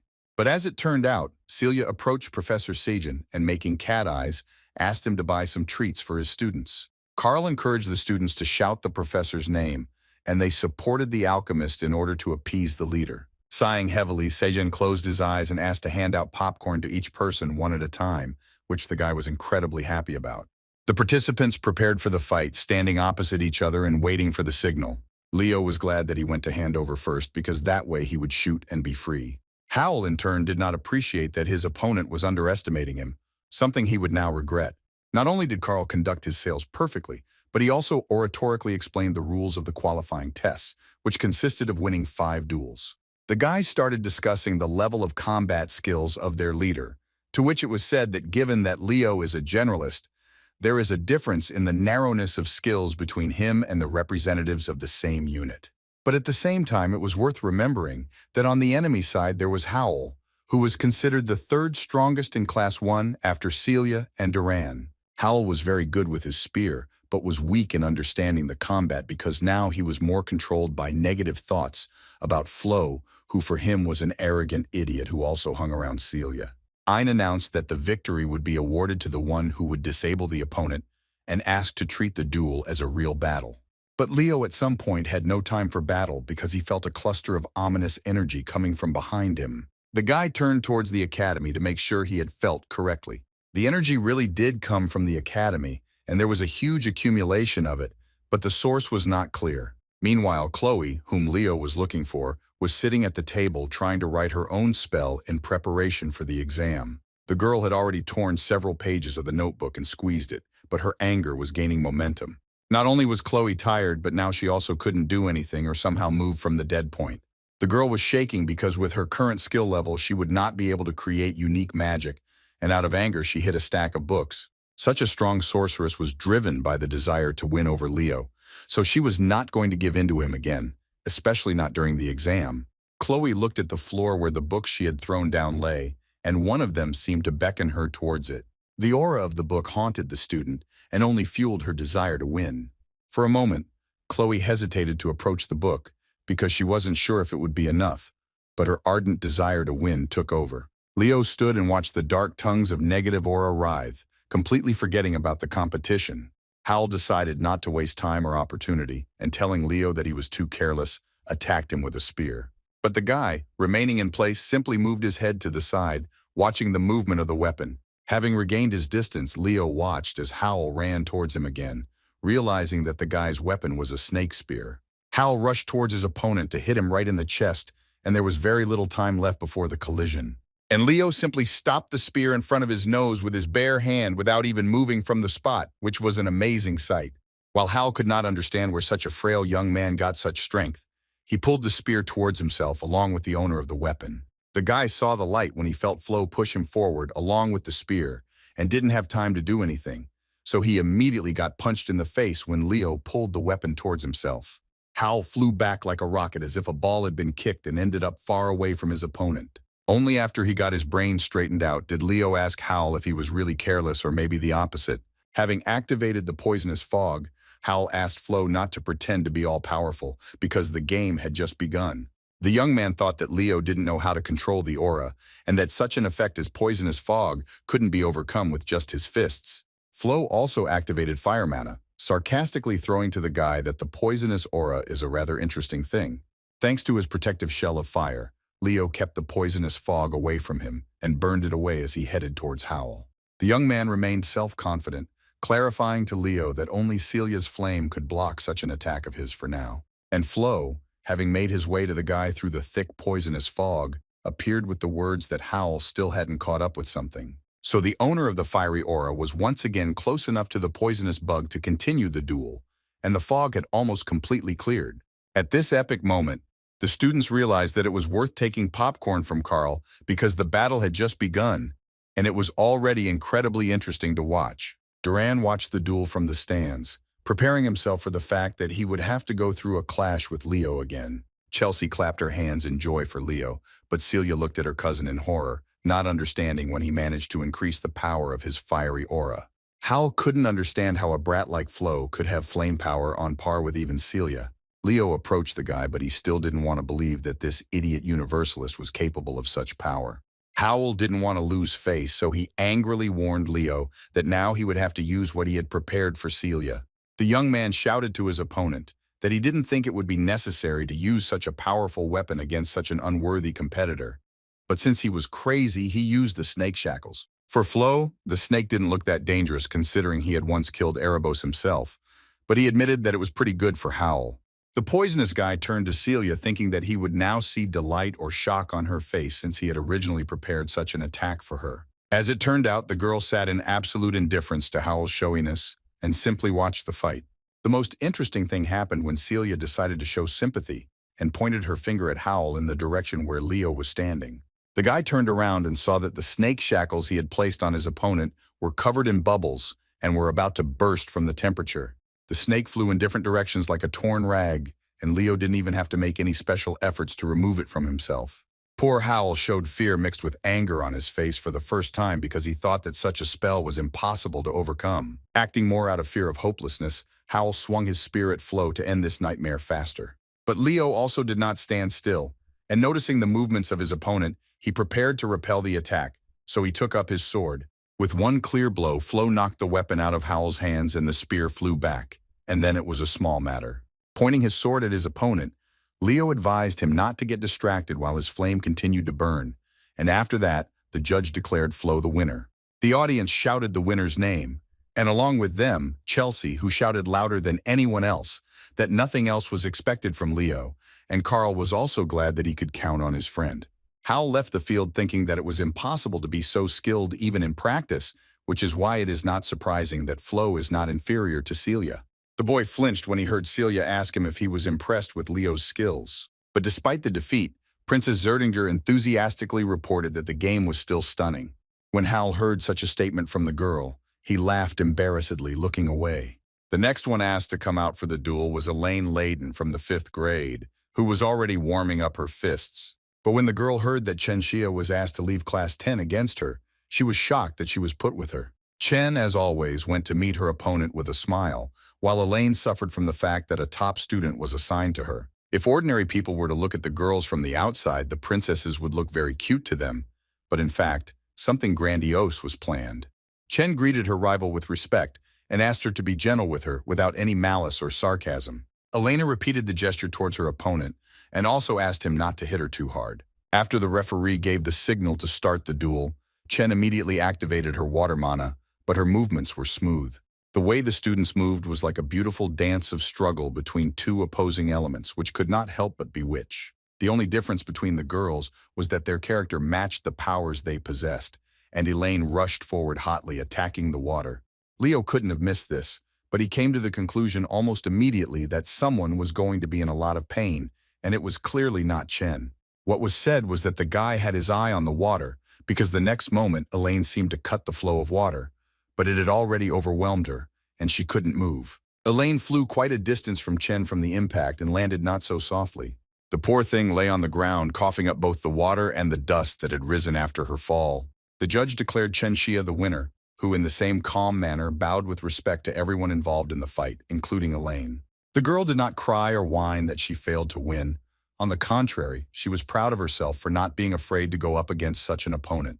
Leo noted to Elena that her duel was not initially the fairest in terms of choosing an opponent, but at the same time, if the girl had concentrated, she would have done much better. The students buzzed like bees when they heard Celia from Class 1 announced, realizing that this was going to be quite a show. And Celia also went out on the drive trying to guess what kind of cool opponent they would give him in order to give it his all. The girl did not expect at all to hear an announcement about Duran Noir, who was from her class. But Celia realized that this was exactly what was needed, so she told the guy directly that this would be a truly fun duel. Moira, as always, was not very talkative and was already more focused on the fight, so he did not say anything to his classmate in response. For such an occasion, even Carl took the biggest bucket of popcorn for himself and was ready to watch the coolest show of his life. Leo also told his friend that this duel promised to be quite exciting, to which Card handed him a bucket and shouted to the guys on the field to finally start. The students looked at the tongues of flame and the sparkling lightning, and all this in the front row, which excited the blood. Before starting the fight, Celia decided to tease the boring Duran a little and said that now they would see who was the best knight in Class 1. The guy only drew his eyebrows together even more, making himself look like a terribly formidable fighter.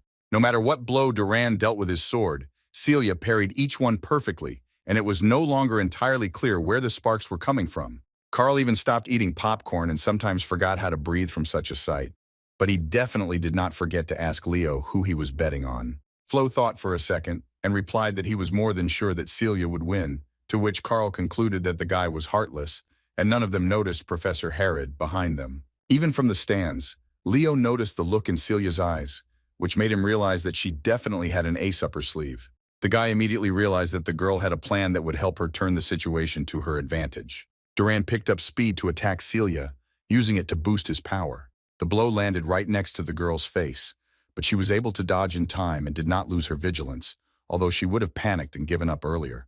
The battle became more and more heated, and the blades of the swords again rang loudly after each repelled attack. Celia chose the right moment and, raising her weapon up, endowed it with her mana, and a ball appeared, indicating that it would now be even hotter. All the flames that Princess Zeringer released rested against the invisible dome and grew larger and larger. Leo said that Celia was a good girl because she was able to figure it out in time, but Card still didn't understand anything. Flo explained to his friend that given that the training ground for freshmen is not particularly large, Celia realized that she did not have to run after Duran, so she used the size of the hall to her advantage. It was already possible to observe how Duran was limited inside the barrier engulfed in flames, and in addition, the heat limited his vision. Leo boldly stated that Celia was pretty good, but now she has become even cooler and gives her all. While Duran stood there feeling that it had become quite hot, the girl was already behind him, attacking. Moira managed to turn around to repel the attack, still knowing her classmate a little, but the advantage was on her side. The guy was not just fighting to pass the exam, but once again, he wanted to prove something to someone that was unnecessary.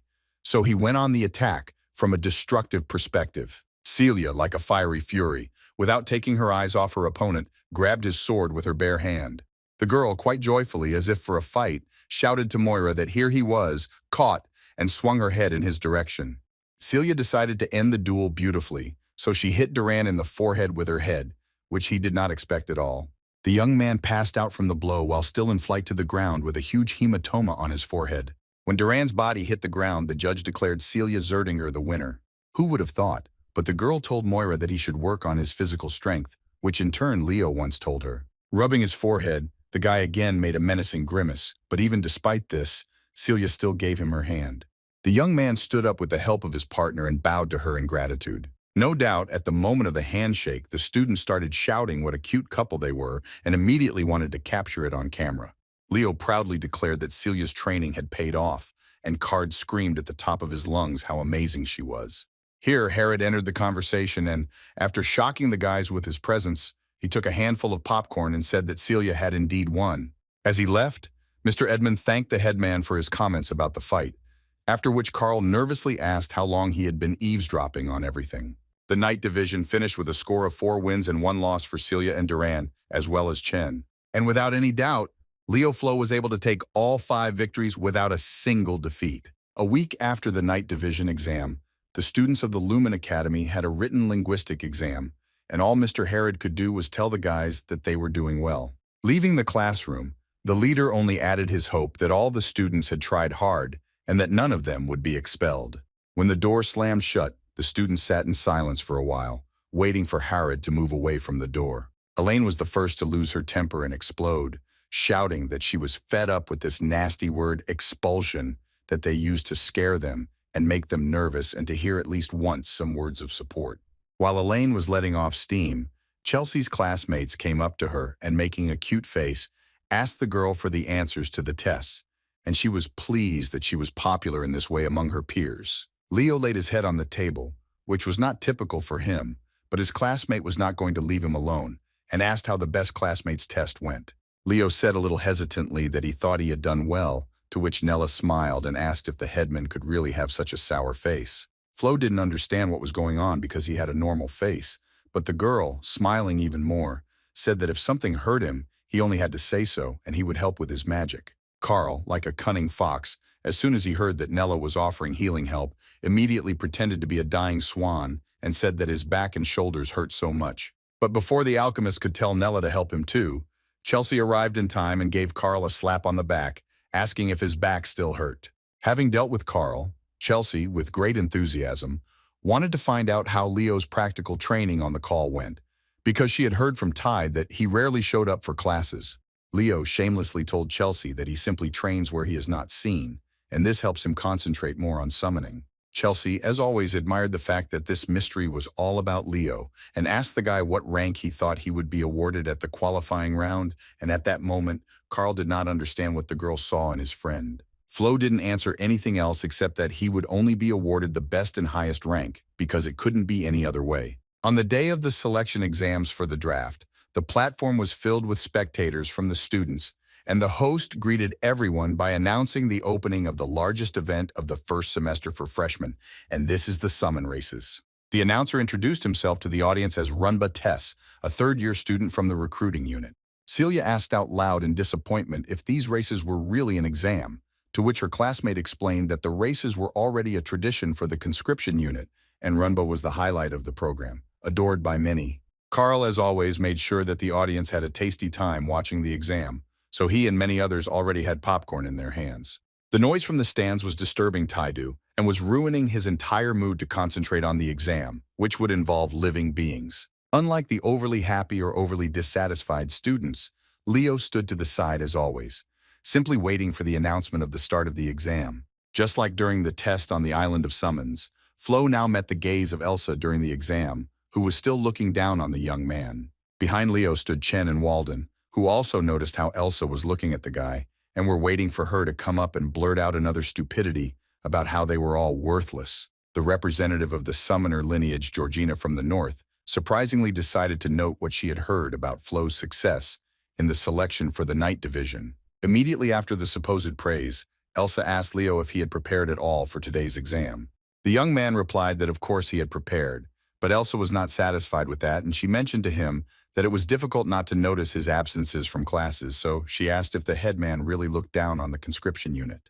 This attitude against Leo was picked up by one of the students who was also outraged by the upstart's negligent attitude towards their unit. The students started shouting at Flo that if he was too lazy to put in the effort, it would be better to leave the unit and join others. And then came the accusations that the headman most likely had not even signed a contract with the summoner. Tide tried to stop the hot hand, naively believing that he could now calm the guys down and everything would be fine. But the young man still fell under that same hot hand, and he was reproachfully told not to cover for Flo just because it was his classmate after all. That smart guy asked for the honor of the entire unit. Chen stood and watched the whole mess, and then quietly said out loud that the atmosphere was heating up even before the start of the selection, let alone the exam itself. The words of the girl who didn't bother anyone at all also found a candidate to spit caustic words, and it was Sen Liu who noted Chen's success in the nightly unit, like Leo, while mentioning that she had ditched the call-up. Chen began to answer Sen, but Walden intervened instead, saying that it was quite noisy near them. Walden was often calm and reserved and did not get involved in such showdowns, but the hot blood did not go away under the cold calm. So now he went forward to deal with the chatterbox. The guy warned all the sharp-tongued students that if they decided to quarrel and change the length of their contracts, it would be better to do it away from him.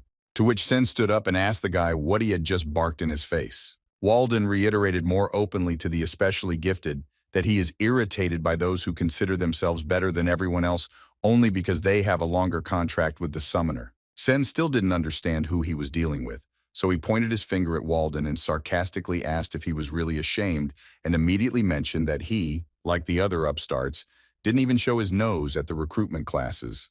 The guy wasn't going to give in to such petty manipulations, and briefly replied that he didn't need to work on the basics, unlike the blockhead, who couldn't even handle a griffin. Sen could only show himself in an even worse light, so he raised his fist at Walden. But the hand never reached the young man and stopped halfway because someone else intercepted it.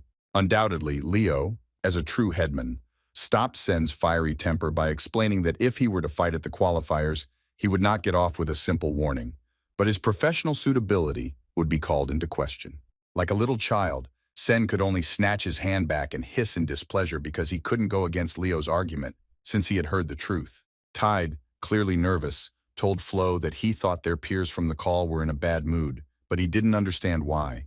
Tide tried to explain to Leo that the old methods of hardening new recruits still flourished in the recruiting division. The guy also mentioned that Leo and Chen got to the top without being representatives of the unit, and the second years are now taking out their dissatisfaction on them. Flo turned to the guys who had picked up on Elsa's discontent and thought about the fact that Tide was saying everything correctly, and that this explained why his and Chen's behavior might have seemed dismissive to the students. When Sen entered the arena, someone in a cloak, watching what was happening, rejoiced that finally everything was beginning. After a short stay, the mysterious person opened a portal and entered it to disappear, or perhaps move. Sen stood in the arena, still not calm, and clenched his teeth, thinking about Leo and the other students as arrogant bastards to whom he would teach a lesson in respect.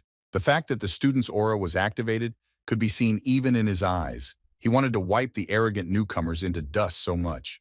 Runba asked everyone to listen carefully because he was going to announce the rules before the exam began. And the rules were a ban on first-year applicants using magic or aura, and only summoning could be used.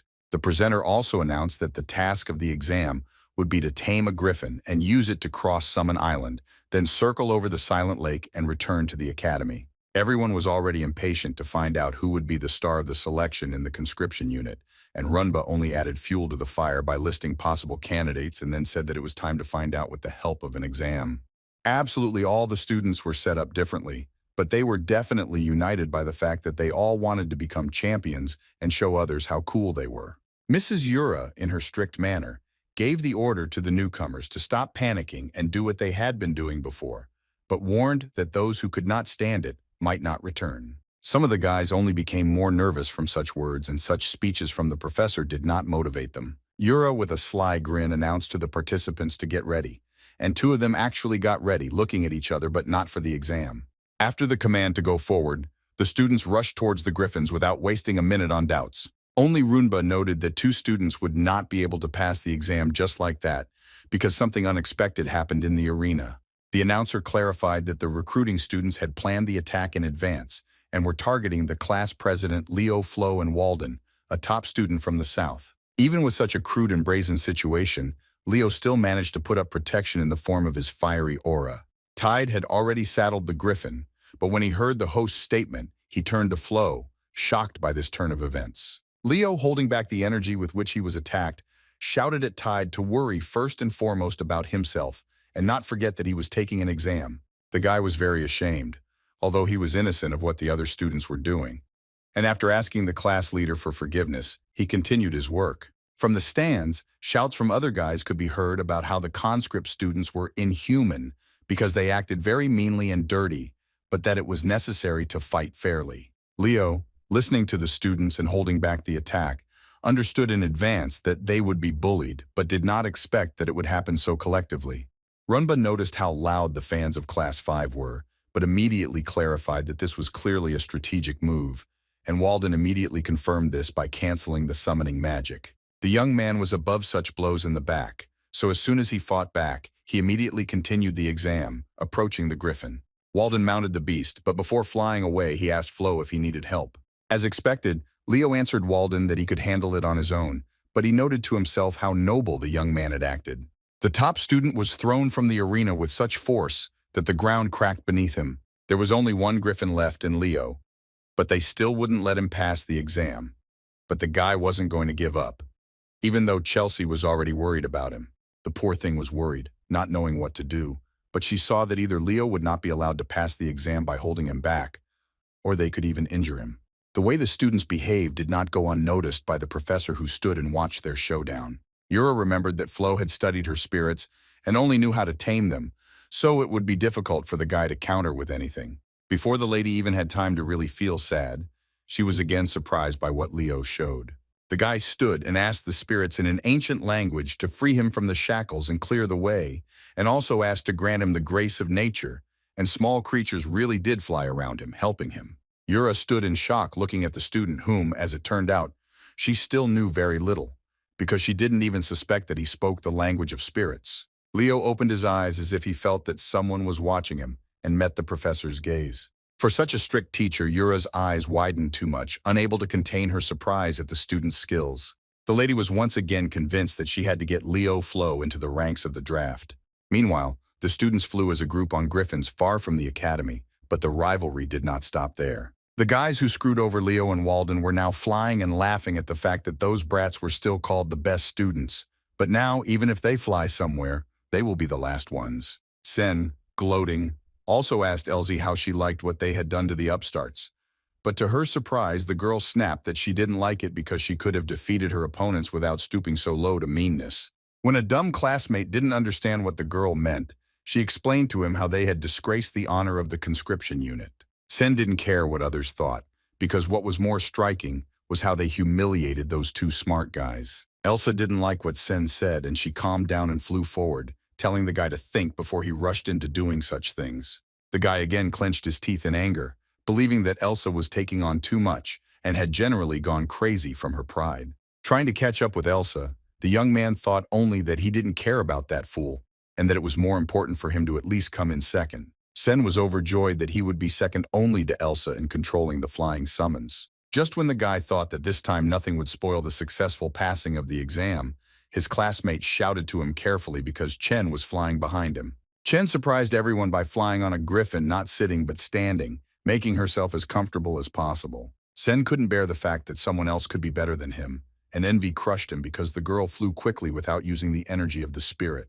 The idiot shouted to everyone to get rid of Chen, to which he was supported, and the girl who warned him about the danger now activated the spirit to attack the enemy. The spirit flew straight towards the Chen griffin like a charged missile towards a specific object. But Chen had her own plans for such unexpected surprises, and making a sharp maneuver, she rose high into the sky. Chen decided to look at the situation from a slightly different angle, so she made a loop and ended up right above the one who launched the spirit at her. In flight, Chen jumped from the griffin towards her opponent in order to teach her a lesson that she shouldn't attack from behind. The girl hit the target exactly, showing her opponent that if she wants to hit, she needs to do it openly and in the face. For some reason, the rival fell from the griffin screaming that it was unfair, although she herself literally a minute ago did even worse, not knowing who she was dealing with. Chen asked in pursuit that she didn't understand where the injustice was here, since she hadn't even used aura. The girl continued her flight, making up for lost time due to her rival. Chen managed to catch up with Liu again, greeting him, to which the guy threatened her for getting underfoot for no reason.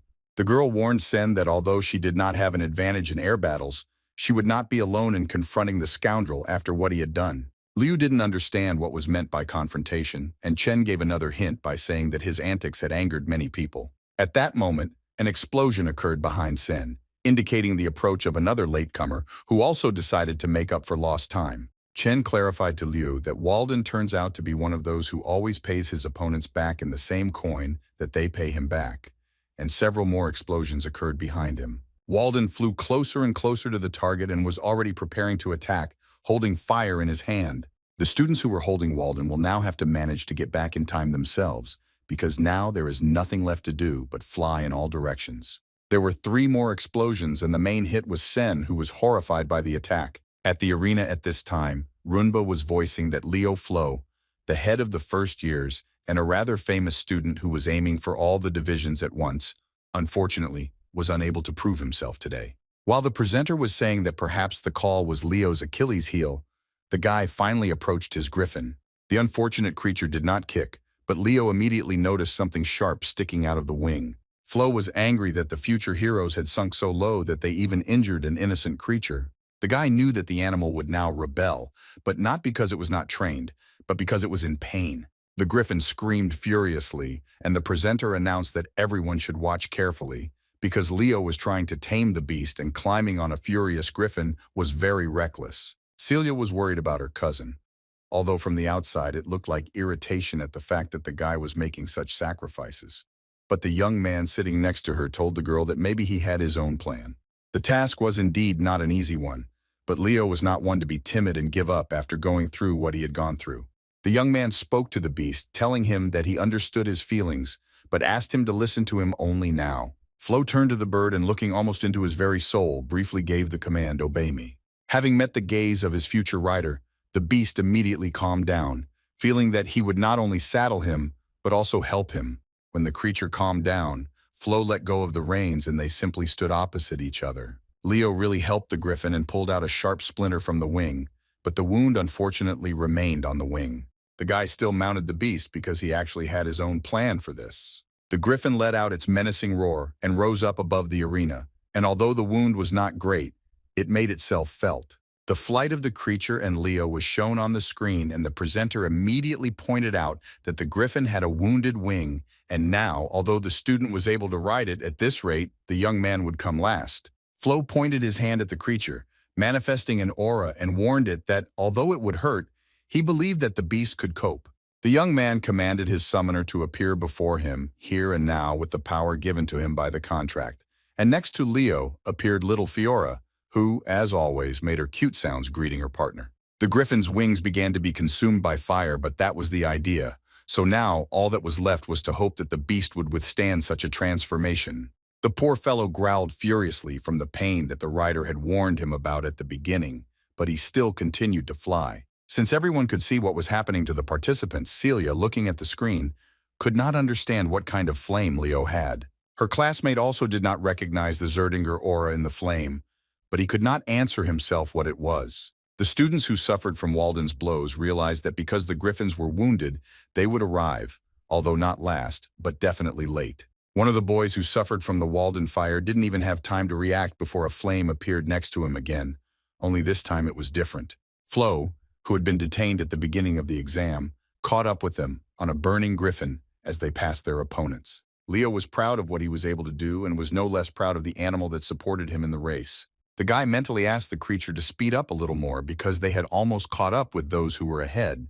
But when Flo was already close to the rest of the students, something confused him and he began to peer ahead. Right in front of the guy, a creepy winged creature resembling a wyvern appeared, and there was even a rider on it. The guy even opened his mouth in surprise, not understanding where the Fafnir could have come from, since this was not discussed before the test. And the winged monster flew straight at the group of griffins ahead to prevent them from reaching their next destination. Literally a few minutes before the monster appeared, the students continued to decide among themselves who would be first and who would not. And this time Elsa flew up to Walden, shouting at him to stop what he was doing. The girl told her opponent that she would not give up first place, and immediately after that, the guy snapped his finger, and a flame appeared in front of Elsa. Elsa barely managed to fly away from the explosion, realizing that Walden had used an explosive attack with the spirit of fire and air. The student noted for herself that the guy did not have the level that could be achieved simply by affinity with spirits. Looking at Walden, Elsa realized that she was wrong about him and his abilities, because the guy turned out to be knowledgeable in magic. But even despite Elsa's recognition of Walden's strength, she was not going to lag behind in this either. The girl believed that the power of the attack did not matter if it could be dodged, which she was now able to do. Suddenly, Walden activated an ice spike attack, telling Elsa to try to dodge it. But the student was more furious than afraid, because she had to make unnecessary movements again. In order to make her griffin stronger, the girl activated its power and it growled menacingly. Elsa's beast released fire from its mouth, thus creating a barrier to the cold blades. Elsa skillfully turned the bird to where its fire was needed, and thus managed to break the thorns. Walden realized that the girl had most likely used a strengthening summon, and Runba, like the others, could still see the stunning battle where Elsa used spirit strengthening on 3 summons. Runba couldn't help but notice that while he was chatting and the guys were fighting, Chen Xia took advantage of this and pulled ahead. But the rival couldn't fly far because she literally immediately felt the magic of the rope on her neck. Elsa deftly grabbed her opponent by the throat and dragged her towards herself, asking her not to rush to fly forward. Besides the damn rope around her neck, Chen looked ahead at the light that Walden had launched, and it was clear how it would all end. The girl repeated what she had already done, namely, she jumped off her griffin, thus saving both her life and his. Chen flew up, and the griffin dropped down when the explosion occurred, but even this did not frighten the girl. The next moment, the student tore the rope with her hands in order to land on the bird. Chen was riding a griffin again, just like the first time her opponents saw her. Even though Chen had a rope around her neck and was almost fried by an explosion, she still told herself with a smile that the top-class summoners were no joke. At some point, everyone hung in the air, hearing a terrible sound that did not remind them of another griffin. A monster appeared in front of the students, similar to a black wyvern, which Leo had already seen at that moment, approaching them. Unfortunately, Sen Liu saddled such a monster without realizing the consequences because his eyes were filled with rage and a desire for revenge. Chen tried to stop the guy by shouting at him that such an action of his was considered a violation of the rules, but he replied that the girl should shut up since he didn't give a damn, which spoke of his obsession. Liu flew past Walden and Elsa, throwing mud at Oz and shouting to get out of the way. The 3 students looked at the monster and the guy, not understanding how he was able to make a contract with the wyvern. But besides that, they also realized that this was not an ordinary wyvern. In addition to the appearance of an incomprehensible monster, the children were also in for a surprise in the form of a burning griffin and Leo on it. Flo was flying closer and closer, but he was not aiming at the guys but directly at Sen to instruct him to get off the monster. Liu was puzzled how the loser managed to fly here after they detained him, but immediately after that he said that it didn't matter to him since he was going to finish him off anyway. Leo was finished off by the fact that in such situations he was absolutely calm, unlike even Liu, who was hysterical just to get rid of his competitor. At that moment, not only Flo, but also everyone who was nearby paid attention to Sen's address, although the guy didn't even shout. The only thing Leo asked the fool was where he got this fierce lizard that he was now riding. Sen considered such a question a reason for envy, and furiously answered that it was all thanks to his strength and summoning skills, after which he forced Flo to admit that he was envious. Leo looked at Liu like he was a moron, not understanding whether he really didn't realize that he was not sitting on a summon, but on a Fafnir, which was much more dangerous. A representative like Liu belonged to the monsters of the Tartaros magicians, and they were the ones that Leo and his team destroyed in the era of despair in his past life, and now the main question was how this guy was able to get such a dinosaur. Liu commanded the wyvern to attack everyone in front of it, and it unquestioningly launched its fire. The guys curled up from the blow, flying higher or lower than the beam that the monster launched. Unfortunately, Chen didn't have time to dodge because a stream of fire was flying straight at her. They shouted at the girl to watch out, but she froze in place, and although she activated her power, she understood in her head that it was already too late, and most likely this was the end. Chen put up a water shield to somehow protect herself and the griffin, but the monster's blow was too strong. The poor thing screamed in pain and barely held back the attack that flew at her. Having lost consciousness, Chen and her feathered one fell down like a stone, and now the only hope was for the one who was recognized as a hero in difficult times. Leo reacted as quickly as he could and was already rushing towards the girl in order to catch her. Flo managed to catch Chen in midair, but things were complicated because she was unconscious and had to be lowered down. Leo shouted to Elsa and Walden to go down with Chen to at least help her come to her senses. The boys decided to fly down after the headman, forgetting about the danger for a moment. Sen flew madly in the sky and watched his rivals, rejoicing that it turned out to be pleasant to look down on pathetic people. The guy wasn't satisfied with what he had already done, so he flew down to finally deal with the bastards who weren't letting him win. And only at that moment, Runba woke up saying that the participants had left the track and a lot had already happened. The announcer tried to explain what had happened to the participants when suddenly Yura kicked him, calling him a moron and asking if he really didn't understand that the situation was no longer a joke. The professor announced into the microphone to her department, as well as teachers and assistants, to prepare the flying summons and declared the race suspended. Professors Sajin and Glenn immediately appeared, asking their colleague what had happened and what was causing the fuss. to which she briefly made it clear that Sen Lu had most likely made a contract with a demonic beast. Both professors immediately fell out of shock from this information, not having time to digest everything they heard.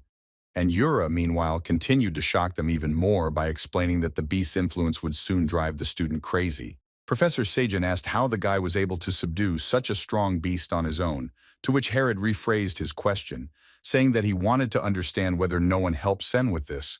And Yura said that she was not sure about it, but there was a possibility. Herod divided everyone so that Yura would lead his unit to capture that idiot Liu and destroy the lizard, and the rest of the professors would split up and protect the students, and everyone agreed with this plan. Herod asked Sejin to go with him as his most reliable friend and colleague, with whom they had already been through a lot. Griffin Leo sat on the grass waiting for his rider while he observed Chen's condition.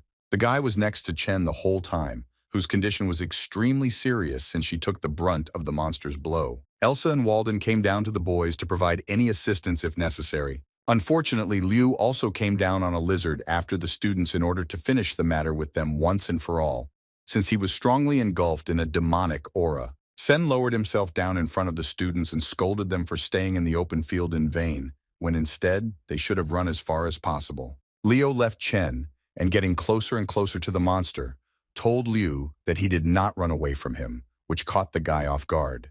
Flo tried to explain to the idiot that he was not commanding a summoner, which made him laugh, replying that the headman really thought that he, as a specialized student of the summoning, could not distinguish a wyvern from a demonic Fafnir. The amusement disappeared from Sen's face, and he watched as Leo got closer and closer to him, despite the monster. But if Liu was horrified by what the headman was saying, then Elsa and Walden watched with some confusion as to what the guy was going to do this time. Flo had a very vivid and acute déjà vu connected with his past life when he once went to the demonic beast to kill it. Before my eyes again is a picture of how these lizards killed many knights in order to take control of everything that was on the lands. Although with different eyes, the same hero and warrior looked at the monster and said directly that he would destroy this monster here and now. The moment of the battle was exactly the same as then, except that the era was different from the previous one, but the guy had just as much strength, if not more, to finish off the creature. Suddenly, Sen Liu laughed so loudly and maliciously that the guys no longer recognized him as their rival, or even as an ordinary student from the academy, and Elsa indicated that the guy had clearly gone crazy. Someone's creepy voice lodged in the guy's body addressed Leo Flo. What kind of nonsense is he telling about himself here? But because the hero held himself evenly and calmly, this angered the creature even more, and accordingly, the winged beast. Sen Liu screamed furiously that he would not allow himself to be considered a weakling any longer. So he ordered Leo to die, thereby giving the command to the demonic beast to launch a fiery strike. If it weren't for his friend's cover, Leo would have had a hard time during the beast's attack, but a huge stone hand appeared from the ground. As it turned out, Walden, having raised a stone giant from underground, took the blow of the Fafnir upon himself, simultaneously informing Flo that he agreed with the plan to destroy the monster and return Sen to Earth. Sina, or what was left of him, was already pretty fed up with the fact that he was not feared. But on the contrary, they also used the magical technique of creating a golem.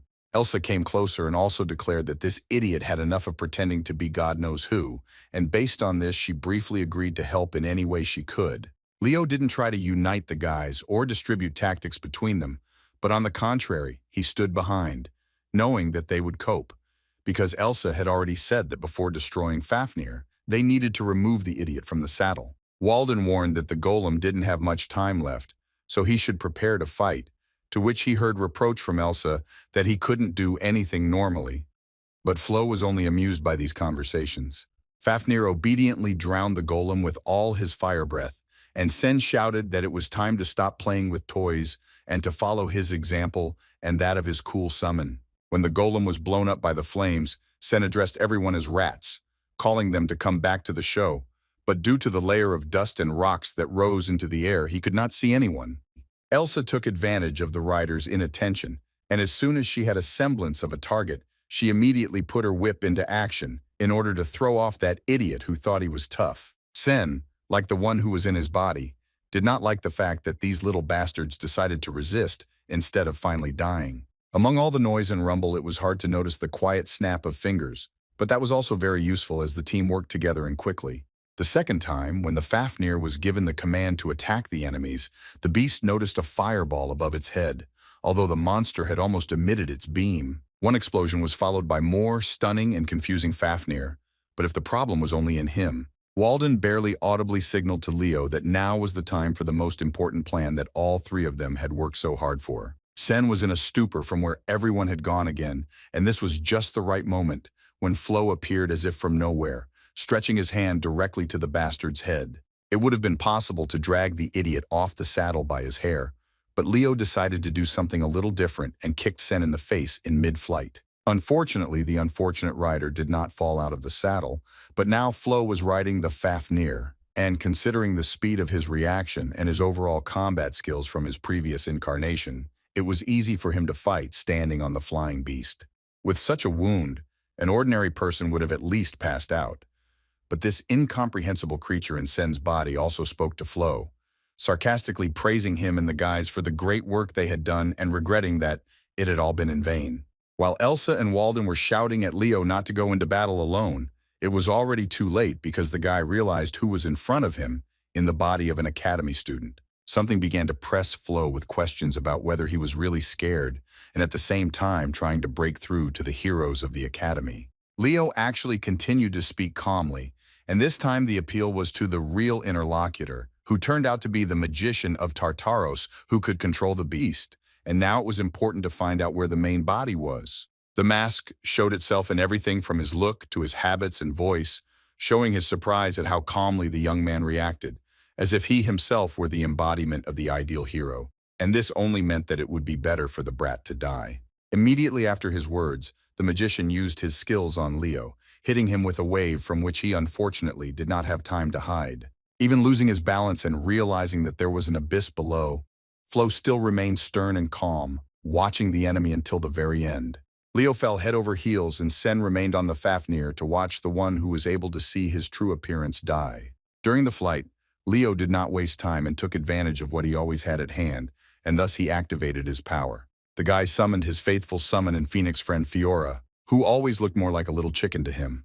While Fiora was activating her power, Leo was overcome with memories from his past life as the origin hero Kyle, about how he was good at absolutely everything among his friends, but alas, he never reached the top in one thing.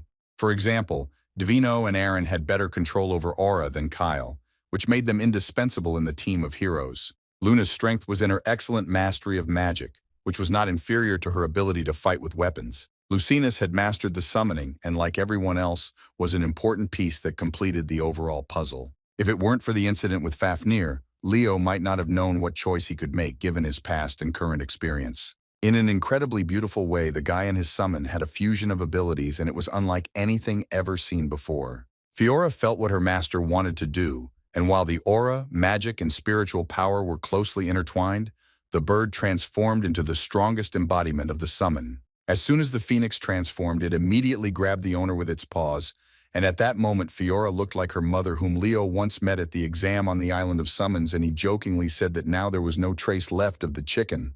Fafnir reacted quite violently to the appearance of the summoner on the same territory with him, and this only indicated that the phoenix's aura was hostile to such monsters. Sen was both indignant and surprised at the same time, so he even asked if it was really a phoenix, to which Flo said that first the information about where the Fafnir came from, and then the answer to the question about the contract with the summoner. An evil voice screamed at Leo that he knew too much about the age of despair, and therefore he would not be able to leave alive.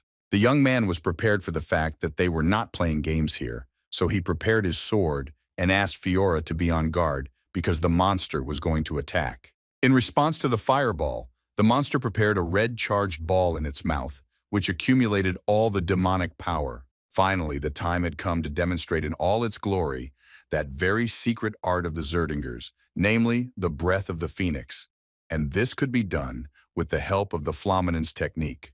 Two deadly rays collided in the sky, creating a blazing glow as if a new star was about to be born. It was obvious from Flo that the fight was not easy, but he was in no way going to retreat, because then he would not forgive himself for the losses in his life, because there had already been enough. What was inside Sen decided that it was time to end things with this half-hero, but the monster he was riding suddenly made a sharp movement. Fafnir stopped listening to orders and obeying the rider, And this was a lucky gap to finally throw the idiot off the saddle. Leo immediately realized that the mage's main body was attacked, which is why the spiritual connection was weakening.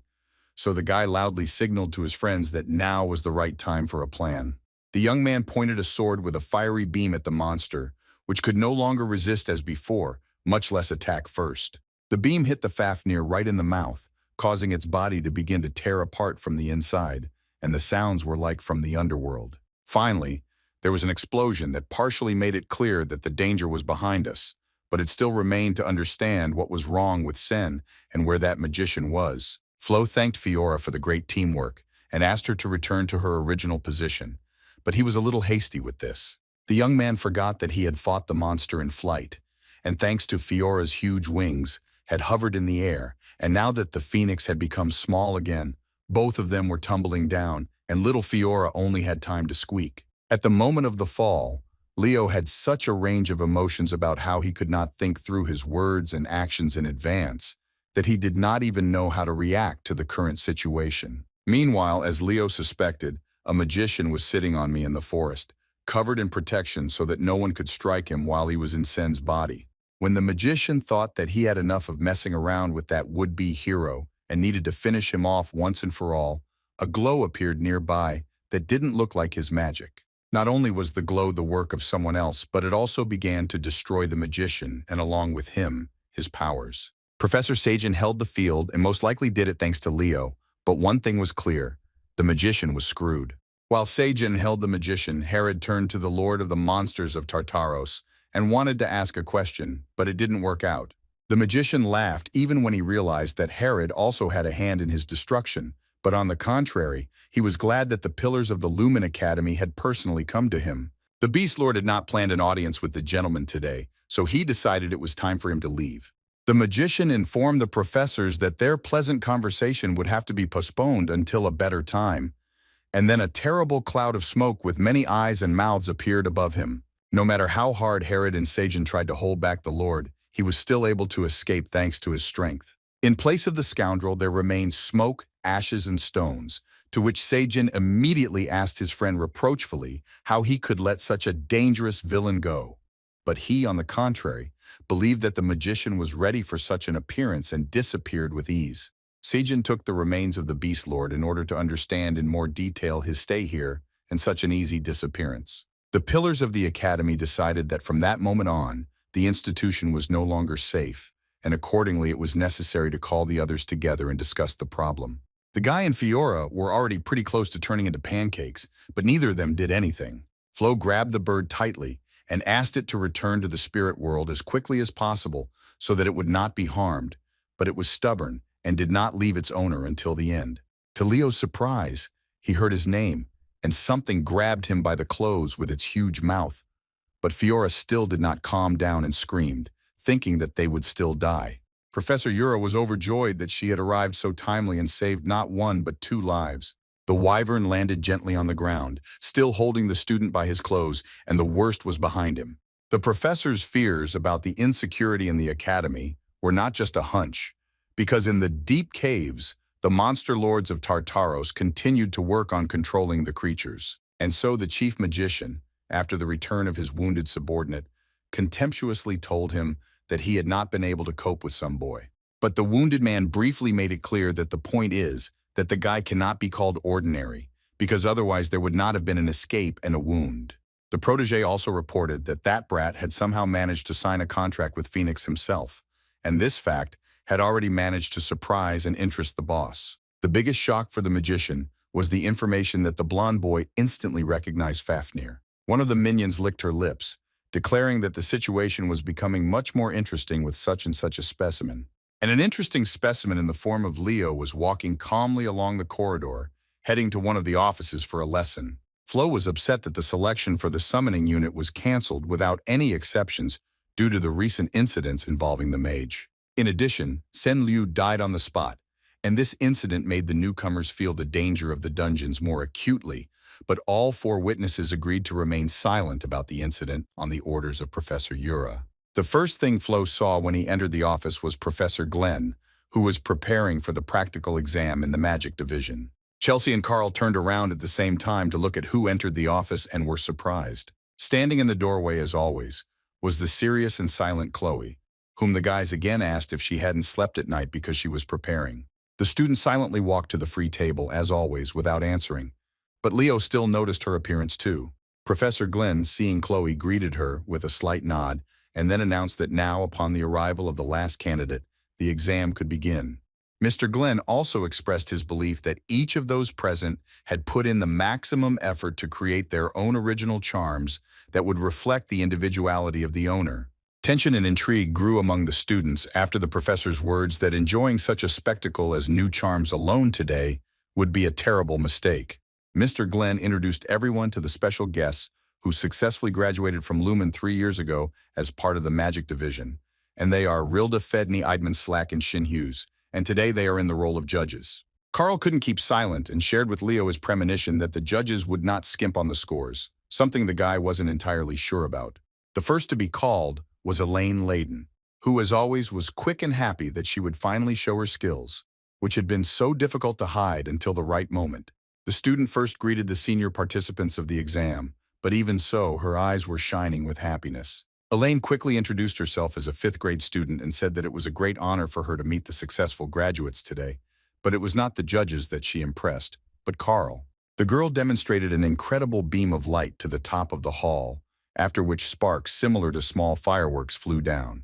Elena explained that her main attribute is light, and Rilda was interested in the fact that the girl has a personal attribute of mana. After which the participant explained that if you add the magic formula of the flame flower to the light, you will get powerful heat magic. Shin was also impressed with how the young talent performed, considering that this was her first demonstration. Unfortunately, the fire and the fuse quickly died out as Elaine was asked a question by Eidman, wondering how her magic differed from the already existing laser magic. The poor thing didn't even have time to answer when she heard that nasty graduate fidgeting with his pen on the paper. Edmund sternly and without hesitation immediately put a mark in his column on Elena's exam form. The judges handed the form to Glenn, who immediately announced that Elaine had gotten a C-. Whispers and discussions immediately began among the students that the jury's decision was quite harsh, and now there were even those who were thinking about refusing to take the exam. Another candidate, Smith Rudbeckia, received a C but without a minus, which only further caused panic among the others. The same assessment as Elaine was repeated by Nick Arbin, but surprisingly, no one has left the audience yet, at least out of interest. And then like a bolt from the blue, Carl came out, whom no one took seriously and got a B+, showing some formula of his own related to money. Chelsea Revelin also could not have received anything else but an A grade, demonstrating not only the strength of her lineage, but also her own skills. For the first time, Chelsea didn't beat Carl for his show-off, but rejoiced with him that they passed the exam so successfully. Rilda and Shin even got bored at the moment, because the professor told them about the extraordinary candidates this year, but for now, everything is pretty bland and obvious. There were 3 students left on the table, like the most delicious dessert, who might have looked unimpressive and would also have done obvious things, but this is only at first glance. Eidman smiled sarcastically and prepared himself for the fact that some mediocre guys would come out again. Among the most delicious, Abbott Revelin came out first, and here his blinding beauty could have been enough, but this is the lot of students his age, and not for strict judges. Abbott, unlike many others, began his speech by writing the formula on the board, and this already contributed to getting a higher score. In parallel with the student writing out the formula, he also explained that the magic he wanted to show was called Storm. Professor Glenn stood satisfied and filled with pride for his student, who was finally able to surprise the jury as promised. Not only did the judges' mouths drop open, but they also heard from Abbott that they expected the danger level to be the highest at the end of the technique. Abbott's training and practice, as it turned out, began back in the Revelin estate, where he absorbed as much knowledge, skills, and abilities as he needed. While in a special cube, the young man was accompanied by 4 assistants who, if necessary, would help to calm down what the gentleman could be capable of. Abbott was maximally focused on showing his inner strength while controlling it in order to avoid dire consequences. The activation of the power began when the young gentleman rose into the air, and with him a vortex began to spin inside the cube, which at first did not surprise with its appearance. The young man clenched his fists and screamed furiously, giving the wind force energy that would truly show what he was capable of. In this small training cube, such a hurricane arose that there was less and less space left. The energy was bursting out, and there was little space for it in the cube, just like a bot. But the task was also to be able to control the created magic. Just at the moment of practice, a small deer was walking behind the cube and could not understand why everything around was trembling so much and where such a noise was coming from. The poor fellow was caught in a whirlwind and carried upward, but Abbott heard the little creature's request for help in time. The young gentleman immediately realized that he had overdone it with the airflow, but he did not leave everything as it was or stop it abruptly. When the fawn was in Abbott's hands, he descended to the ground, paying attention to his strength, which indicated that he had, although not complete, control over the situation. The beast sat quietly in the arms of a powerful magician and even licked his face in gratitude for his salvation, and Abbott was able to show all this on his own palm, indicating that his spell maximizes the power of the wind. The student added that it looked simple, but in reality the spell was difficult to reproduce due to its unique structure, after which he received an A+. When it was Leo's turn, the professor simply beamed with happiness that everyone would now see something truly unique that he himself had not seen for so long. Leo didn't write anything on the board or immediately set off fireworks, but simply walked out in front of the judges and calmly waited for his introduction. The young man informed everyone present that the magic he would now present was truly unique, thereby increasing the intrigue a little. And when intrigue and silence hung in the audience, Flo explained that his uniqueness lies in the fact that the system of magic formulas does not have a single attribute. Edmund was the first to indignantly tell Leo that he had never heard of such a concept of magic before, but the student continued to say that attribute-based magic was indeed more common, and everyone immediately agreed. Flo was pleased that he would not only surprise everyone present, but would show by his own example that the impossible is possible. The student reported that his unique magic would make the process of witchcraft much easier. Besides the whispers of the students, the judges also could not understand what was happening, and that Rilda and Edmund had already thought about turning the student in the wrong direction. Shin took the young man's statement seriously, but just in case, she asked again whether he really intended to create a completely new system of casting spells. Flo confirmed that he would do exactly what the judge asked, and at that moment Glenn's satisfied face shone brighter than the light outside the window, and he was once again bursting with pride. Edmund felt that there was a stronger guy in front of him, even though he was a brat by age, which is why the judge nervously began to tap his pen on the table, declaring that he was disappointed, because everyone had not gathered for fairy tales. Professor Glenn would not allow such a talent to be lost, so he interrupted Edmund and told Flo to continue his report, since the teacher personally wanted to see everything. There was nothing to do, and the judges with dissatisfied faces agreed to look at something incomprehensible from the little one. Flo did not delay and got down to business, writing out his formula on the board just as Abbott had done before him. Rilda became interested, but she only became more delusional, looking at the board and telling the student that only one magician in history used a fundamentally different system of imposed spells, the so-called unique magic.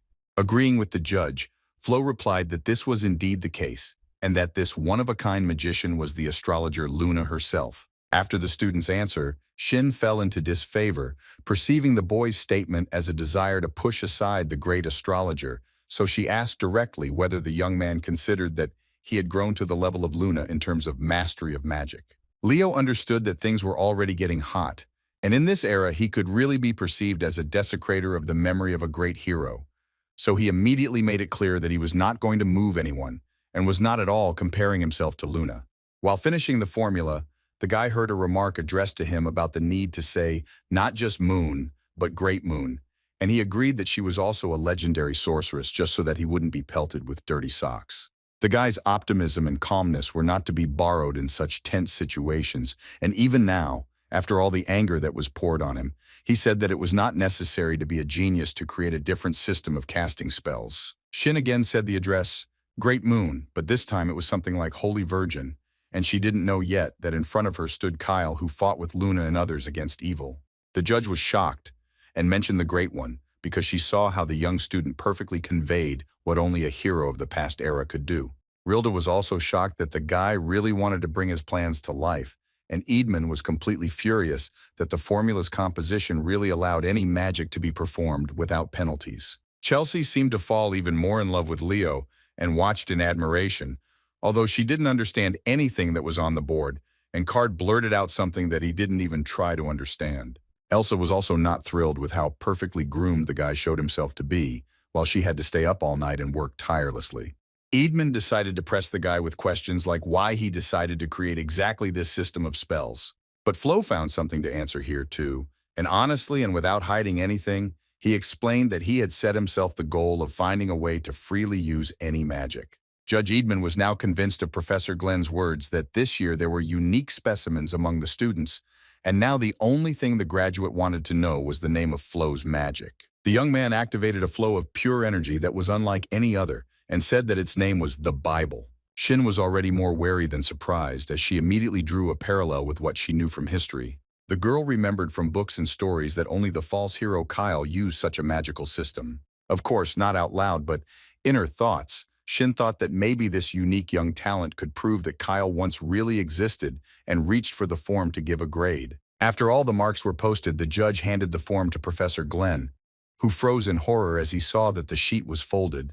But the clouds of doubt dissipated after Glenn saw the treasured A with a plus, and although it was quite obvious for such a guy, it still tickled his nerves quite a bit. Flo walked off stage thinking about how, as Kyle, he had never been able to complete the formula system. Just when the young man thought that he had finally managed to bring magic to mind in this life, he saw that the last candidate was Elsa, who was just about to go on stage. Leo was alarmed by the way the girl looked, and it was no longer about sleepless nights and constant preparation, but about something more serious and dangerous, and the young man has a sense for such things. The guy even risked asking his classmate directly if she was okay, but the response was silence, and the girl silently walked past. When the last student came on stage, she was introduced as Chloe Miller, and nothing more was added since her reputation already spoke for her. Rilda immediately voiced rumors that the girl was the best student in the magic division, and asked to demonstrate what Chloe had prepared. It was strange to hear from a magician whose attribute is cold that she would demonstrate an unquenchable flame, but no one knew what was behind it, so they didn't really object. Chelsea, like everyone else, was confused, not understanding whether Chloe had chosen this attribute on purpose or whether there was something behind it. Chloe stood in front of everyone no longer with the thought of actually discovering something new, but of proving to everyone, and especially to Flo, that she was better and was not going to give in, which was fundamentally wrong. The judges were somewhat disappointed that the magic of such a talented student looked so ordinary, and the expectations were similar to something like what happened with Abbott and Leo. Rilda sternly stated, taking the form, that if this was the entire demonstration and there was nothing else to look at, then she was ready to announce the result, but Chloe was not finished yet. The girl activated the energy of water with her other hand and announced that now, in front of everyone, she would demonstrate the true value of what she had created. With a snap of her finger, a stream of water shot down directly onto the flames, and they continued to burn in Chloe's hand. The first to look at the flame with caution were Abbott and Leo, but if Revelin was surprised, Flo was immediately convinced that something was wrong. Once, someone present shouted if Chloe had really added stability to the spell, and the girl confirmed this by indicating that the flame would not go out until the magician himself revoked its power. The student demonstrated again what she had talked about, and as soon as she closed her hand, the fire went out as if it had never been there. Everyone in the audience knew the fact that spells by their nature are destroyed as soon as their mana supply is stopped. But Chloe knew this and still wrote the formula on the board. The girl wrote the spell's components so boldly and confidently, skillfully hiding the fact that this very spell violated the rule associated with mana. This time, Edmund watched with his mouth open, not having any questions but only shock after what he saw and heard. Having finished describing the formula, Chloe turned around and once again reminded that her unique charm is an eternal flame, which had already been proven during the demonstration. Everyone thought that such a spell was impossible, and Leo also agreed with this, but not because it was against the laws, but because he knew much more than everyone in the audience. The sparkle in Professor Glenn's eyes had disappeared somewhere, even though Chloe Miller also got an A+. The strong students' gazes met, and Chloe was pleased with herself that she was still able to prove to the guy that she was better than him, or at least on par with him, and would not lose. But Leo was thinking that even Luna could not overcome the eternal flame. The guy felt uneasy because the only one from the previous era who could use the eternal flame was Erebos himself, who brought death and darkness to all living things. Leo couldn't leave this suspicion alone, so he walked around the academy after the exam looking for Chloe. The girl was nowhere to be found, and this only increased the young man's fears about what his classmate had gotten herself into. Flo came to Celia with a request to call Chloe, but she said that she was still sleeping considering how much she had prepared for the selections, and the guy immediately said that this was bad, but did not explain anything and simply said that in this case he would go further. Before Leo could take a step, Celia asked if he was looking for her because something had happened to Chloe. Flo turned around and asked again about what Celia had just said, because if she had reported the strange condition, it would bring the young man closer to solving the mystery. Celia did share her concerns that something had been wrong with her friend lately, and that the issue was not in preparation and poor sleep, but in something more serious. The girl said that the last time Chloe even had a fight with the students from Class A, but in addition she began to use forbidden magical literature, which is not at all like her. Leo didn't know what to answer as he only mentally confirmed his suspicion about Chloe's problems, and instead of sowing panic, he first decided to think everything through carefully and asked his faithful winged friend for help. Fiora appeared as always with her cute beeping and rubbed herself against her owner's face, happy to meet him, and he no longer even called her a chicken. Suddenly, another voice was heard nearby, which had not been heard for a long time since Leo's stay on the island, and the guy heard the question whether he had called her. The phoenix Farina herself appeared to the young man and smiled at the guy like her child who loved her master from the very moment of her appearance. And at that moment the mother was waiting for what the young student wanted to tell her. Farina also asked if there was any serious news since Leo asked Fiora to call her. Flo let go of the little girl and began a conversation from a distance, wondering to himself why Miss Farina was still at the academy. Fiora ran to her mother as fast as she could while Flo was convinced that phoenixes were the complete opposite of demonic monsters. Considering the fact that such great creatures are different from monsters, Leo looked at Miss Farina realizing that she stayed at the academy for a reason. Phoenix, as if sensing that Leo had something to say, was the first to answer the question of why she was still at the academy, beginning the story with a story that happened 5 years ago when the academy was attacked. Not only did the attack take place, but it also resulted in casualties in the form of 2 students and 3 employees, and the culprits were never found. It was because of the danger at the academy that Director Kalyan Baden ordered Miss Farina to thoroughly explore the area, and since then she has been looking for traces of the killers here. Leo immediately asked if Farina already knew that during the exam, the one who tamed the demonic beast appeared, and she confirmed that she knew and that 1 student died. Fiora finally jumped onto her mother's palm, and Flo asked if Tartaros could be behind all these events, and the phoenix said that she suspects them, but that's where it all ends. Leo glanced at the phoenix and asked if he could convey something important to the director through Farina. When the woman nodded in agreement, the guy said that the deceased Sen Liu might not be the only student who was egged on by Tartaros, and this news shocked Farina. Next in order was the exam on the practice of heroic and combat skills, and Mr. Herod, as always, was lounging on his chair while his class discussed the latest news, not paying attention to the fact that it was time to get ready.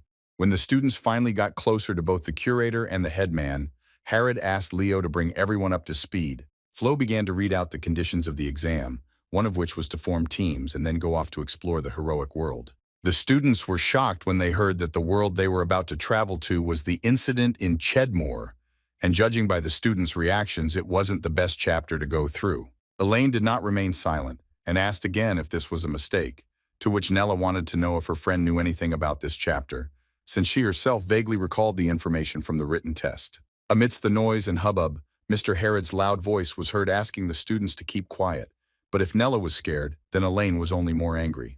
The leader asked the students to listen as attentively as possible and not to waste time on empty talk, and after everyone had fallen silent, he asked the class monitor to continue his speech. Flo did not simply continue to voice the conditions and tasks of the exam, but began to tell a story that happened 30 years ago.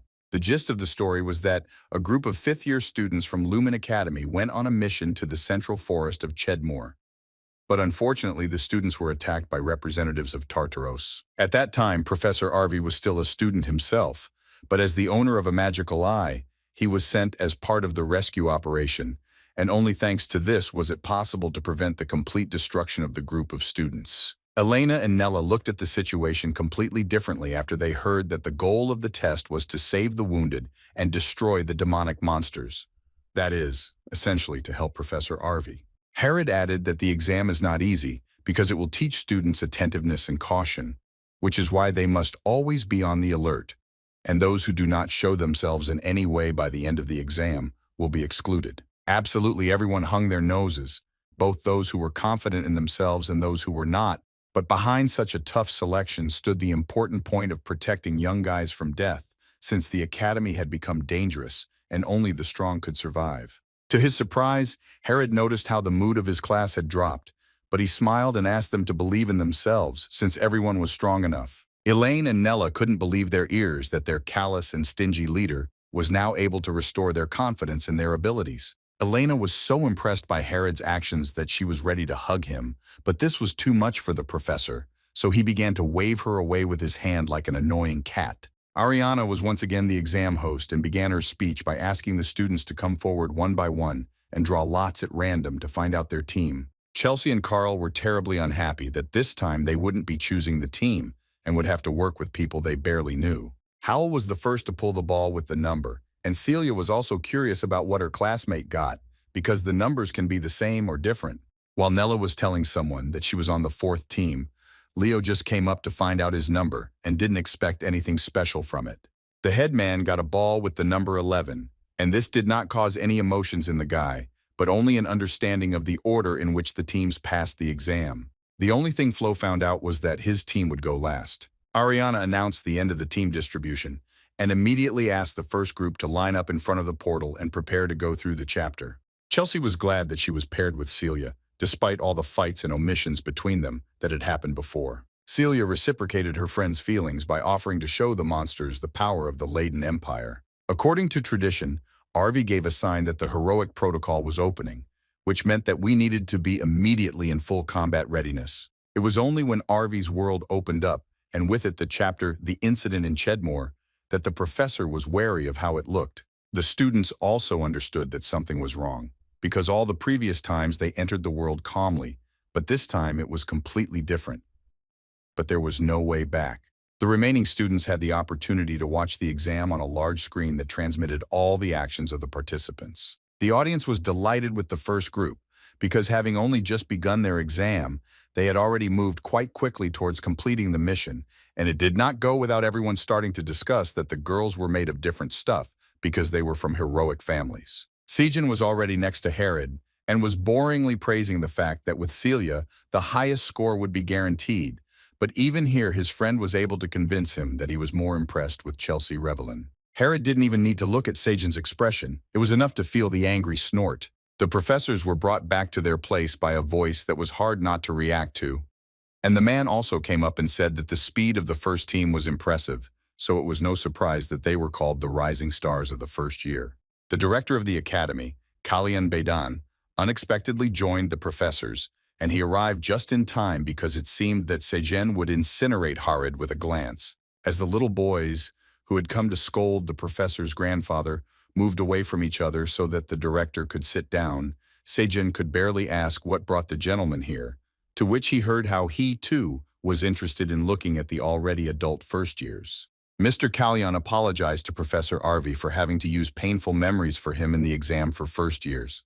But Professor Arvi said that he had vowed never to forget what had happened, so he was grateful for the annual reminder in the form of the exam. It was finally documented that Team 1 successfully completed and accomplished the mission by working together and attentively. Mr. Biden noted for himself that although the success of Zeringer and Revelin was obvious, it was not entirely clear whether the students would work together due to their rather tense relationship.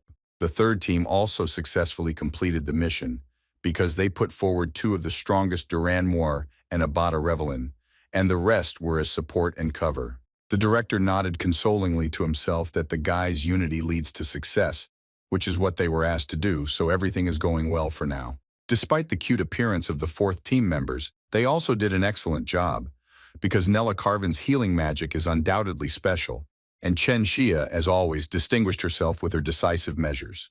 Mr. Baden had not seen such bright talents for a long time, and Leo Flo and other strong participants were still ahead, and all this gave the director a spark of hope for a better future. Chen Xia showed incredible results even though she recently had a run-in with Sen Liu who almost killed her. The seventh team had an extraordinary chemistry of Walden, Elsa, and Elaine's energies, which also guaranteed success because everyone was strong and courageous.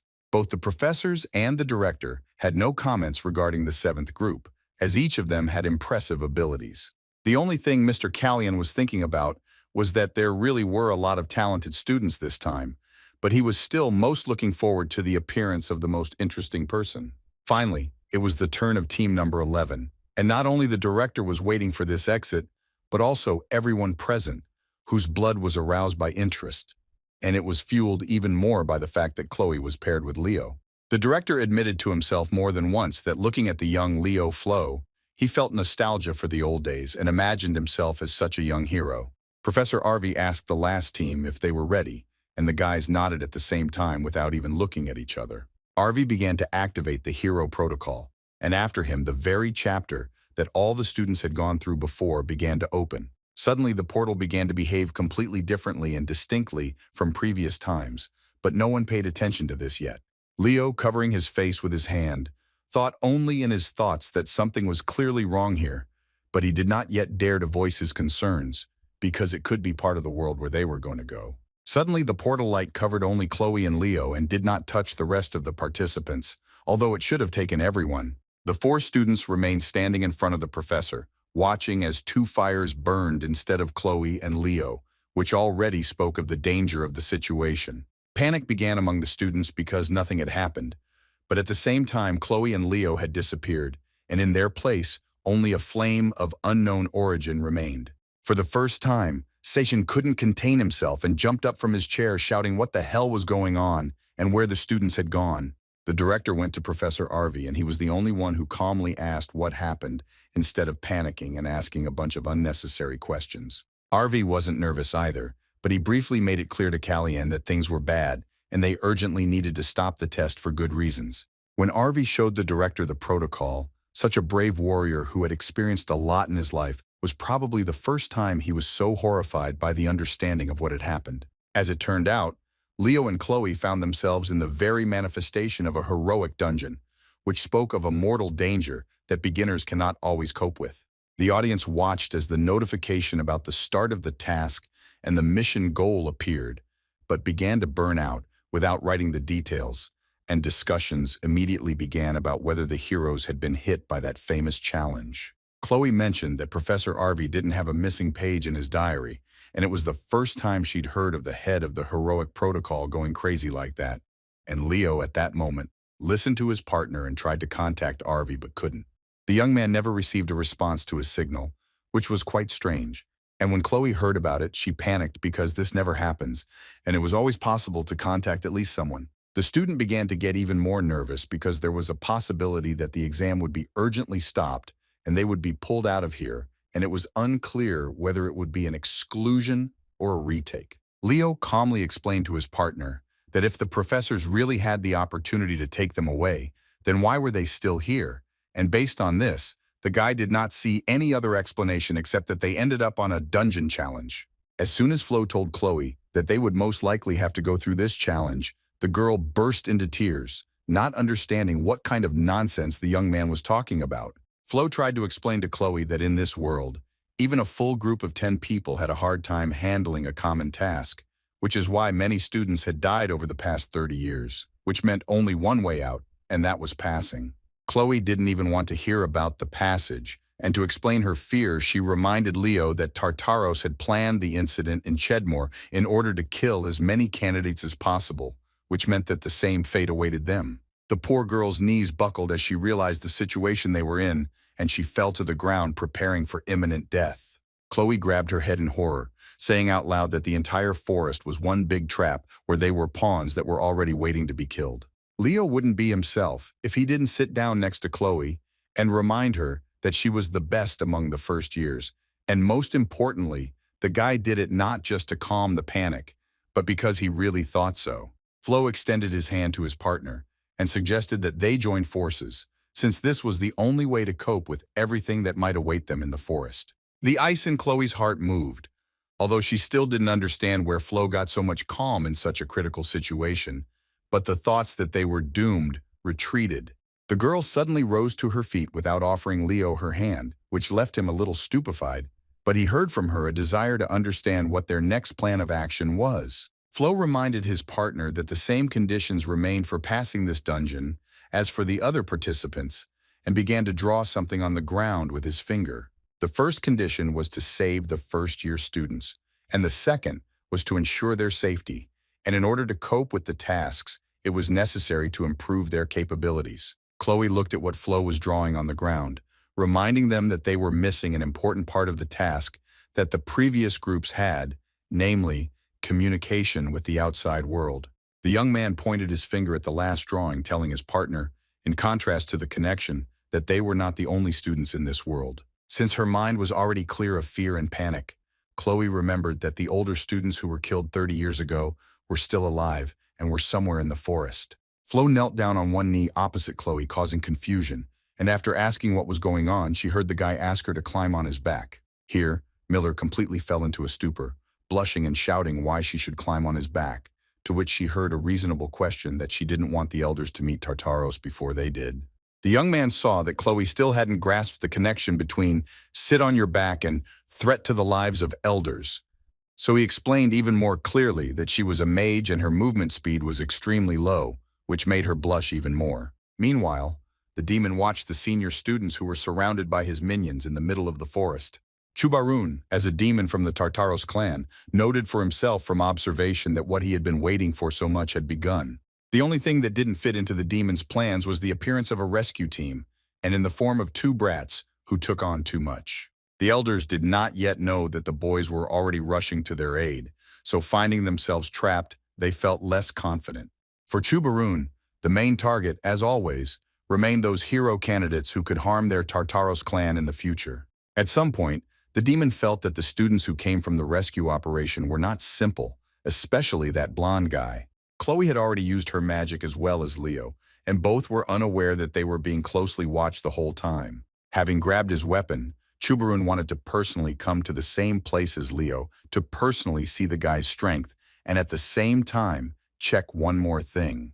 The demon wanted to know if it seemed to him that the classless hero Kyle was hiding under the guise of a student at the Lumen Academy. Chloe no longer even resisted being in her partner's arms, and he, in turn, was not even tired, but only stopped to think about what to do next, because the deeper they went into the forest, the darker it became. Flo came up with the idea of activating drone technology or night vision, which would make it easier to detect living objects. Leo had been training, so he knew that he simply had to change his aura with subtle manipulation, and that would sharpen his senses to the extreme. Now that the super perception of the surrounding world was activated, the guy could easily see even in the darkest darkness how someone or something was moving. Thus, Leo ran on without worrying about bumping into anyone, but on the contrary, he even warned Chloe to prepare for a meeting with a group of orcs. Indeed, there were some terrible bastards standing behind the hill, and one of them even had a torch in his hand, and in greeting, Leo heard the roar of one of the ghouls. The young man acted wisely and did not immediately begin to attack the enemies, but waited for the right moment, after which he gave a signal to his partner. The girl reacted instantly and, charging the weapon with her mana, swung it towards the orcs. Ice arrows flew at the orcs as if a dozen archers had launched them rather than just one student being able to create such a thing with her staff. The monsters had no chance to get closer to the students. They didn't even have time to move from their place before the ice pierced their bodies through and through. The orcs hit the ground with their faces straight from the sharp ice flows, only pushing the weapon deeper into their heads. No matter how mortally wounded the orcs were, the guys still couldn't take their eyes off them for some time, knowing that these ghouls were so strong that they could still get up. It was not for nothing that the students kept an eye on the monsters, because Chloe was horrified when she saw in front of her something she did not expect at all. One of the monsters, despite the fact that he had a piece of ice stuck in his throat, brought a horn to his mouth, which he was going to blow to call the others.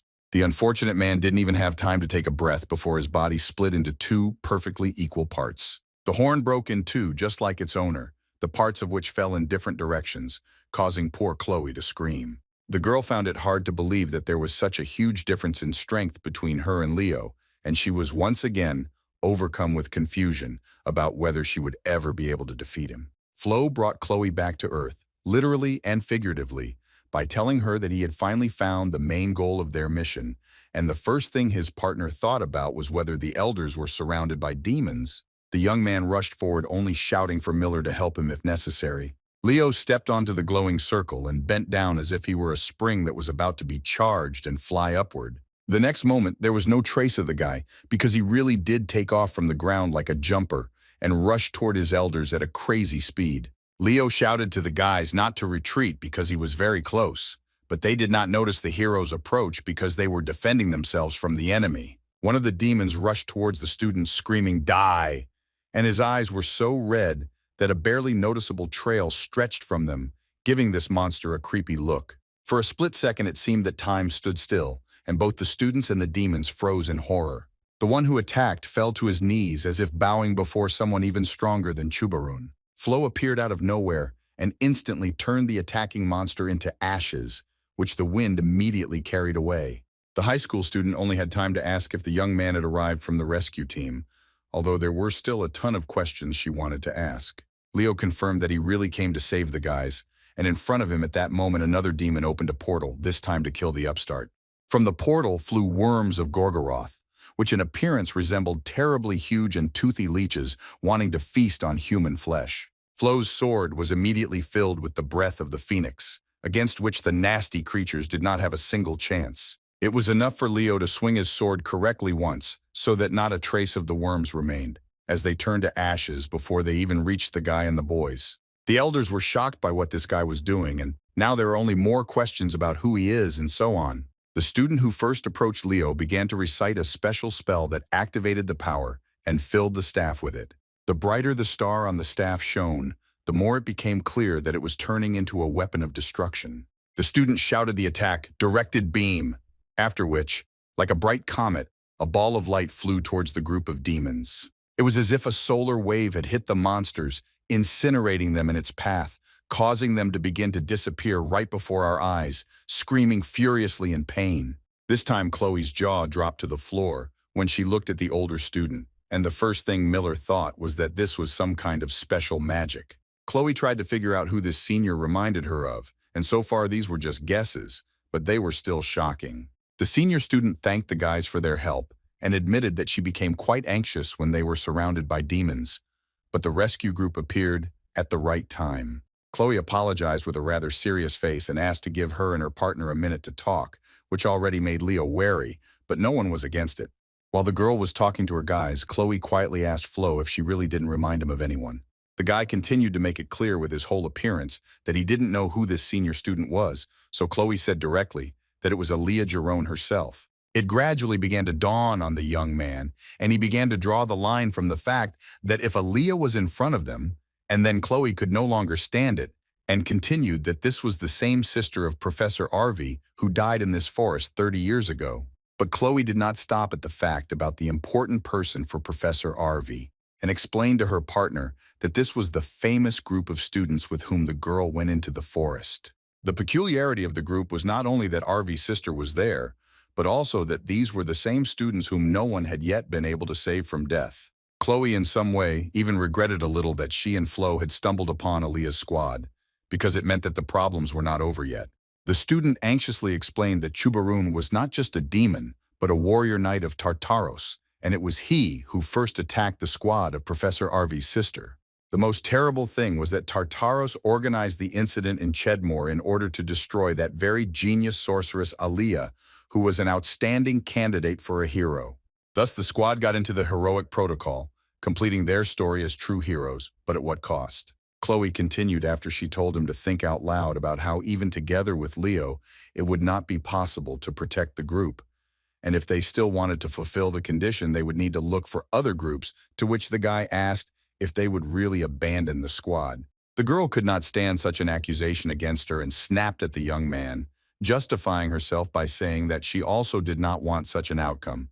But this was a heroic world, and in reality, those students were still dead. Exhaling, Chloe bitterly repeated that all these strong guys, along with the professor's unique sister, had been dead for 30 years already. Flo looked at the older students and agreed with Chloe's words that the guys were really dead, but even knowing the real picture, he believed that they couldn't just be taken and abandoned here because in that case, nothing would change at all.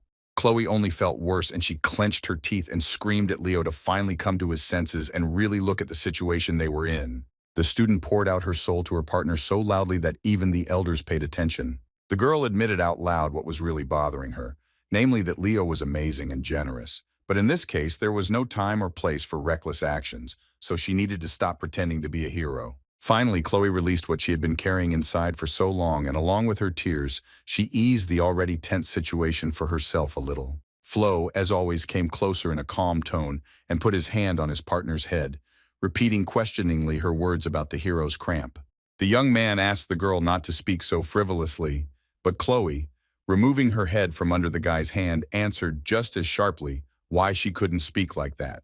Flo quickly and briefly reminded the student that she herself was a candidate for heroism, which was the reason for pulling herself together. Miller seemed to wake up from a nightmare after hearing this and raised her head to stare at Leo, who continued to explain that none of them were pretending to be heroes. Chloe felt awkward and even a little ashamed after she heard that in fact everything that was happening to them was part of the path to becoming real heroes. Leo noticed the girl's reaction, so he pointed out to her that they had already changed the course of events, but she did not understand this wording. Flo asked Miller to take a closer look, and then asked if the forest was so dark when they first met the squad, and that's when his partner saw the light. To further convince Chloe that they had indeed been following a lot, Leo reminded her that at this moment Chubaroon should have already dealt with Aaliyah. Miller mentally told herself that she didn't see any sense in Flo's actions, but at the same time she told the young man out loud to do as he saw fit. Leo didn't need to be asked twice, so he immediately offered to go further with Aaliyah's squad, which increases their chances of success. Chloe watched the guy go and again ate herself up with the conviction that Flo had once again found himself on top, leaving her behind. And as it turned out, in addition to the fact that the girl herself created windmills and fought with them herself, she also carried with her a magnet for attracting problems in the form of a book from which she took the teaching about the eternal flame that was given only to Erebos. While Chloe and Leo were sorting things out on the sidelines, the senior squad also did not stand silently, and Teyad, who was a first-year student in the magic unit, whispered and asked if it was strange that only 2 saviors had arrived. Dina and Velak from the Night Division, although not completely, agreed with their classmate, adding that those students really looked suspicious, at least because they were the same age, and at most, that it could have been a trick of Tartaros. And only Aaliyah Jerome from the Magic Division returned the guys a sober view of the situation, explaining in fact that if those 2 were on the side of the demons, they would not have fought with them against the minions of Tartaros. Suddenly, Aaliyah even noted how cool the guy from the rescue squad looked, and she herself became embarrassed. The friend shocked the guys with her statement about a young man she didn't know, and Dina even told Aaliyah that this was completely different from her. Aaliyah didn't understand what the problem was at all, and Dina explained that she thought her friend would have much higher standards regarding guys because of her brother. Conversations about Leo had to be abruptly stopped because he personally approached Aaliyah's squad, which meant he had something to say to his elders. The guy started by asking to listen to him very carefully now, and only then ask questions or completely refuse what he said. Except for Aaliyah, all the other students were taken aback by the message from the strange young man that at that moment they needed to get out of the forest as quickly as possible. Teyad immediately objected that if reinforcements had indeed arrived to them, then they could calmly unite and continue their mission, but Leo snapped that this was a big risk in this situation. After Flo said that a high-ranking demon was heading specifically for them and to this place, the guy's jaws dropped. Teyad also immediately fell silent upon hearing the news, and for now, the desire to live outweighed the scales, which meant he had to listen to the suspicious guy. Leo, as always, seeing the reaction to his words, repeated once again that they urgently needed to get out of here to avoid a direct confrontation and set the goal of returning alive. Aaliyah was taken aback, because if there had been sympathy before, now she was slightly shocked by how similar this young man was to her brother in his courage and determination. When asked if the guys were ready for the planned action, Dina nodded confidently, but Teyad nodded but with apprehension. At Flo's command, everyone moved in a line after him, and the thoughts that he was one of the demons of Tartaros remained somewhere behind. Aaliyah, in addition to running, also continued to be observant, and this time she caught sight of Chloe, who was blocking the chain of students. Miller ran with her head down and her eyes down, while she bit her lower lip tightly with her teeth, which indicated anxiety. It was precisely the facial expression that Aaliyah caught for herself, but she did not rush to conclusions, because the goal was to stay alive. Meanwhile, there was noise and hubbub in the academy, and since panic would not help, everyone was busy looking for the necessary information on the current situation. Professor Sajin periodically reminded that it was necessary to look for any information about how the heroic protocol was turning into a heroic dungeon, and urged everyone on that time was running out. The director asked Arvi if it could be considered a good sign that the dungeon was not letting them in, and the professor confirmed such thoughts, indicating that they would not be able to get in while the other group was inside. In other words, although Arvi was excited, he understood that Kalyan was getting at the fact that Leo and Chloe were still alive. But the fact remains that 3 hours have passed since the students entered, which means that in the world of protocol, it should already be night. Mr. Biden directly asked Arvi at what specific time he defeated Chubarun on a mission 30 years ago.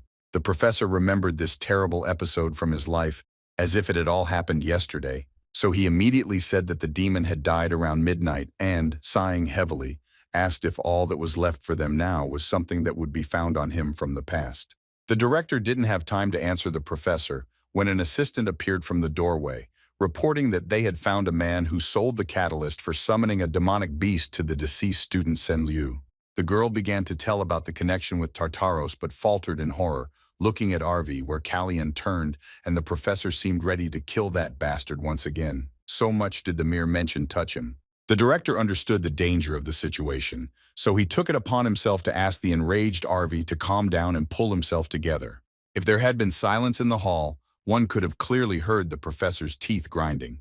At least that's why he turned toward the exit, announcing that he now needed to cool his head. The assistant was already silent, only quietly saying that she understood what Arvi had said and did not say anything else, waiting for him to leave. The girl said out loud that such a reaction was quite expected from a hero who was filled with hatred for demons, and it can be understood because 30 years ago, not only the body but even a memento of her sister was not found. Kalyan reminded his assistant why she had originally come here and what she was going to tell him in order to sort out at least something. Having handed the papers to the director, the girl reported that a black market trader had settled on the outskirts of Lumeria this year. While reviewing the information, Baden asked his assistant if she wanted to say that Tartaros spies had infiltrated Lumeria. The assistant explained that the director's assumption was not quite right since the merchants did not work directly for Tartaros, but it was clear that it was Tartaros that supplied them with artifacts. Scratching his beard, Kalyan read some rather important information, while simultaneously thinking about what the merchants were trying to achieve with their actions. The director decided to continue reading the papers as if he felt that it was worth reading to the end. Kalyana was shocked by one single line, which made her heart fall down as if the ground had gone out from under her feet. Among the many sales that the merchants made, the most blatant was the line about Chloe Miller, who, as it turned out, had purchased a black book of spells. Having closed the folder with papers, the director asked the assistant to call Professor Glenn to him urgently, and the girl immediately reported that she would do it now. When the assistant left, Kalyan raised his hand and began to carefully examine it, although there was nothing remarkable on it. The old warrior looked at his battle scars, and although they had long since healed, they still reminded him of the price he had paid to ensure that heroes continued to be on Earth. And now Baden seemed to feel how his instinct, tempered in countless fights with death, was screaming something very important. Not only did the colors of what was happening to the students of the past and present in the dungeon thicken, but the clouds over the academy also became completely different. And Kalyanu's instinct screamed that danger was closer than ever, or to be more precise, it was walking right next door. That night, the wind in the forest was not a natural phenomenon, but a deadly one, the traces of which were the corpses of orcs and the ringing of blades echoing through the wilds. Leo chopped down enemies like branches that prevented him from passing through dense thickets, and in doing so, he led the others, clearing the way. At some point, Flo realized that for quite a long time now he had been using his heightened senses to better see orcs and other evil spirits. Turning to the others, the guy realized that the guys were already exhausted, so he announced a halt for a while, so that they would have enough strength for the further battle. The older guys were shocked by how confident and cheerful Flo looked, even after what he had already overcome, and this told them about the student's skill. During the rest stop, everyone was busy with their own business, and while Leo was simply resting under a tree, Chloe was still haunted by the young man's success compared to her. Miller continued to quietly look at the book, which obviously would not lead to anything good, but she wanted at all costs to become better than Flo. The poor thing shuddered when Aaliyah suddenly approached her and said that she would like to ask about one thing. The older student, without embarrassment, asked Chloe what kind of relationship she had with Leo, that is, whether they were dating. Miller immediately reacted strongly, defending herself from such a statement, completely denying such a thing, to which Aaliyah responded that given the reaction, everything says the opposite. Chloe's face changed after Aaliyah's statement, which turned out to be partially right, but only partially, because in fact the guys weren't dating, but there was definitely something between them, and more on the part of the icy beauty. Aaliyah was thinking about something, but Chloe finally interrupted her, also asking a counter question about why the older one decided to talk to her about Flo. The young man himself was resting under a tree, not suspecting that at that moment two girls were discussing him, or rather their feelings for him. Chloe decided not to delay and directly asked Aaliyah if she really liked Flo, to which she admitted that the young man really did arouse exciting feelings in her. For some reason, Miller found it hard to believe that someone like Aaliyah would fall for a guy she didn't know at first sight. Ice Girl knew from stories that Aaliyah Jerome was a brilliant sorceress, who was not forgotten even after 3 decades. But Miller was upset again because Leo turned out to be truly magnificent if he attracted Aaliyah's attention. The sorceress shyly tucked her hair behind her ear and admitted to Chloe for the second time that she was not yet sure that it was love at first sight. But the girl understood one thing for sure, that Leo reminds her very much of her brother Arvi, especially when he fails and still gets out of the water dry. And then Chloe, forgetting about the time difference, asked how the owner of the magic eye can screw up. Aaliyah immediately paid attention and asked again what eye they were talking about, but Chloe suddenly fell for the fool, saying that she was a little confused about whether she was talking about Arvi or not. The sister looked away and smiled, confirming that it was indeed about her brother who constantly challenged the impossible. Chloe finally understood what was going on and repeated that if you look at it from the angle of challenging what is impossible to do, then it really does look like Leo. Aaliyah continued to share her story with Chloe and said that at first she and her brother got along, but then she began to envy him a lot. Miller was shocked after hearing that in terms of envy, she and Aaliyah are very similar, because the girl hit the nail on the head. And now absolutely 2 different worlds and generations in the faces of the girls sat under the tree and spoke in a completely different manner. And Aaliyah revealed a huge secret to Chloe, that her brother looked like a fool but still won, which was terribly infuriating. The sorceress told another huge secret, that the basis of her magic was also developed by Arvi, and all only because it is difficult to come up with something of your own, but it is easier to master something that already exists. Chloe's idea of Professor Arvi and his sister was turned upside down because it turned out that this legend even failed the entrance exam to Lumen twice. Aaliyah still remembered how she was overcome with hatred towards her brother because of her inferiority complex, but that was until a certain point. At some point, something inside Aaliyah clicked, and envy and hatred for her brother were replaced by admiration. And Chloe, hearing this, also felt as if the weather had changed inside. Miller touched the forbidden book in her bag and quietly repeated the word admiration, as if checking whether her soul had become in the right position or was still the same. The girl didn't have time to think about who Leo was to her now, because the guy jumped up and commanded everyone to immediately get up and get ready. Literally behind the bushes, something very large landed on the ground, causing movement to be felt underfoot. Leo informed the boys that their plans had changed from that moment on and escape was no longer possible. And Dina and Tayad prepared for what was approaching them, causing the earth to tremble.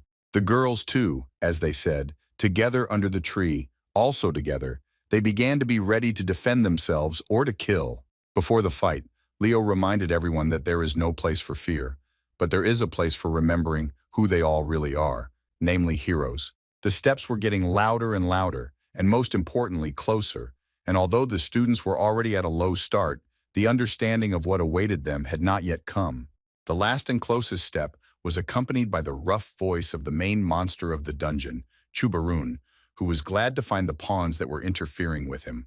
The same eye that Arvi once got after the demon's death again glowed on the owner, leaving a bright trail.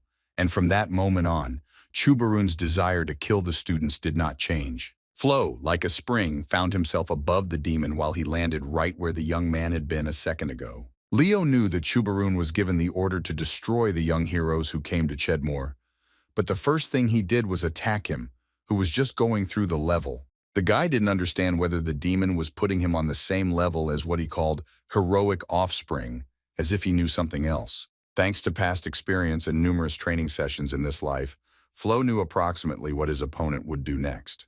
Taking into account the moment of calculating ahead, Leo shouted to Chloe that there would be an attack now, so his partner prepared herself by activating her power.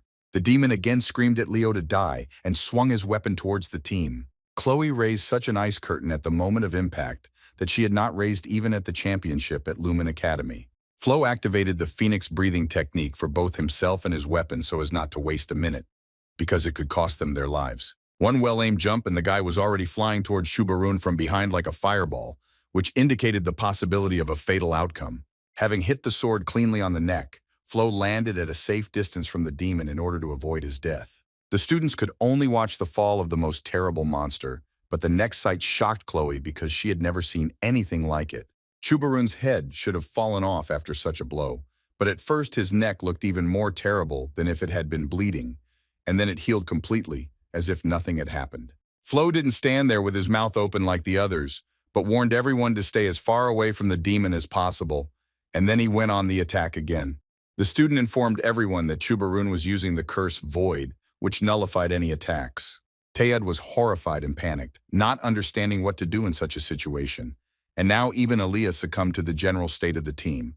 But Flo explained that the curse is not omnipotent and is not created by the demon himself, which means it has a limit to its use. The iron axe fell to the ground with a crash, ringing its sharp blade, which added to the horror of the monster. Shubarun, in his sepulchral voice, asked if the brats really thought they could win, and then turned to Leo, calling him the shadow of the former great hero. Flo could amaze anyone with his calmness in any situation, and even now, as if in a friendly conversation, he asked the demon the same thing, adding whether the monster was really so afraid of the nascent heroes. The moment of sweet conversation played into the hands of everyone who was prepared, and after Leo's command to attack, they rushed at the monster, surrounding him with spells and weapons.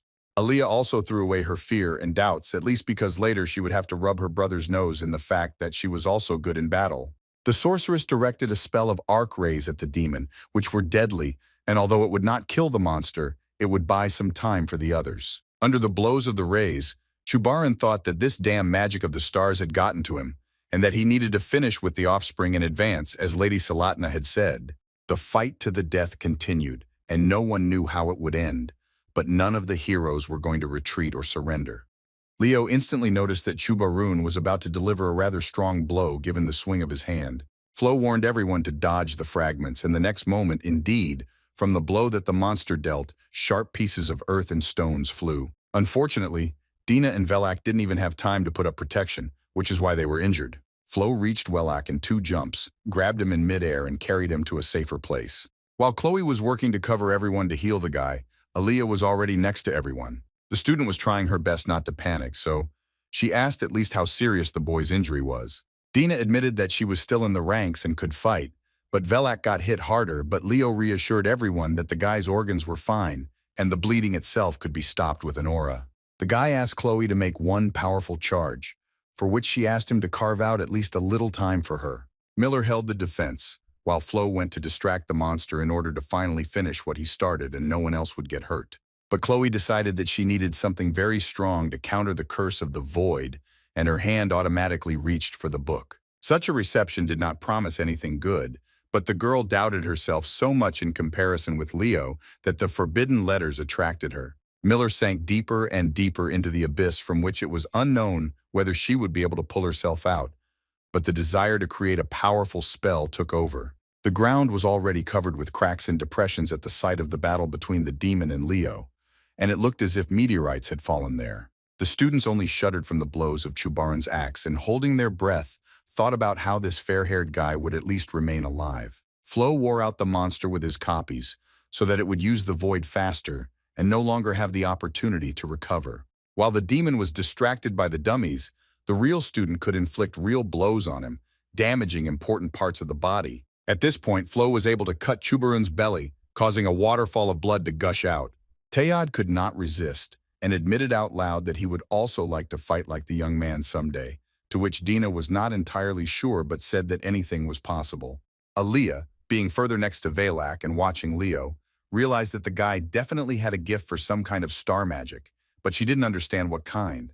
The sorceress's attention switched instantly when she felt magic, but of a completely different nature, which was not like theirs, but rather brought death and chaos. Aaliyah looked up and was horrified when she noticed who was smelling such magic, and it was Chloe with a staff and a book in her hands, but the girl no longer looked like herself. Miller screamed at the demon in a voice that was not her own to prepare for her painful death. While the copies of Flo were returning to him, he heard Chloe in a strange voice telling him to dodge, otherwise he might get hit by the attack too. For a few seconds, the guy found it difficult to comprehend what had happened to his partner. But she was already possessed, and said in a malicious voice that if he burned to the ground, it was not her fault. A beam of incredible power shot from Chloe towards the demon along with her scream for him to finally die. Flo realized that things were bad because his partner used fire and not ice, which was contrary to her nature. Chubarun rightfully screamed furiously in pain, and smoke began to come from the body, but although this was the idea to destroy the enemy, it was not in this way. Chloe already resembled the deceased Senliu, who was also possessed, and she wanted nothing more than to watch the demon die in hellish torment. Suddenly the flames began to return back, which confirmed Flo's fears about the spell that Miller used. Leo made an attempt to appeal to Chloe with a request to immediately reverse the spell before it was too late for everyone. But the girl only strengthened her magic, although even the staff could not withstand such a spell and began to crack. The student looked at the monster with a look that was not her own, saying that someone like him deserved even more terrible suffering than he was now. Flo didn't wait for innocent students to get hurt, so he and Chloe got ahead of the game. The staff in Miller's hand was cracking, and there was very little time left before it would work in the opposite direction, meaning it would explode right in his hand. The guy ran towards his partner as fast as he could to at least protect her from death, and so he put all his strength into his jump. Not just with his hand, but with his sword. Flo knocked the book out of Chloe's hand, and what possessed the girl screamed in a terrible voice. The death of the entire team, including Chloe, was prevented, and the guys finally descended to Earth. Miller had a terrible headache, but at least she no longer wanted to kill anyone or watch others suffer. Leo asked immediately, and in fact, whether it was the magic of the unquenchable flame of Chloe herself that she rejected. The student admitted that she found the spell in a book, and at that moment she felt terribly ashamed, but it was as if a weight had fallen from her shoulders. Leo looked at Chubarun, and he didn't want to admit that he was right, but it turned out that the flame that Chloe studied belonged to the most terrible Erebos. Flo asked his partner to listen to him very carefully and explained that she had just used black magic, which had caused the poor guy to stagger. It turned out that even during the battle with Howl at the exam, Leo was not mistaken that something sinister was happening at the academy, and that was the moment when Chloe went to pick up the grimoire, which was an artifact of demons. Only now did the student realize what she had done, and she was overcome with a painful feeling of shame, and her conscience gnawed at her. Chloe was overcome with fear and panic, which is why she said seriously and not in public that after this, she was not worthy of the title of hero. But then Leo brought her back to Earth with just one request to come to her senses. In typical boyish fashion, he calmly reminded the student that there was no mention anywhere of Chubarun using emptiness, which meant that he had spent all his spell energy in the battle with Aaliyah's group. Flo, just in case, asked if Chloe understood what he was getting at, and seeing her reaction explained again that 30 years ago, although the squad was gripped by horror, none of them backed down and fought to the end. And even now, when there is a battle to the death and there is no chance of victory, the students are still ready to stand to the last, and they boldly look death in the face. And when Flo asked Chloe what they were taught at the Lumen Academy, he heard a quiet but confident voice to surpass themselves. This is exactly what all the students of the academy felt now, regardless of their level of proficiency in weapons or magic. Finally, the puzzle came together for Miller, for which she needed to sink to the very bottom in order to push off and emerge. This was the moment when the empty space called envy in the huge puzzle of the girl's soul was replaced by a full-fledged part of the picture called admiration. Immediately after this realization, Aaliyah approached Chloe and asked her to take her staff, since she believed in the girl and did not doubt her strength, and this was only proof that the student was on the right path. Aaliyah noticed that the student was hesitating and insisted on taking the staff again, as if confirming for the second time that she was more confident in her than she was herself. Even after the incident with the Erebos spell, Leo still found a plus in it, since it took away the charge of emptiness from the demon, which meant it was time to finish what had been started. It's so rare that a face full of calm shows genuine surprise, and now Leo froze with wide eyes after hearing Chloe's real spell. The guy looked at his partner and admitted in his soul that he had also surpassed himself, so it wasn't just her who had a discovery today. And it was necessary to surpass oneself in order not to disgrace oneself in front of those who believed in Leo Flo. The feeling that brought the young man was strange but familiar to such an extent that he wanted to watch Deja Vu again and again. After all, everything happened exactly the same as with Luna in her past life, who also led her friend into battle under the strongest protection. So far, Leo has not discovered why the runes of true magic inspire him so much. The moment of nostalgia ended when Flo returned to the real moment, sensing that the enemy was approaching. Chubarun really accelerated like a train without brakes towards the most hated enemy of his entire race. It is unknown how, but the young man was able to withstand the monster's blow so much that sparks flew in all directions. The demon felt that his strength was running out and the emptiness was ending, which began to anger and frighten him at the same time, so he swung again. Leo was able to dodge this blow, although it seemed like the ground would just disappear from under his feet. Flo continued to control the monster's movements and tried to at least slightly anticipate its further blows. But for the first time, Chubarun worked faster, using not an axe but a fist that was already flying towards the guy's body. Leo managed to put up a defense in the form of a sword, but the blow was unavoidable, so he was essentially simply carried away to the side. The one who always held on the strongest and the longest flew with such force into the tree that cracks appeared on it. Leaning on his sword, Flo still got to his feet, even though he was in a terrible state and was bleeding, listening at the same time to the nasty voice of the demon that the guy had come to an end. Chubarun came as close as possible, informing the young man that here and now the incarnation of the great hero would end. The crackling snow, the cold, and the flying snowflakes brought Leo to his senses, and he managed to see the unique pattern of one of the snowflakes that flew past. Flo smiled and responded by telling Chubarun that people like him are dealt with the first time. The monster didn't understand what this brat meant, thus giving himself a little more time to bring himself closer to death. Along with Leo's words that now death has come for Chubarun, the silhouette of a true sorceress appeared above him. Chloe held the staff with more confidence than ever, and in her heart thanked Leo for helping her complete her unique magic. The student's heart was finally filled with pride and admiration, first of all for herself, which gave her incredible feelings. And the name of the unique magic was the same as the true nature of the young lady, namely Ice World. That night, it wasn't Chloe and her magic that complemented the moon's appearance, but on the contrary, what the student was able to create was much more majestic and beautiful to look at. The power of Miller's magic was so great that one attempt was enough to turn the demon into a block of ice. Leo had the coolest task left for this mission, and he was already getting closer to completing it. Just one touch of a finger caused the ice to crack and shatter into pieces. After so many difficult and unsuccessful attempts, Chubarun dispersed into smoke along with ice, indicating the completion of the mission. All that was left was to remove what Chloe had added due to ignorance, and Leo was now looking at this thing.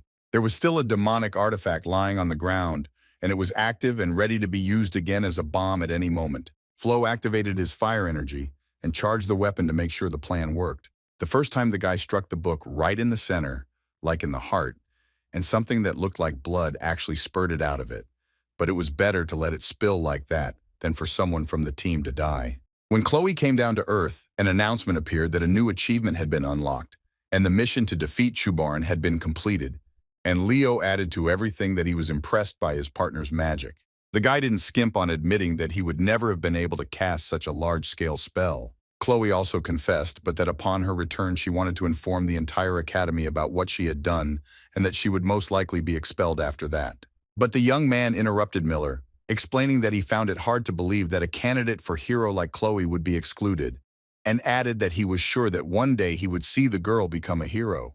Aaliyah's squad couldn't be happier and ran to their saviors saying that they were amazing and looked like real heroes. Leo agreed with Aaliyah and the others, saying that they all worked hard, but Chloe suddenly felt uneasy because she wasn't even holding her own staff in her hands. Miller approached Aaliyah and thanked her for the weapon without which it would not have been possible to defeat the enemy.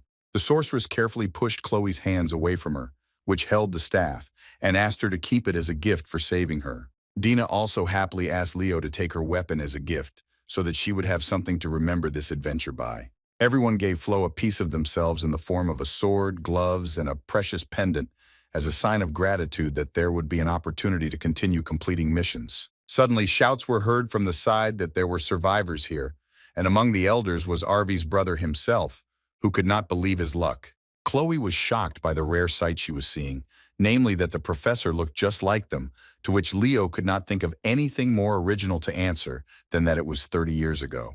Arvy hugged his sister to make sure she was okay and asked again if she was alive, to which she laughingly replied that everything was more than fine, because a squad of other students had come to their rescue, and that among them she had met someone who looked like her brother. Chloe happily watched the family reunion, and her soul rejoiced that everyone survived, and at that moment, Another sign appeared about the completion of the mission in the world of RV. Aaliyah wanted so much to introduce her brother to another unique hero, but when she pointed in the direction where Leo was supposed to be standing, there was no one there anymore. Chloe and Leo watched at the same moment as the world collapsed, breaking into pieces. A sign appeared in front of the young man, but there was nothing to announce and it was not entirely clear what would be written there. As it turned out, Flo received a reward for the completed mission, as it once happened in the wild forest.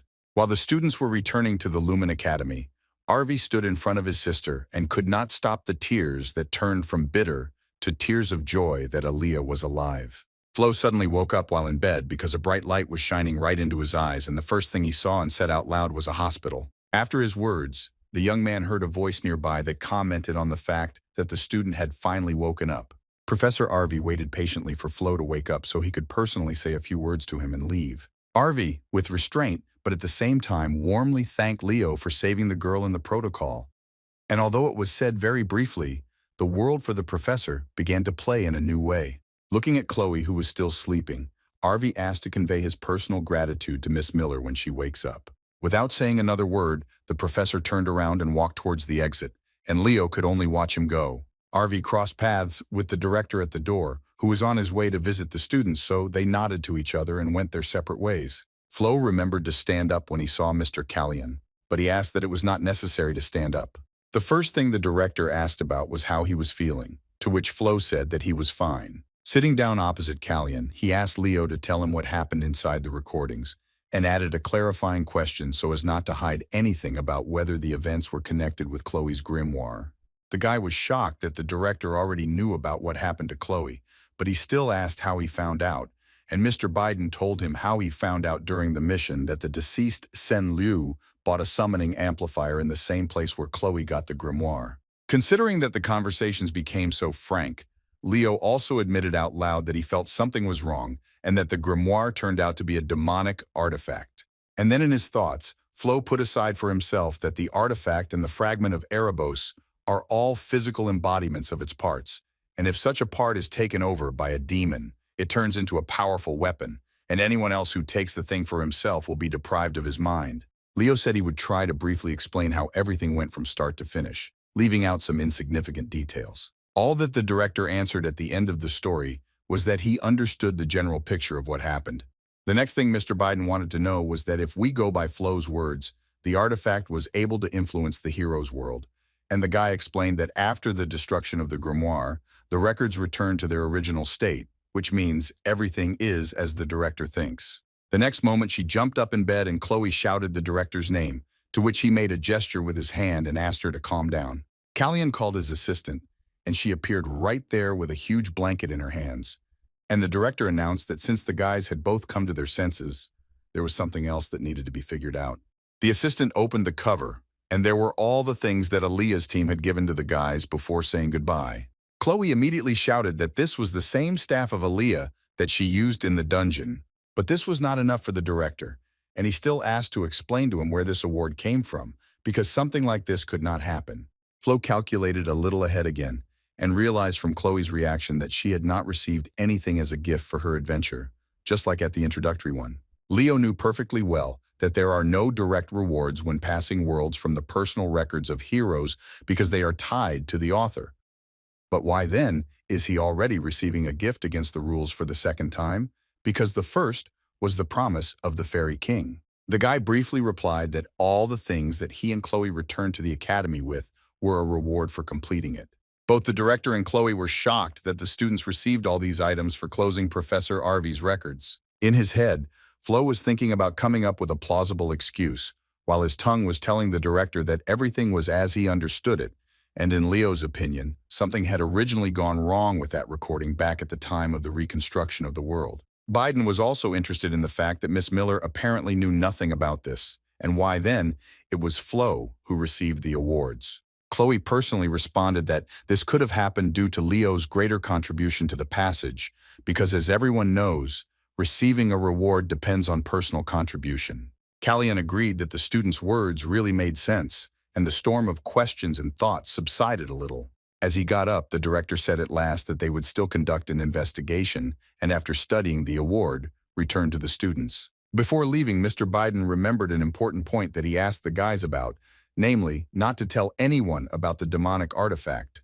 Chloe remembered what she had done and how badly she had fallen, and was already beginning to feel ashamed to ask to tell about her actions. But the director smiled and interrupted the girl, reminding her that they had not only external enemies, whatever that meant. It was not without the fact that Mr. Biden praised the guys for their efforts and courage and asked them to have a good rest. Chloe turned to Leo, and it was clear that she wanted to say something very important, but she didn't have the courage. The girl nervously began to fiddle with her fingers, trying to say at least something, but nothing came out. Miller had already even raised her head and opened her mouth, but the stupid lump in her throat did nothing but interfere, preventing any sound from escaping. There was no need to say anything because the whole moment was ruined by the aid team led by Chelsea, and Celia and Carl ran in behind them, screaming. Callahan had been waiting for the entire team to arrive so that he could now accurately inform everyone of the important news. The director happily announced the festive party tomorrow, which meant that in the absence of suitable clothing, it was time to visit Lumeria. Leo and Chloe looked at each other, simultaneously repeating the word party, which did not cause them such strong emotions as even Mr. Callahan himself. The hall where the party was being held looked elegant, and the host was already announcing the start of the celebration of the successful distribution of first years after the exam.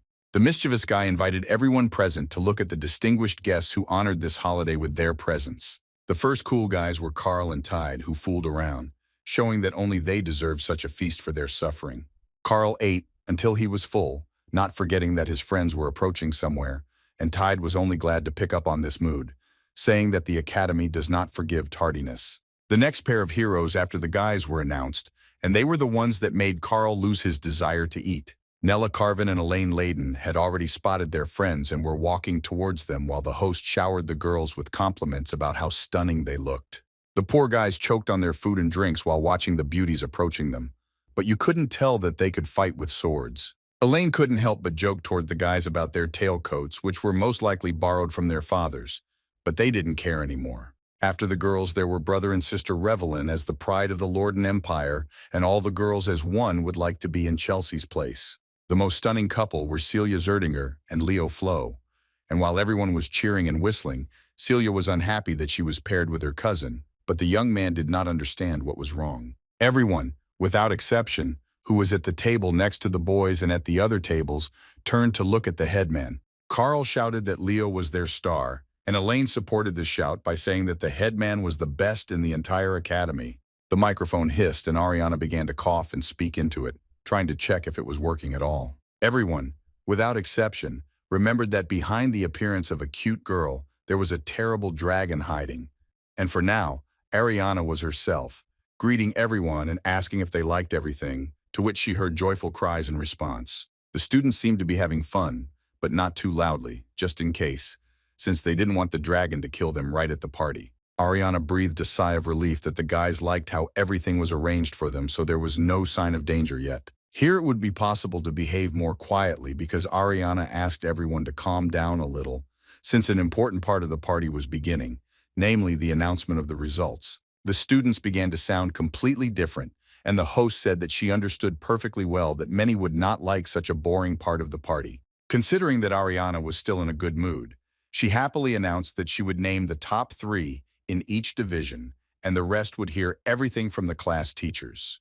After the announcement that department representatives would announce the best students, the crowd once again began to roar, shouting and whistling.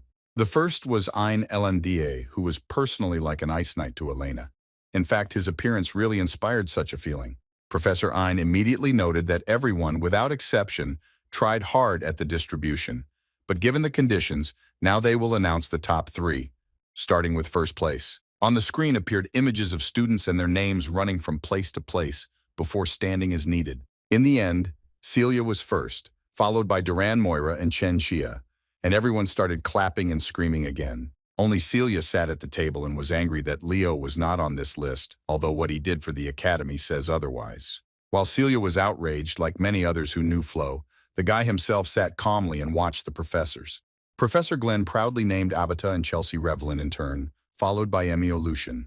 Chelsea also became worried that Leo was not on this list, and when she asked about it directly, the young man simply replied that this happens. Carl was no less worried, but not only for his friend, but also because Chloe was not there either, and she tried so hard. Celia glanced carefully at Chloe, but saw in response a sincere look that said that everything was fine and there was nothing to worry about.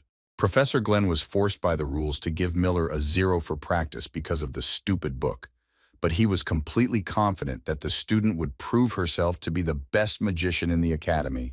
Mr. Sejan jumped up from the table, declaring that for him personally, Chloe would always be the top student of the magic department, and Herod immediately sat him back down. Professor Glenn was still proud of his student no matter what, so he finished his speech with a smile. Celia showed her support by touching Chloe's shoulder, bringing a smile to the student's face. When Professor Yura came on stage, everyone started whistling before she even said anything, and everyone was ready to go to her unit right then. Yura waited a bit until the crowd of raging fans calmed down and named her top from Walden Tayden, as well as Elsa Georgina and Jordan Lusson. Celia, although no longer angry, still didn't like the fact that Leo wasn't on any of the lists, and it was already becoming suspicious. Abbott was also not thrilled about ignoring a truly successful student because he knew personally what Flo was capable of. Ariana rhetorically asked if everyone was happy, after which she introduced everyone to the best student without exaggeration on all fronts and the head of the class. Having pulled out a bit of intrigue,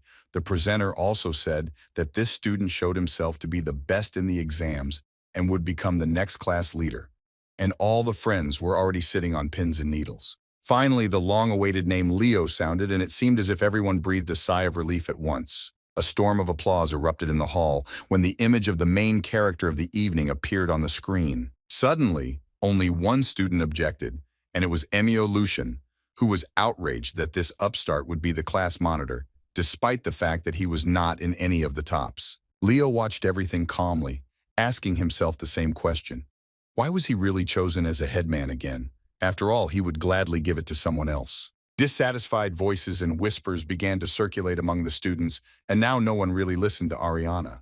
The guys had one last chance to prevent the disaster in time, but during the discussions, no one noticed how the dragon was about to wake up. At first, there was only a terrible voice that immediately indicated that the students were not just ungrateful, but real devils. Now this force could not be stopped, and Ariana did not ask politely to listen to her, but briefly told the bastards that she would not repeat it anymore, so it was better to remember it. Harry giggled and blurted out that it was as if a demon was possessing his colleague, and it was quite funny to watch, to which Sejan agreed. The first point was that generalist students are not included in the top lists of a specific department, which means they will not be next to those who were included in the lists. As an example, Ariana used knight mages, whose ability to aura is weaker than that of a pure knight, also with magical abilities, but the combination of the best features gives them power. The screen showed the wild forest, and Ariana reminded the impudent students that Leo's practical combat skills were the highest among first-year students. The guy was no longer very confident, but still asked if the top participants hadn't also received the highest score in the practical part of the exam. The dragon immediately closed the dummy's mouth, reminding him that Flo's achievements could not be compared with anyone else's since he had cleared the heroic dungeon. And when Ariana added that Leo killed Chubaroon himself, all the friends at the table's jaws dropped. But no matter how shocked everyone was by the guy's exploits, he was still as calm and even as in all other situations. The boys sat there for a while like statues with their mouths open and looked at their friend as if he were a completely different person. Elena asked again if it was true that Flo killed Chubaron himself, and Carl picked up on this and asked if it was really only Chloe who managed to destroy such a strong enemy. Leo crossed his arms over his chest with a serious expression and nodded silently, since there was no point in him proving anything or repeating what everyone had already heard. Ariana returned to her usual appearance, exhausted from yelling at the students. The presenter felt a little awkward and tried again, but calmly, to explain the situation related to Leo. But Mr. Sejan reassured his colleague, noting that she had already managed to convince the students. Professor Sejan finished his speech for Ariana, letting everyone know that the announcements were over and that they could now continue enjoying the party. Yura asked Glenn how the results would have changed if the generalists had also been included in the final list, to which he explained that in his division, the results would have been very different from what they had now. The professor also added that one person would really push everyone else aside, and Yura clarified just in case that, in fact, Leo should have been the first in the magic division, and Glenn confirmed this since the guy had the highest result. Yura was indignant because in her division the guy also had the best rating, and this dispute was already picked up by Ein, who informed his colleagues that in his division Leo was also the best. Professor Yura could not believe that Leo really wanted to become a generalist, which surprised Ein, because he initially took the young man's idea seriously, so he confirmed that Flo's goal was quite real. Glenn, as it turned out, did not calm down, having cut off that the guy's place was still in his unit, to which Yura objected that there was no reason for such talent to go to waste. Ein, sipping wine in a relaxed manner, turned to two colleagues who, like children, could not share anything between themselves, and therefore said that Leo was most suitable to be a swordsman. Nobody canceled school, so poor Card was lying on his desk in a dying state from having overindulged the day before, to which Chelsea sarcastically said that yesterday was the first time she saw someone drink 2 liters of orange juice in one go. The whole hubbub and noise was interrupted by Mr. Herod, who entered the office immediately with one word, silence, and held the map in his hand. Having hung the map on the board, the leader explained that now there would be important information regarding the field trip, namely, a journey to the lands of the elves awaiting them. Elena was delighted with the news, even though she already knew about it, but what pleased her most was that they could choose the place themselves. And Tide, supporting this mood, said that it would be cool to go to the forest of Duel, since it was warm there, and there were a lot of fruits. Herod seemed not to be listening to his students, so he pointed his finger at the map and said that their destination was El Salvia. As soon as Carl read the information from the book that the place of their hike was a small cold town, Elena and Tide already got goosebumps. Nobody liked the idea about the place, and the students hoped until the very end that it was a joke, but Herod explained that all the complaints were against the headman, since it was he who chose this place. Righteous anger fell upon the headman, in the form of looks and indignation from friends and students, and most of all, Card did not understand why his friend chose this particular town. Flo did not explain why he chose El Salvia, but simply informed everyone of the action plan, which consisted of purchasing the necessary things. Elaine was upset, but thought that she should at least start with gloves, but Chelsea was happy that she would buy herself a nice jacket. When the storm of indignation died down a little, Leo thought about it, because he knew that the reaction would be exactly like this to an unremarkable town. But no one even suspected that they were going to the sacred land of the fairies, and the most interesting thing for the guy was how King Silid was doing there. Nella and Leo were already in Lumeria in the main square discussing who needed to go where and why. The guys decided that Nella would take on the purchase of potions, and Leo would buy food and equipment, to which the girl readily agreed. At the meat counter, the guy tried to bargain, but nothing came of it, even though he needed a lot of products. But the young man left the other store with a smile and a calm soul that everything went well and the seller was friendly. All these gatherings and purchases tired the hero a little, but walking around the city he exhaled, thinking about the meeting with the king of the fairies. Suddenly, Leo's instinct told him that there was something worthy of his attention in Block 13, so he stopped and looked closely at the alley.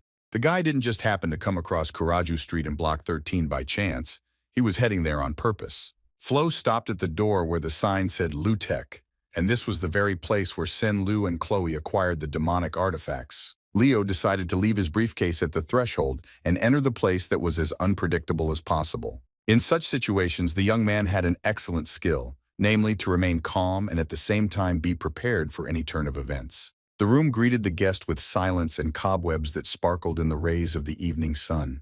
Looking at the shelves and tables, Leo analyzed that there was nothing left after the Lumen crime investigation team had caused a stir here. The only thing that caught the guy's attention was a teddy bear on the floor, and at first it was just a toy that was left behind. But that was the catch, that in the entire empty room there was only this thing. It would be very strange to see from the outside how the hero kept his hand in place against the plush toy, but knowing that the team had to confiscate everything from illegal traders, and there was only one bear, explained such a reaction. As soon as the guy thought that this was an object that lowered vigilance, the toy's eyes lit up red and it moved as if it were alive. An incomprehensible liquid suddenly poured out of the eyes of an ordinary teddy bear, which almost touched Leo, and he immediately realized that there was a demonic artifact in front of him. Flo had to light a fire in his hand because it became too dark due to the liquid that the toy splashed out, turning into a huge monster behind the boy. The guy managed to jump back to the beginning of the room in time, just when the demon hit the place where Leo was so hard that pieces of the floor flew into pieces. The monster spoke to the guest in a creepy voice, But at the same time, it scared him like a child, while Flo looked at the monster, which had a lot more than just a decrease in vigilance. Considering the memories of his past life, Leo immediately recognized the voice with which the creature addressed him. The big-eyed worm clarified in a hoarse voice that the brat had nevertheless noticed the charms left for someone more easily accessible. In the ugly monster, Flo recognized that same Salanta, or the Queen of Witches, who was one of the 3 commanders of the Legion that was destroyed 500 years ago. Leo allowed the thought that it couldn't be the original in front of him because it was too dangerous for such a person, which meant that it was a clone that was made from a piece of flesh that continued to chatter about wanting to reward such talent. Before the so-called reward, the demon warned the guy to take into account his keen senses and the next moment attacked him. Salanta was still able to wound the young man, and for Leo this was a strong indicator that in such a state, he was not her equal at all, so he needed to get out of there as quickly as possible. Holding his wounded arm, Flo jumped to the other side to somehow avoid another attack. The demon thanked the hero with his disgusting voice for such delicious food. It would seem that now the monster should have attacked Leo again, but instead it made such a terrible sound that only indicated that someone was attacking it. Leo already understood what had happened, and it was an incredible relief, and the yellow trail that was flying around only inspired confidence that now everything would end. Behind the guy, a quiet spell was heard, the Spear of Light, which was wielded by Professor Arvi, who was in the right place at the right time. The next moment, the worm was indeed crushed by a spear even larger than itself, and the demon made a sound that was unlike anything living in the world. The spear held the monster's body, preventing it from moving, but it still had the strength to speak to the heroes. The wheezing worm recognized the man as a wizard with a magic eye, but not a single muscle of Arvi moved. The demon, as befitted him, despite his condition, was glad that there was now more tasty food. While the monster was talking some nonsense about how spectators are never superfluous, a part of him began to move behind the guys. For the first time, Leo did not have time to predict such a step in advance, so death rushed towards him in the form of a part of the demon's body. But Arvi decided that such meanness would not happen during his shift, and adjusting his glasses, he wanted to teach the creature a lesson. The worm opened what was left of his eyes wide in surprise when he saw what the wizard had done. Arvi put up protection for him and Leo in time, so the worm's sneak attack didn't work as well as he wanted. On the spear and defense, Arvi's magic was not yet complete, because he had a special hatred for the demonic offspring, pure and sharp as the blade of a sword made of the best metal. With the last of his strength, the monster growled that the magician's eyes irritated him and threw his tentacles towards him. The demon growled that he would rip out Arvi's vile eyes and gut his insides, so that he could eventually have a tasty feast on the flesh of such talent. The professor quietly said that he was not interested in such a pathetic clone to waste time and effort on him. Arvi directed the beam straight at the demon, this time not giving him the opportunity to say anything or move. Parts of the very teddy bear that started this hellish commotion fell to the floor. Arvi, out of old habit, adjusted his glasses, since the owner of the magical eye of evil must hide such a gift. But Leo knew that the professor was known to some as the purifier of Tartaros, and if rumors were to be believed, he began teaching at Lumen Academy only so he could freely cross the border to hunt demons. Flo could finally breathe a sigh of relief, but it was clear that he was in debt to Arvi, and now it was not without the professor asking how something like this had happened. The young man bent down to the floor to pick up the bear's head and explained that the creature had appeared while he was examining the room. Showing the toy's head on his palm, Leo explained that the worm was cursed into a bear. Arvi reached for the evidence, saying that the case was quite interesting, and the team of investigators from the academy must now answer for not completely clearing the premises. The professor warned Leo that he would leave out details about the boy's involvement in what happened, so he need not worry. Turning to the young man, Arvi also clarified that if he needed anything, he could ask him about it. Having reminded Flo about what he did in the dungeon, Arvi thanked him once again, and now Lel was shocked that it turned out that he was not indebted to the professor, but that he was ready to provide him with any help. Flo grabbed his backpack and hurried away so that no one would suspect anything, but Arvi's words about help kept spinning in his head.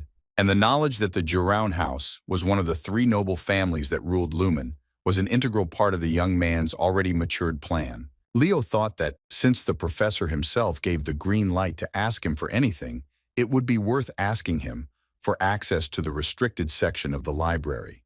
Nella was already waiting for her partner and not yet noticing Flo's injury, told him with a smile that she had completed all the necessary purchases. But as soon as the girl noticed the wound on the headman's hand, she immediately began to heal it, not understanding how he had managed to get himself into such a mess. Leo was still thinking that his suspicions were only confirmed because it was Salanta who was behind the fact that Sen Liu had a summoner and Chloe had a book. And there was only one question left. What exactly did this creature want to achieve by slipping her dirty artifacts to the students? Such thoughts remained somewhere in the air because the task that was already being carried out a week later was much more important. All the classes stood at the teleporter to set off on their journey, and while Herod yawned, Leo checked with his class to see if they had taken everything and were ready for the journey. Flo suddenly heard someone calling from behind, and when he turned around he saw that it was Celia, and she immediately decided to find out why he had chosen such a cold place. To which the guy quite logically made it clear that it had been quite hot in Lumeria lately. Celia immediately admitted that she couldn't stand the cold, but she wished Leo to enjoy his trip, to which she heard in response a boring request from her cousin to take care of himself. Miss Zeringer went off in her direction and Leo turned to his boys and asked them to get ready to leave. Chelsea happily declared that she couldn't wait to hit the road, while Carl was already shivering and complaining about how he hated the cold. Flo announced the departure and reminded them that El Salvakia, or the kingdom of fairies and elves, awaited them. In addition to the adventures at Lumen Academy, there were also events at the military training facility of Siren Academy for elven heroes. 2 students were giving another young man no peace, bullying him simply for his appearance, which turned into a personal insult about the fact that in front of them was a half-breed from whom one could not expect much. The poor guy didn't know what to answer in his defense, since in addition to his moral state, he was already feeling bad and physically he was freezing. Behind him, a bold and confident voice of a defender was heard, which indicated that there was nothing good in such an attitude towards one's peer. First-year student Lunia El Lunda with fiery hair warned the upstarts in a good manner that they should behave like Siren students. The students still kept repeating, "Doesn't Lunia care that they study side by side with a half-breed?" And the idiot next to her picked up on this and clarified that it was precisely the fact of who they were studying with that disgraced them as students at the academy. Lunia saw that there was no point in talking to idiots, so she said that it immediately became clear to her who was standing in front of her, which is why they were taken aback. The hot-tempered student couldn't stand it and started explaining in another language that if the idiots don't like the way the guy looks, then it's better for them to take off their clothes and share them. And if they're not going to do that, then it's better to shut up. The girl, her mouth open in shock, declared that it was not appropriate for Miss Lund to behave like that, since she was from a noble house. The blazing fire could no longer be stopped, and Lunia also made it clear to the upstarts that they should be ashamed first of all for how the 2 of them had attacked an innocent person.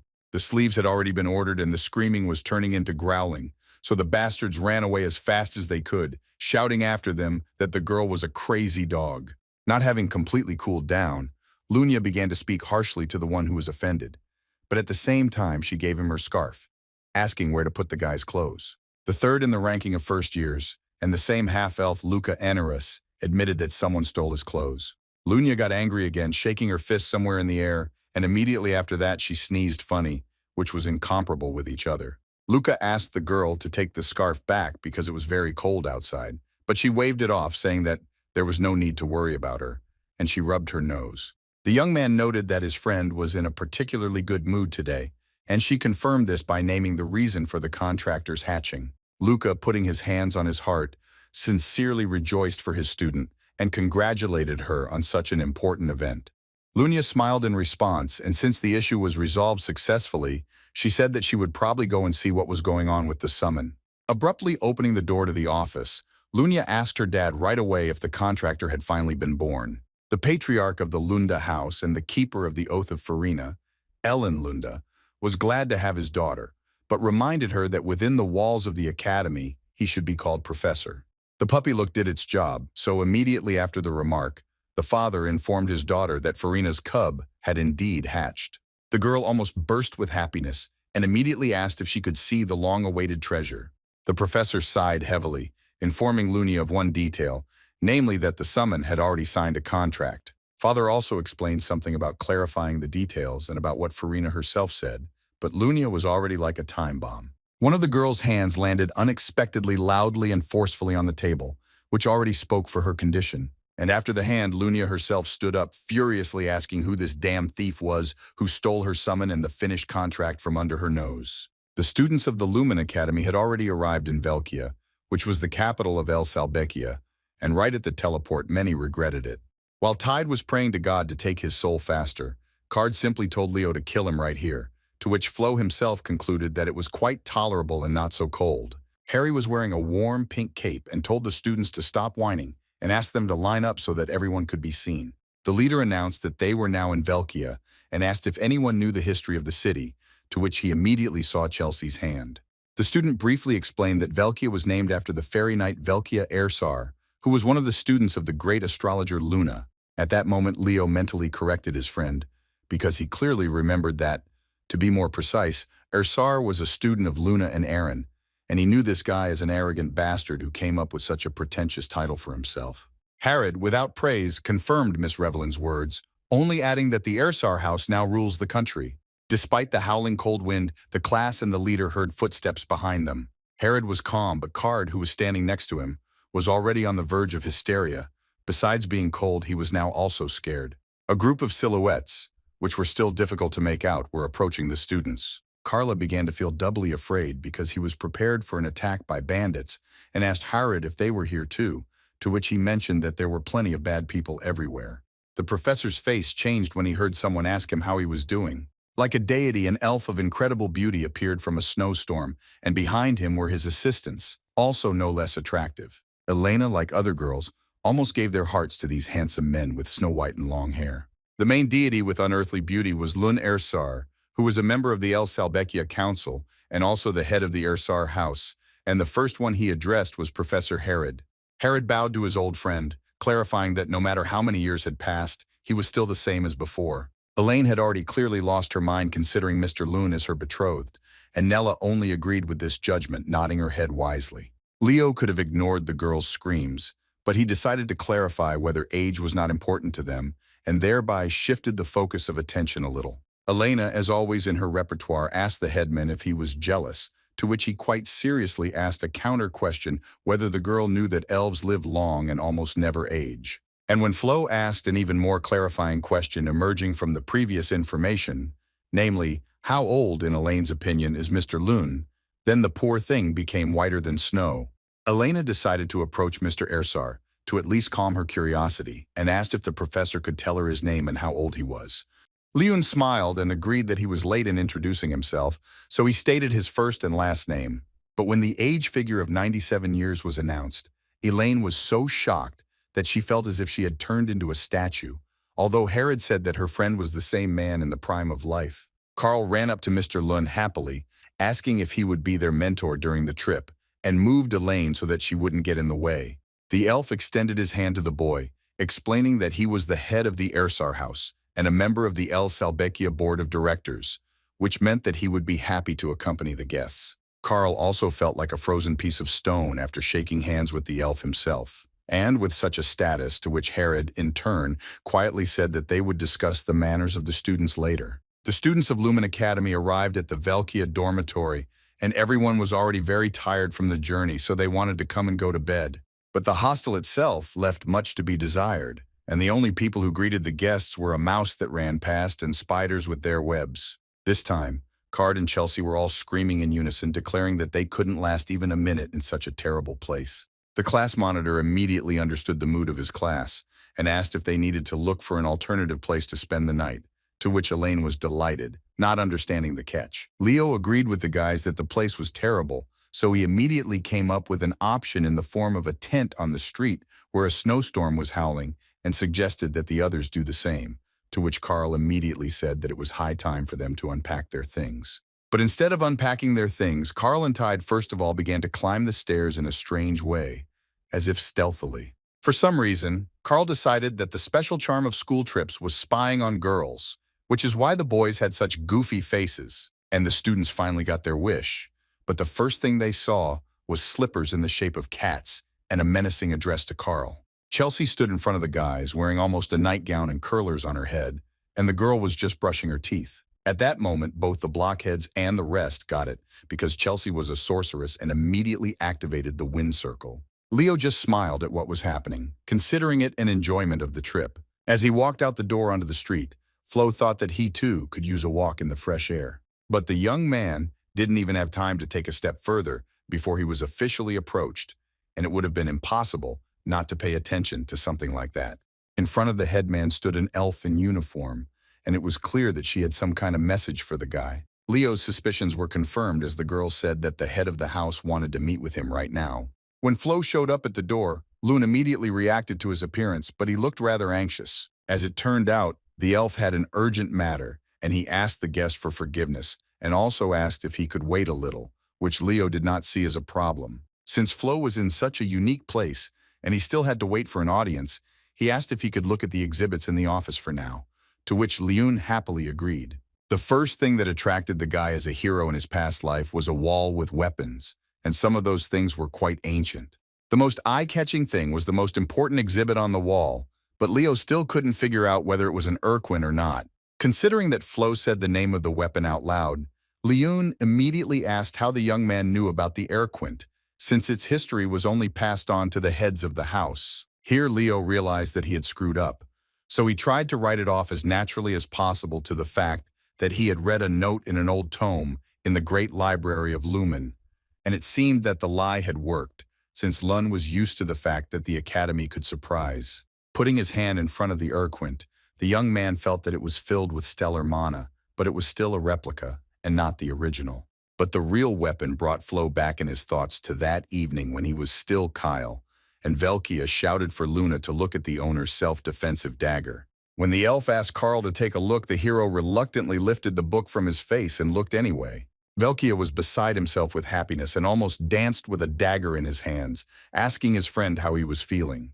To which Kyle sighed and told his friend that he looked like a goblin who decided to protect the travelers and naturally heard an indignant squeal.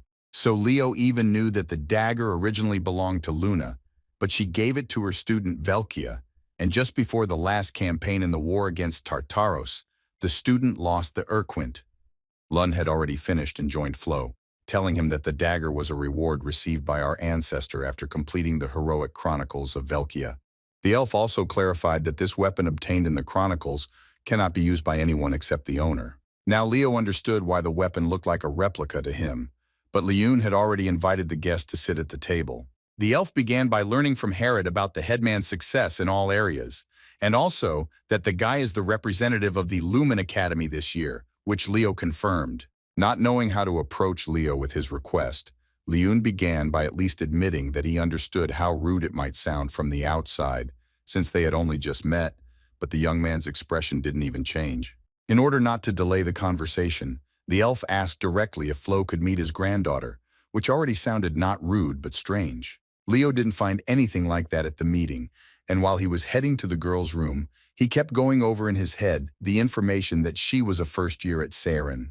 The guy also didn't lose sight of the fact that the student was quite talented and entered the academy with honors. Walking past the portraits in the corridor, Flo was already imagining the appearance of the elf's granddaughter, having also learned that she had lost her motivation to study after entering the academy. Before entering the girl's chambers, Leo reminded himself once again that Leon had asked to meet with such an outstanding student like him of a different race in order to inspire her to knowledge. Flo was already at the door of the student's room and decided to ask himself out loud whether it was really a good idea to give him the key to the bedroom. Instead of opening the door, Leo, like a true gentleman, first knocked, but there was silence in response. The first thing the guy saw was a complete mess and a dirty, gloomy room that you couldn't tell an elf lived there.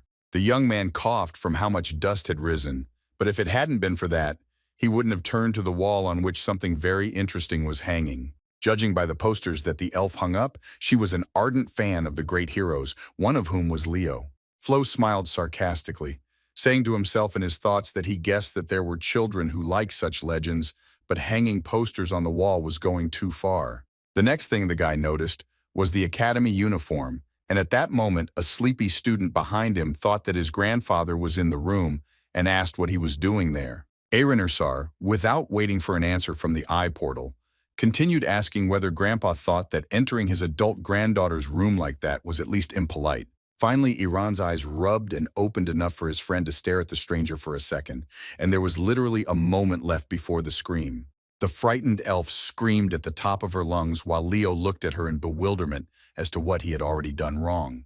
Iran surprisingly just screamed and hid back under the blanket, which Flo did not expect at all.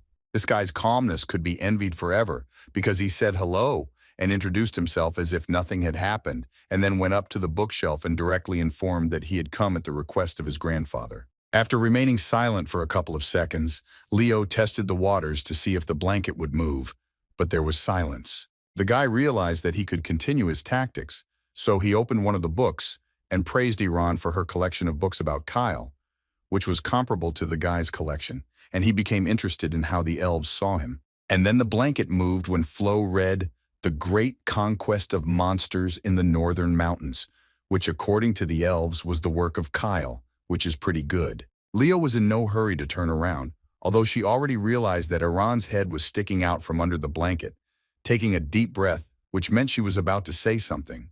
And finally, with great awkwardness, the elf decided to ask if the guy also liked the great hero Kyle. After quite a long time, Leo and Iran had already discussed a lot about the great heroes, but the girl still could not calm down and bombarded the guy with new questions. The elf was delighted that Leo answered all the questions correctly, because this particular chronicle is considered the least studied, so most people have never even heard of it. For Iran, Leo at that moment already looked like a hero, telling so many interesting things that no one else could. Suddenly the girl came to her senses and asked for forgiveness for her rudeness, after which she immediately introduced herself and admitted that she was embarrassed by her behavior at the first meeting. Flo said that everything is fine, but the great heroes, on the contrary, would be pleased to know that they are still remembered even after so many years.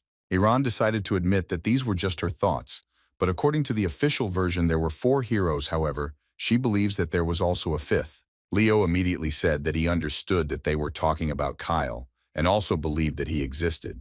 So upon returning to the Lumen Academy, he would like to create a club of enthusiasts who would look for evidence of his life, and this struck the girl on the spot.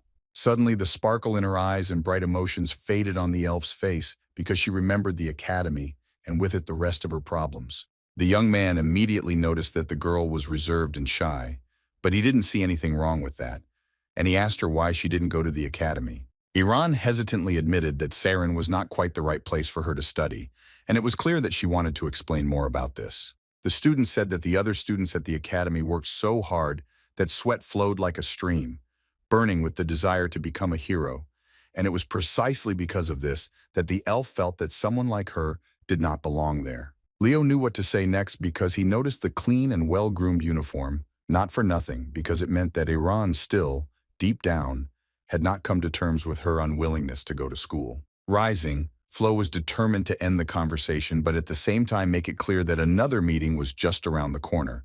So he explained that he was not the only person in Velikia at the moment.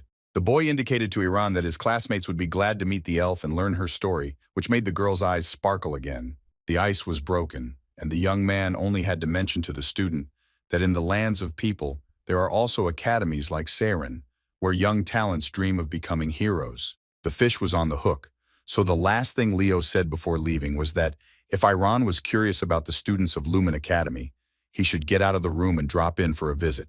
For the first time, Flo was pierced by a rhinestone, which made him even flinch because, as it turned out, Mr. Leung was already waiting for him behind the door, folding his palms in affection. The next moment was even stranger because the so-reserved elf leaned towards Leo and whispered to him whether the guys had been talking all this time, to which he calmly replied that it had been so. Now Leung also burst into tears of happiness, because several months had already passed since the last time his granddaughter spoke to someone for such a long time.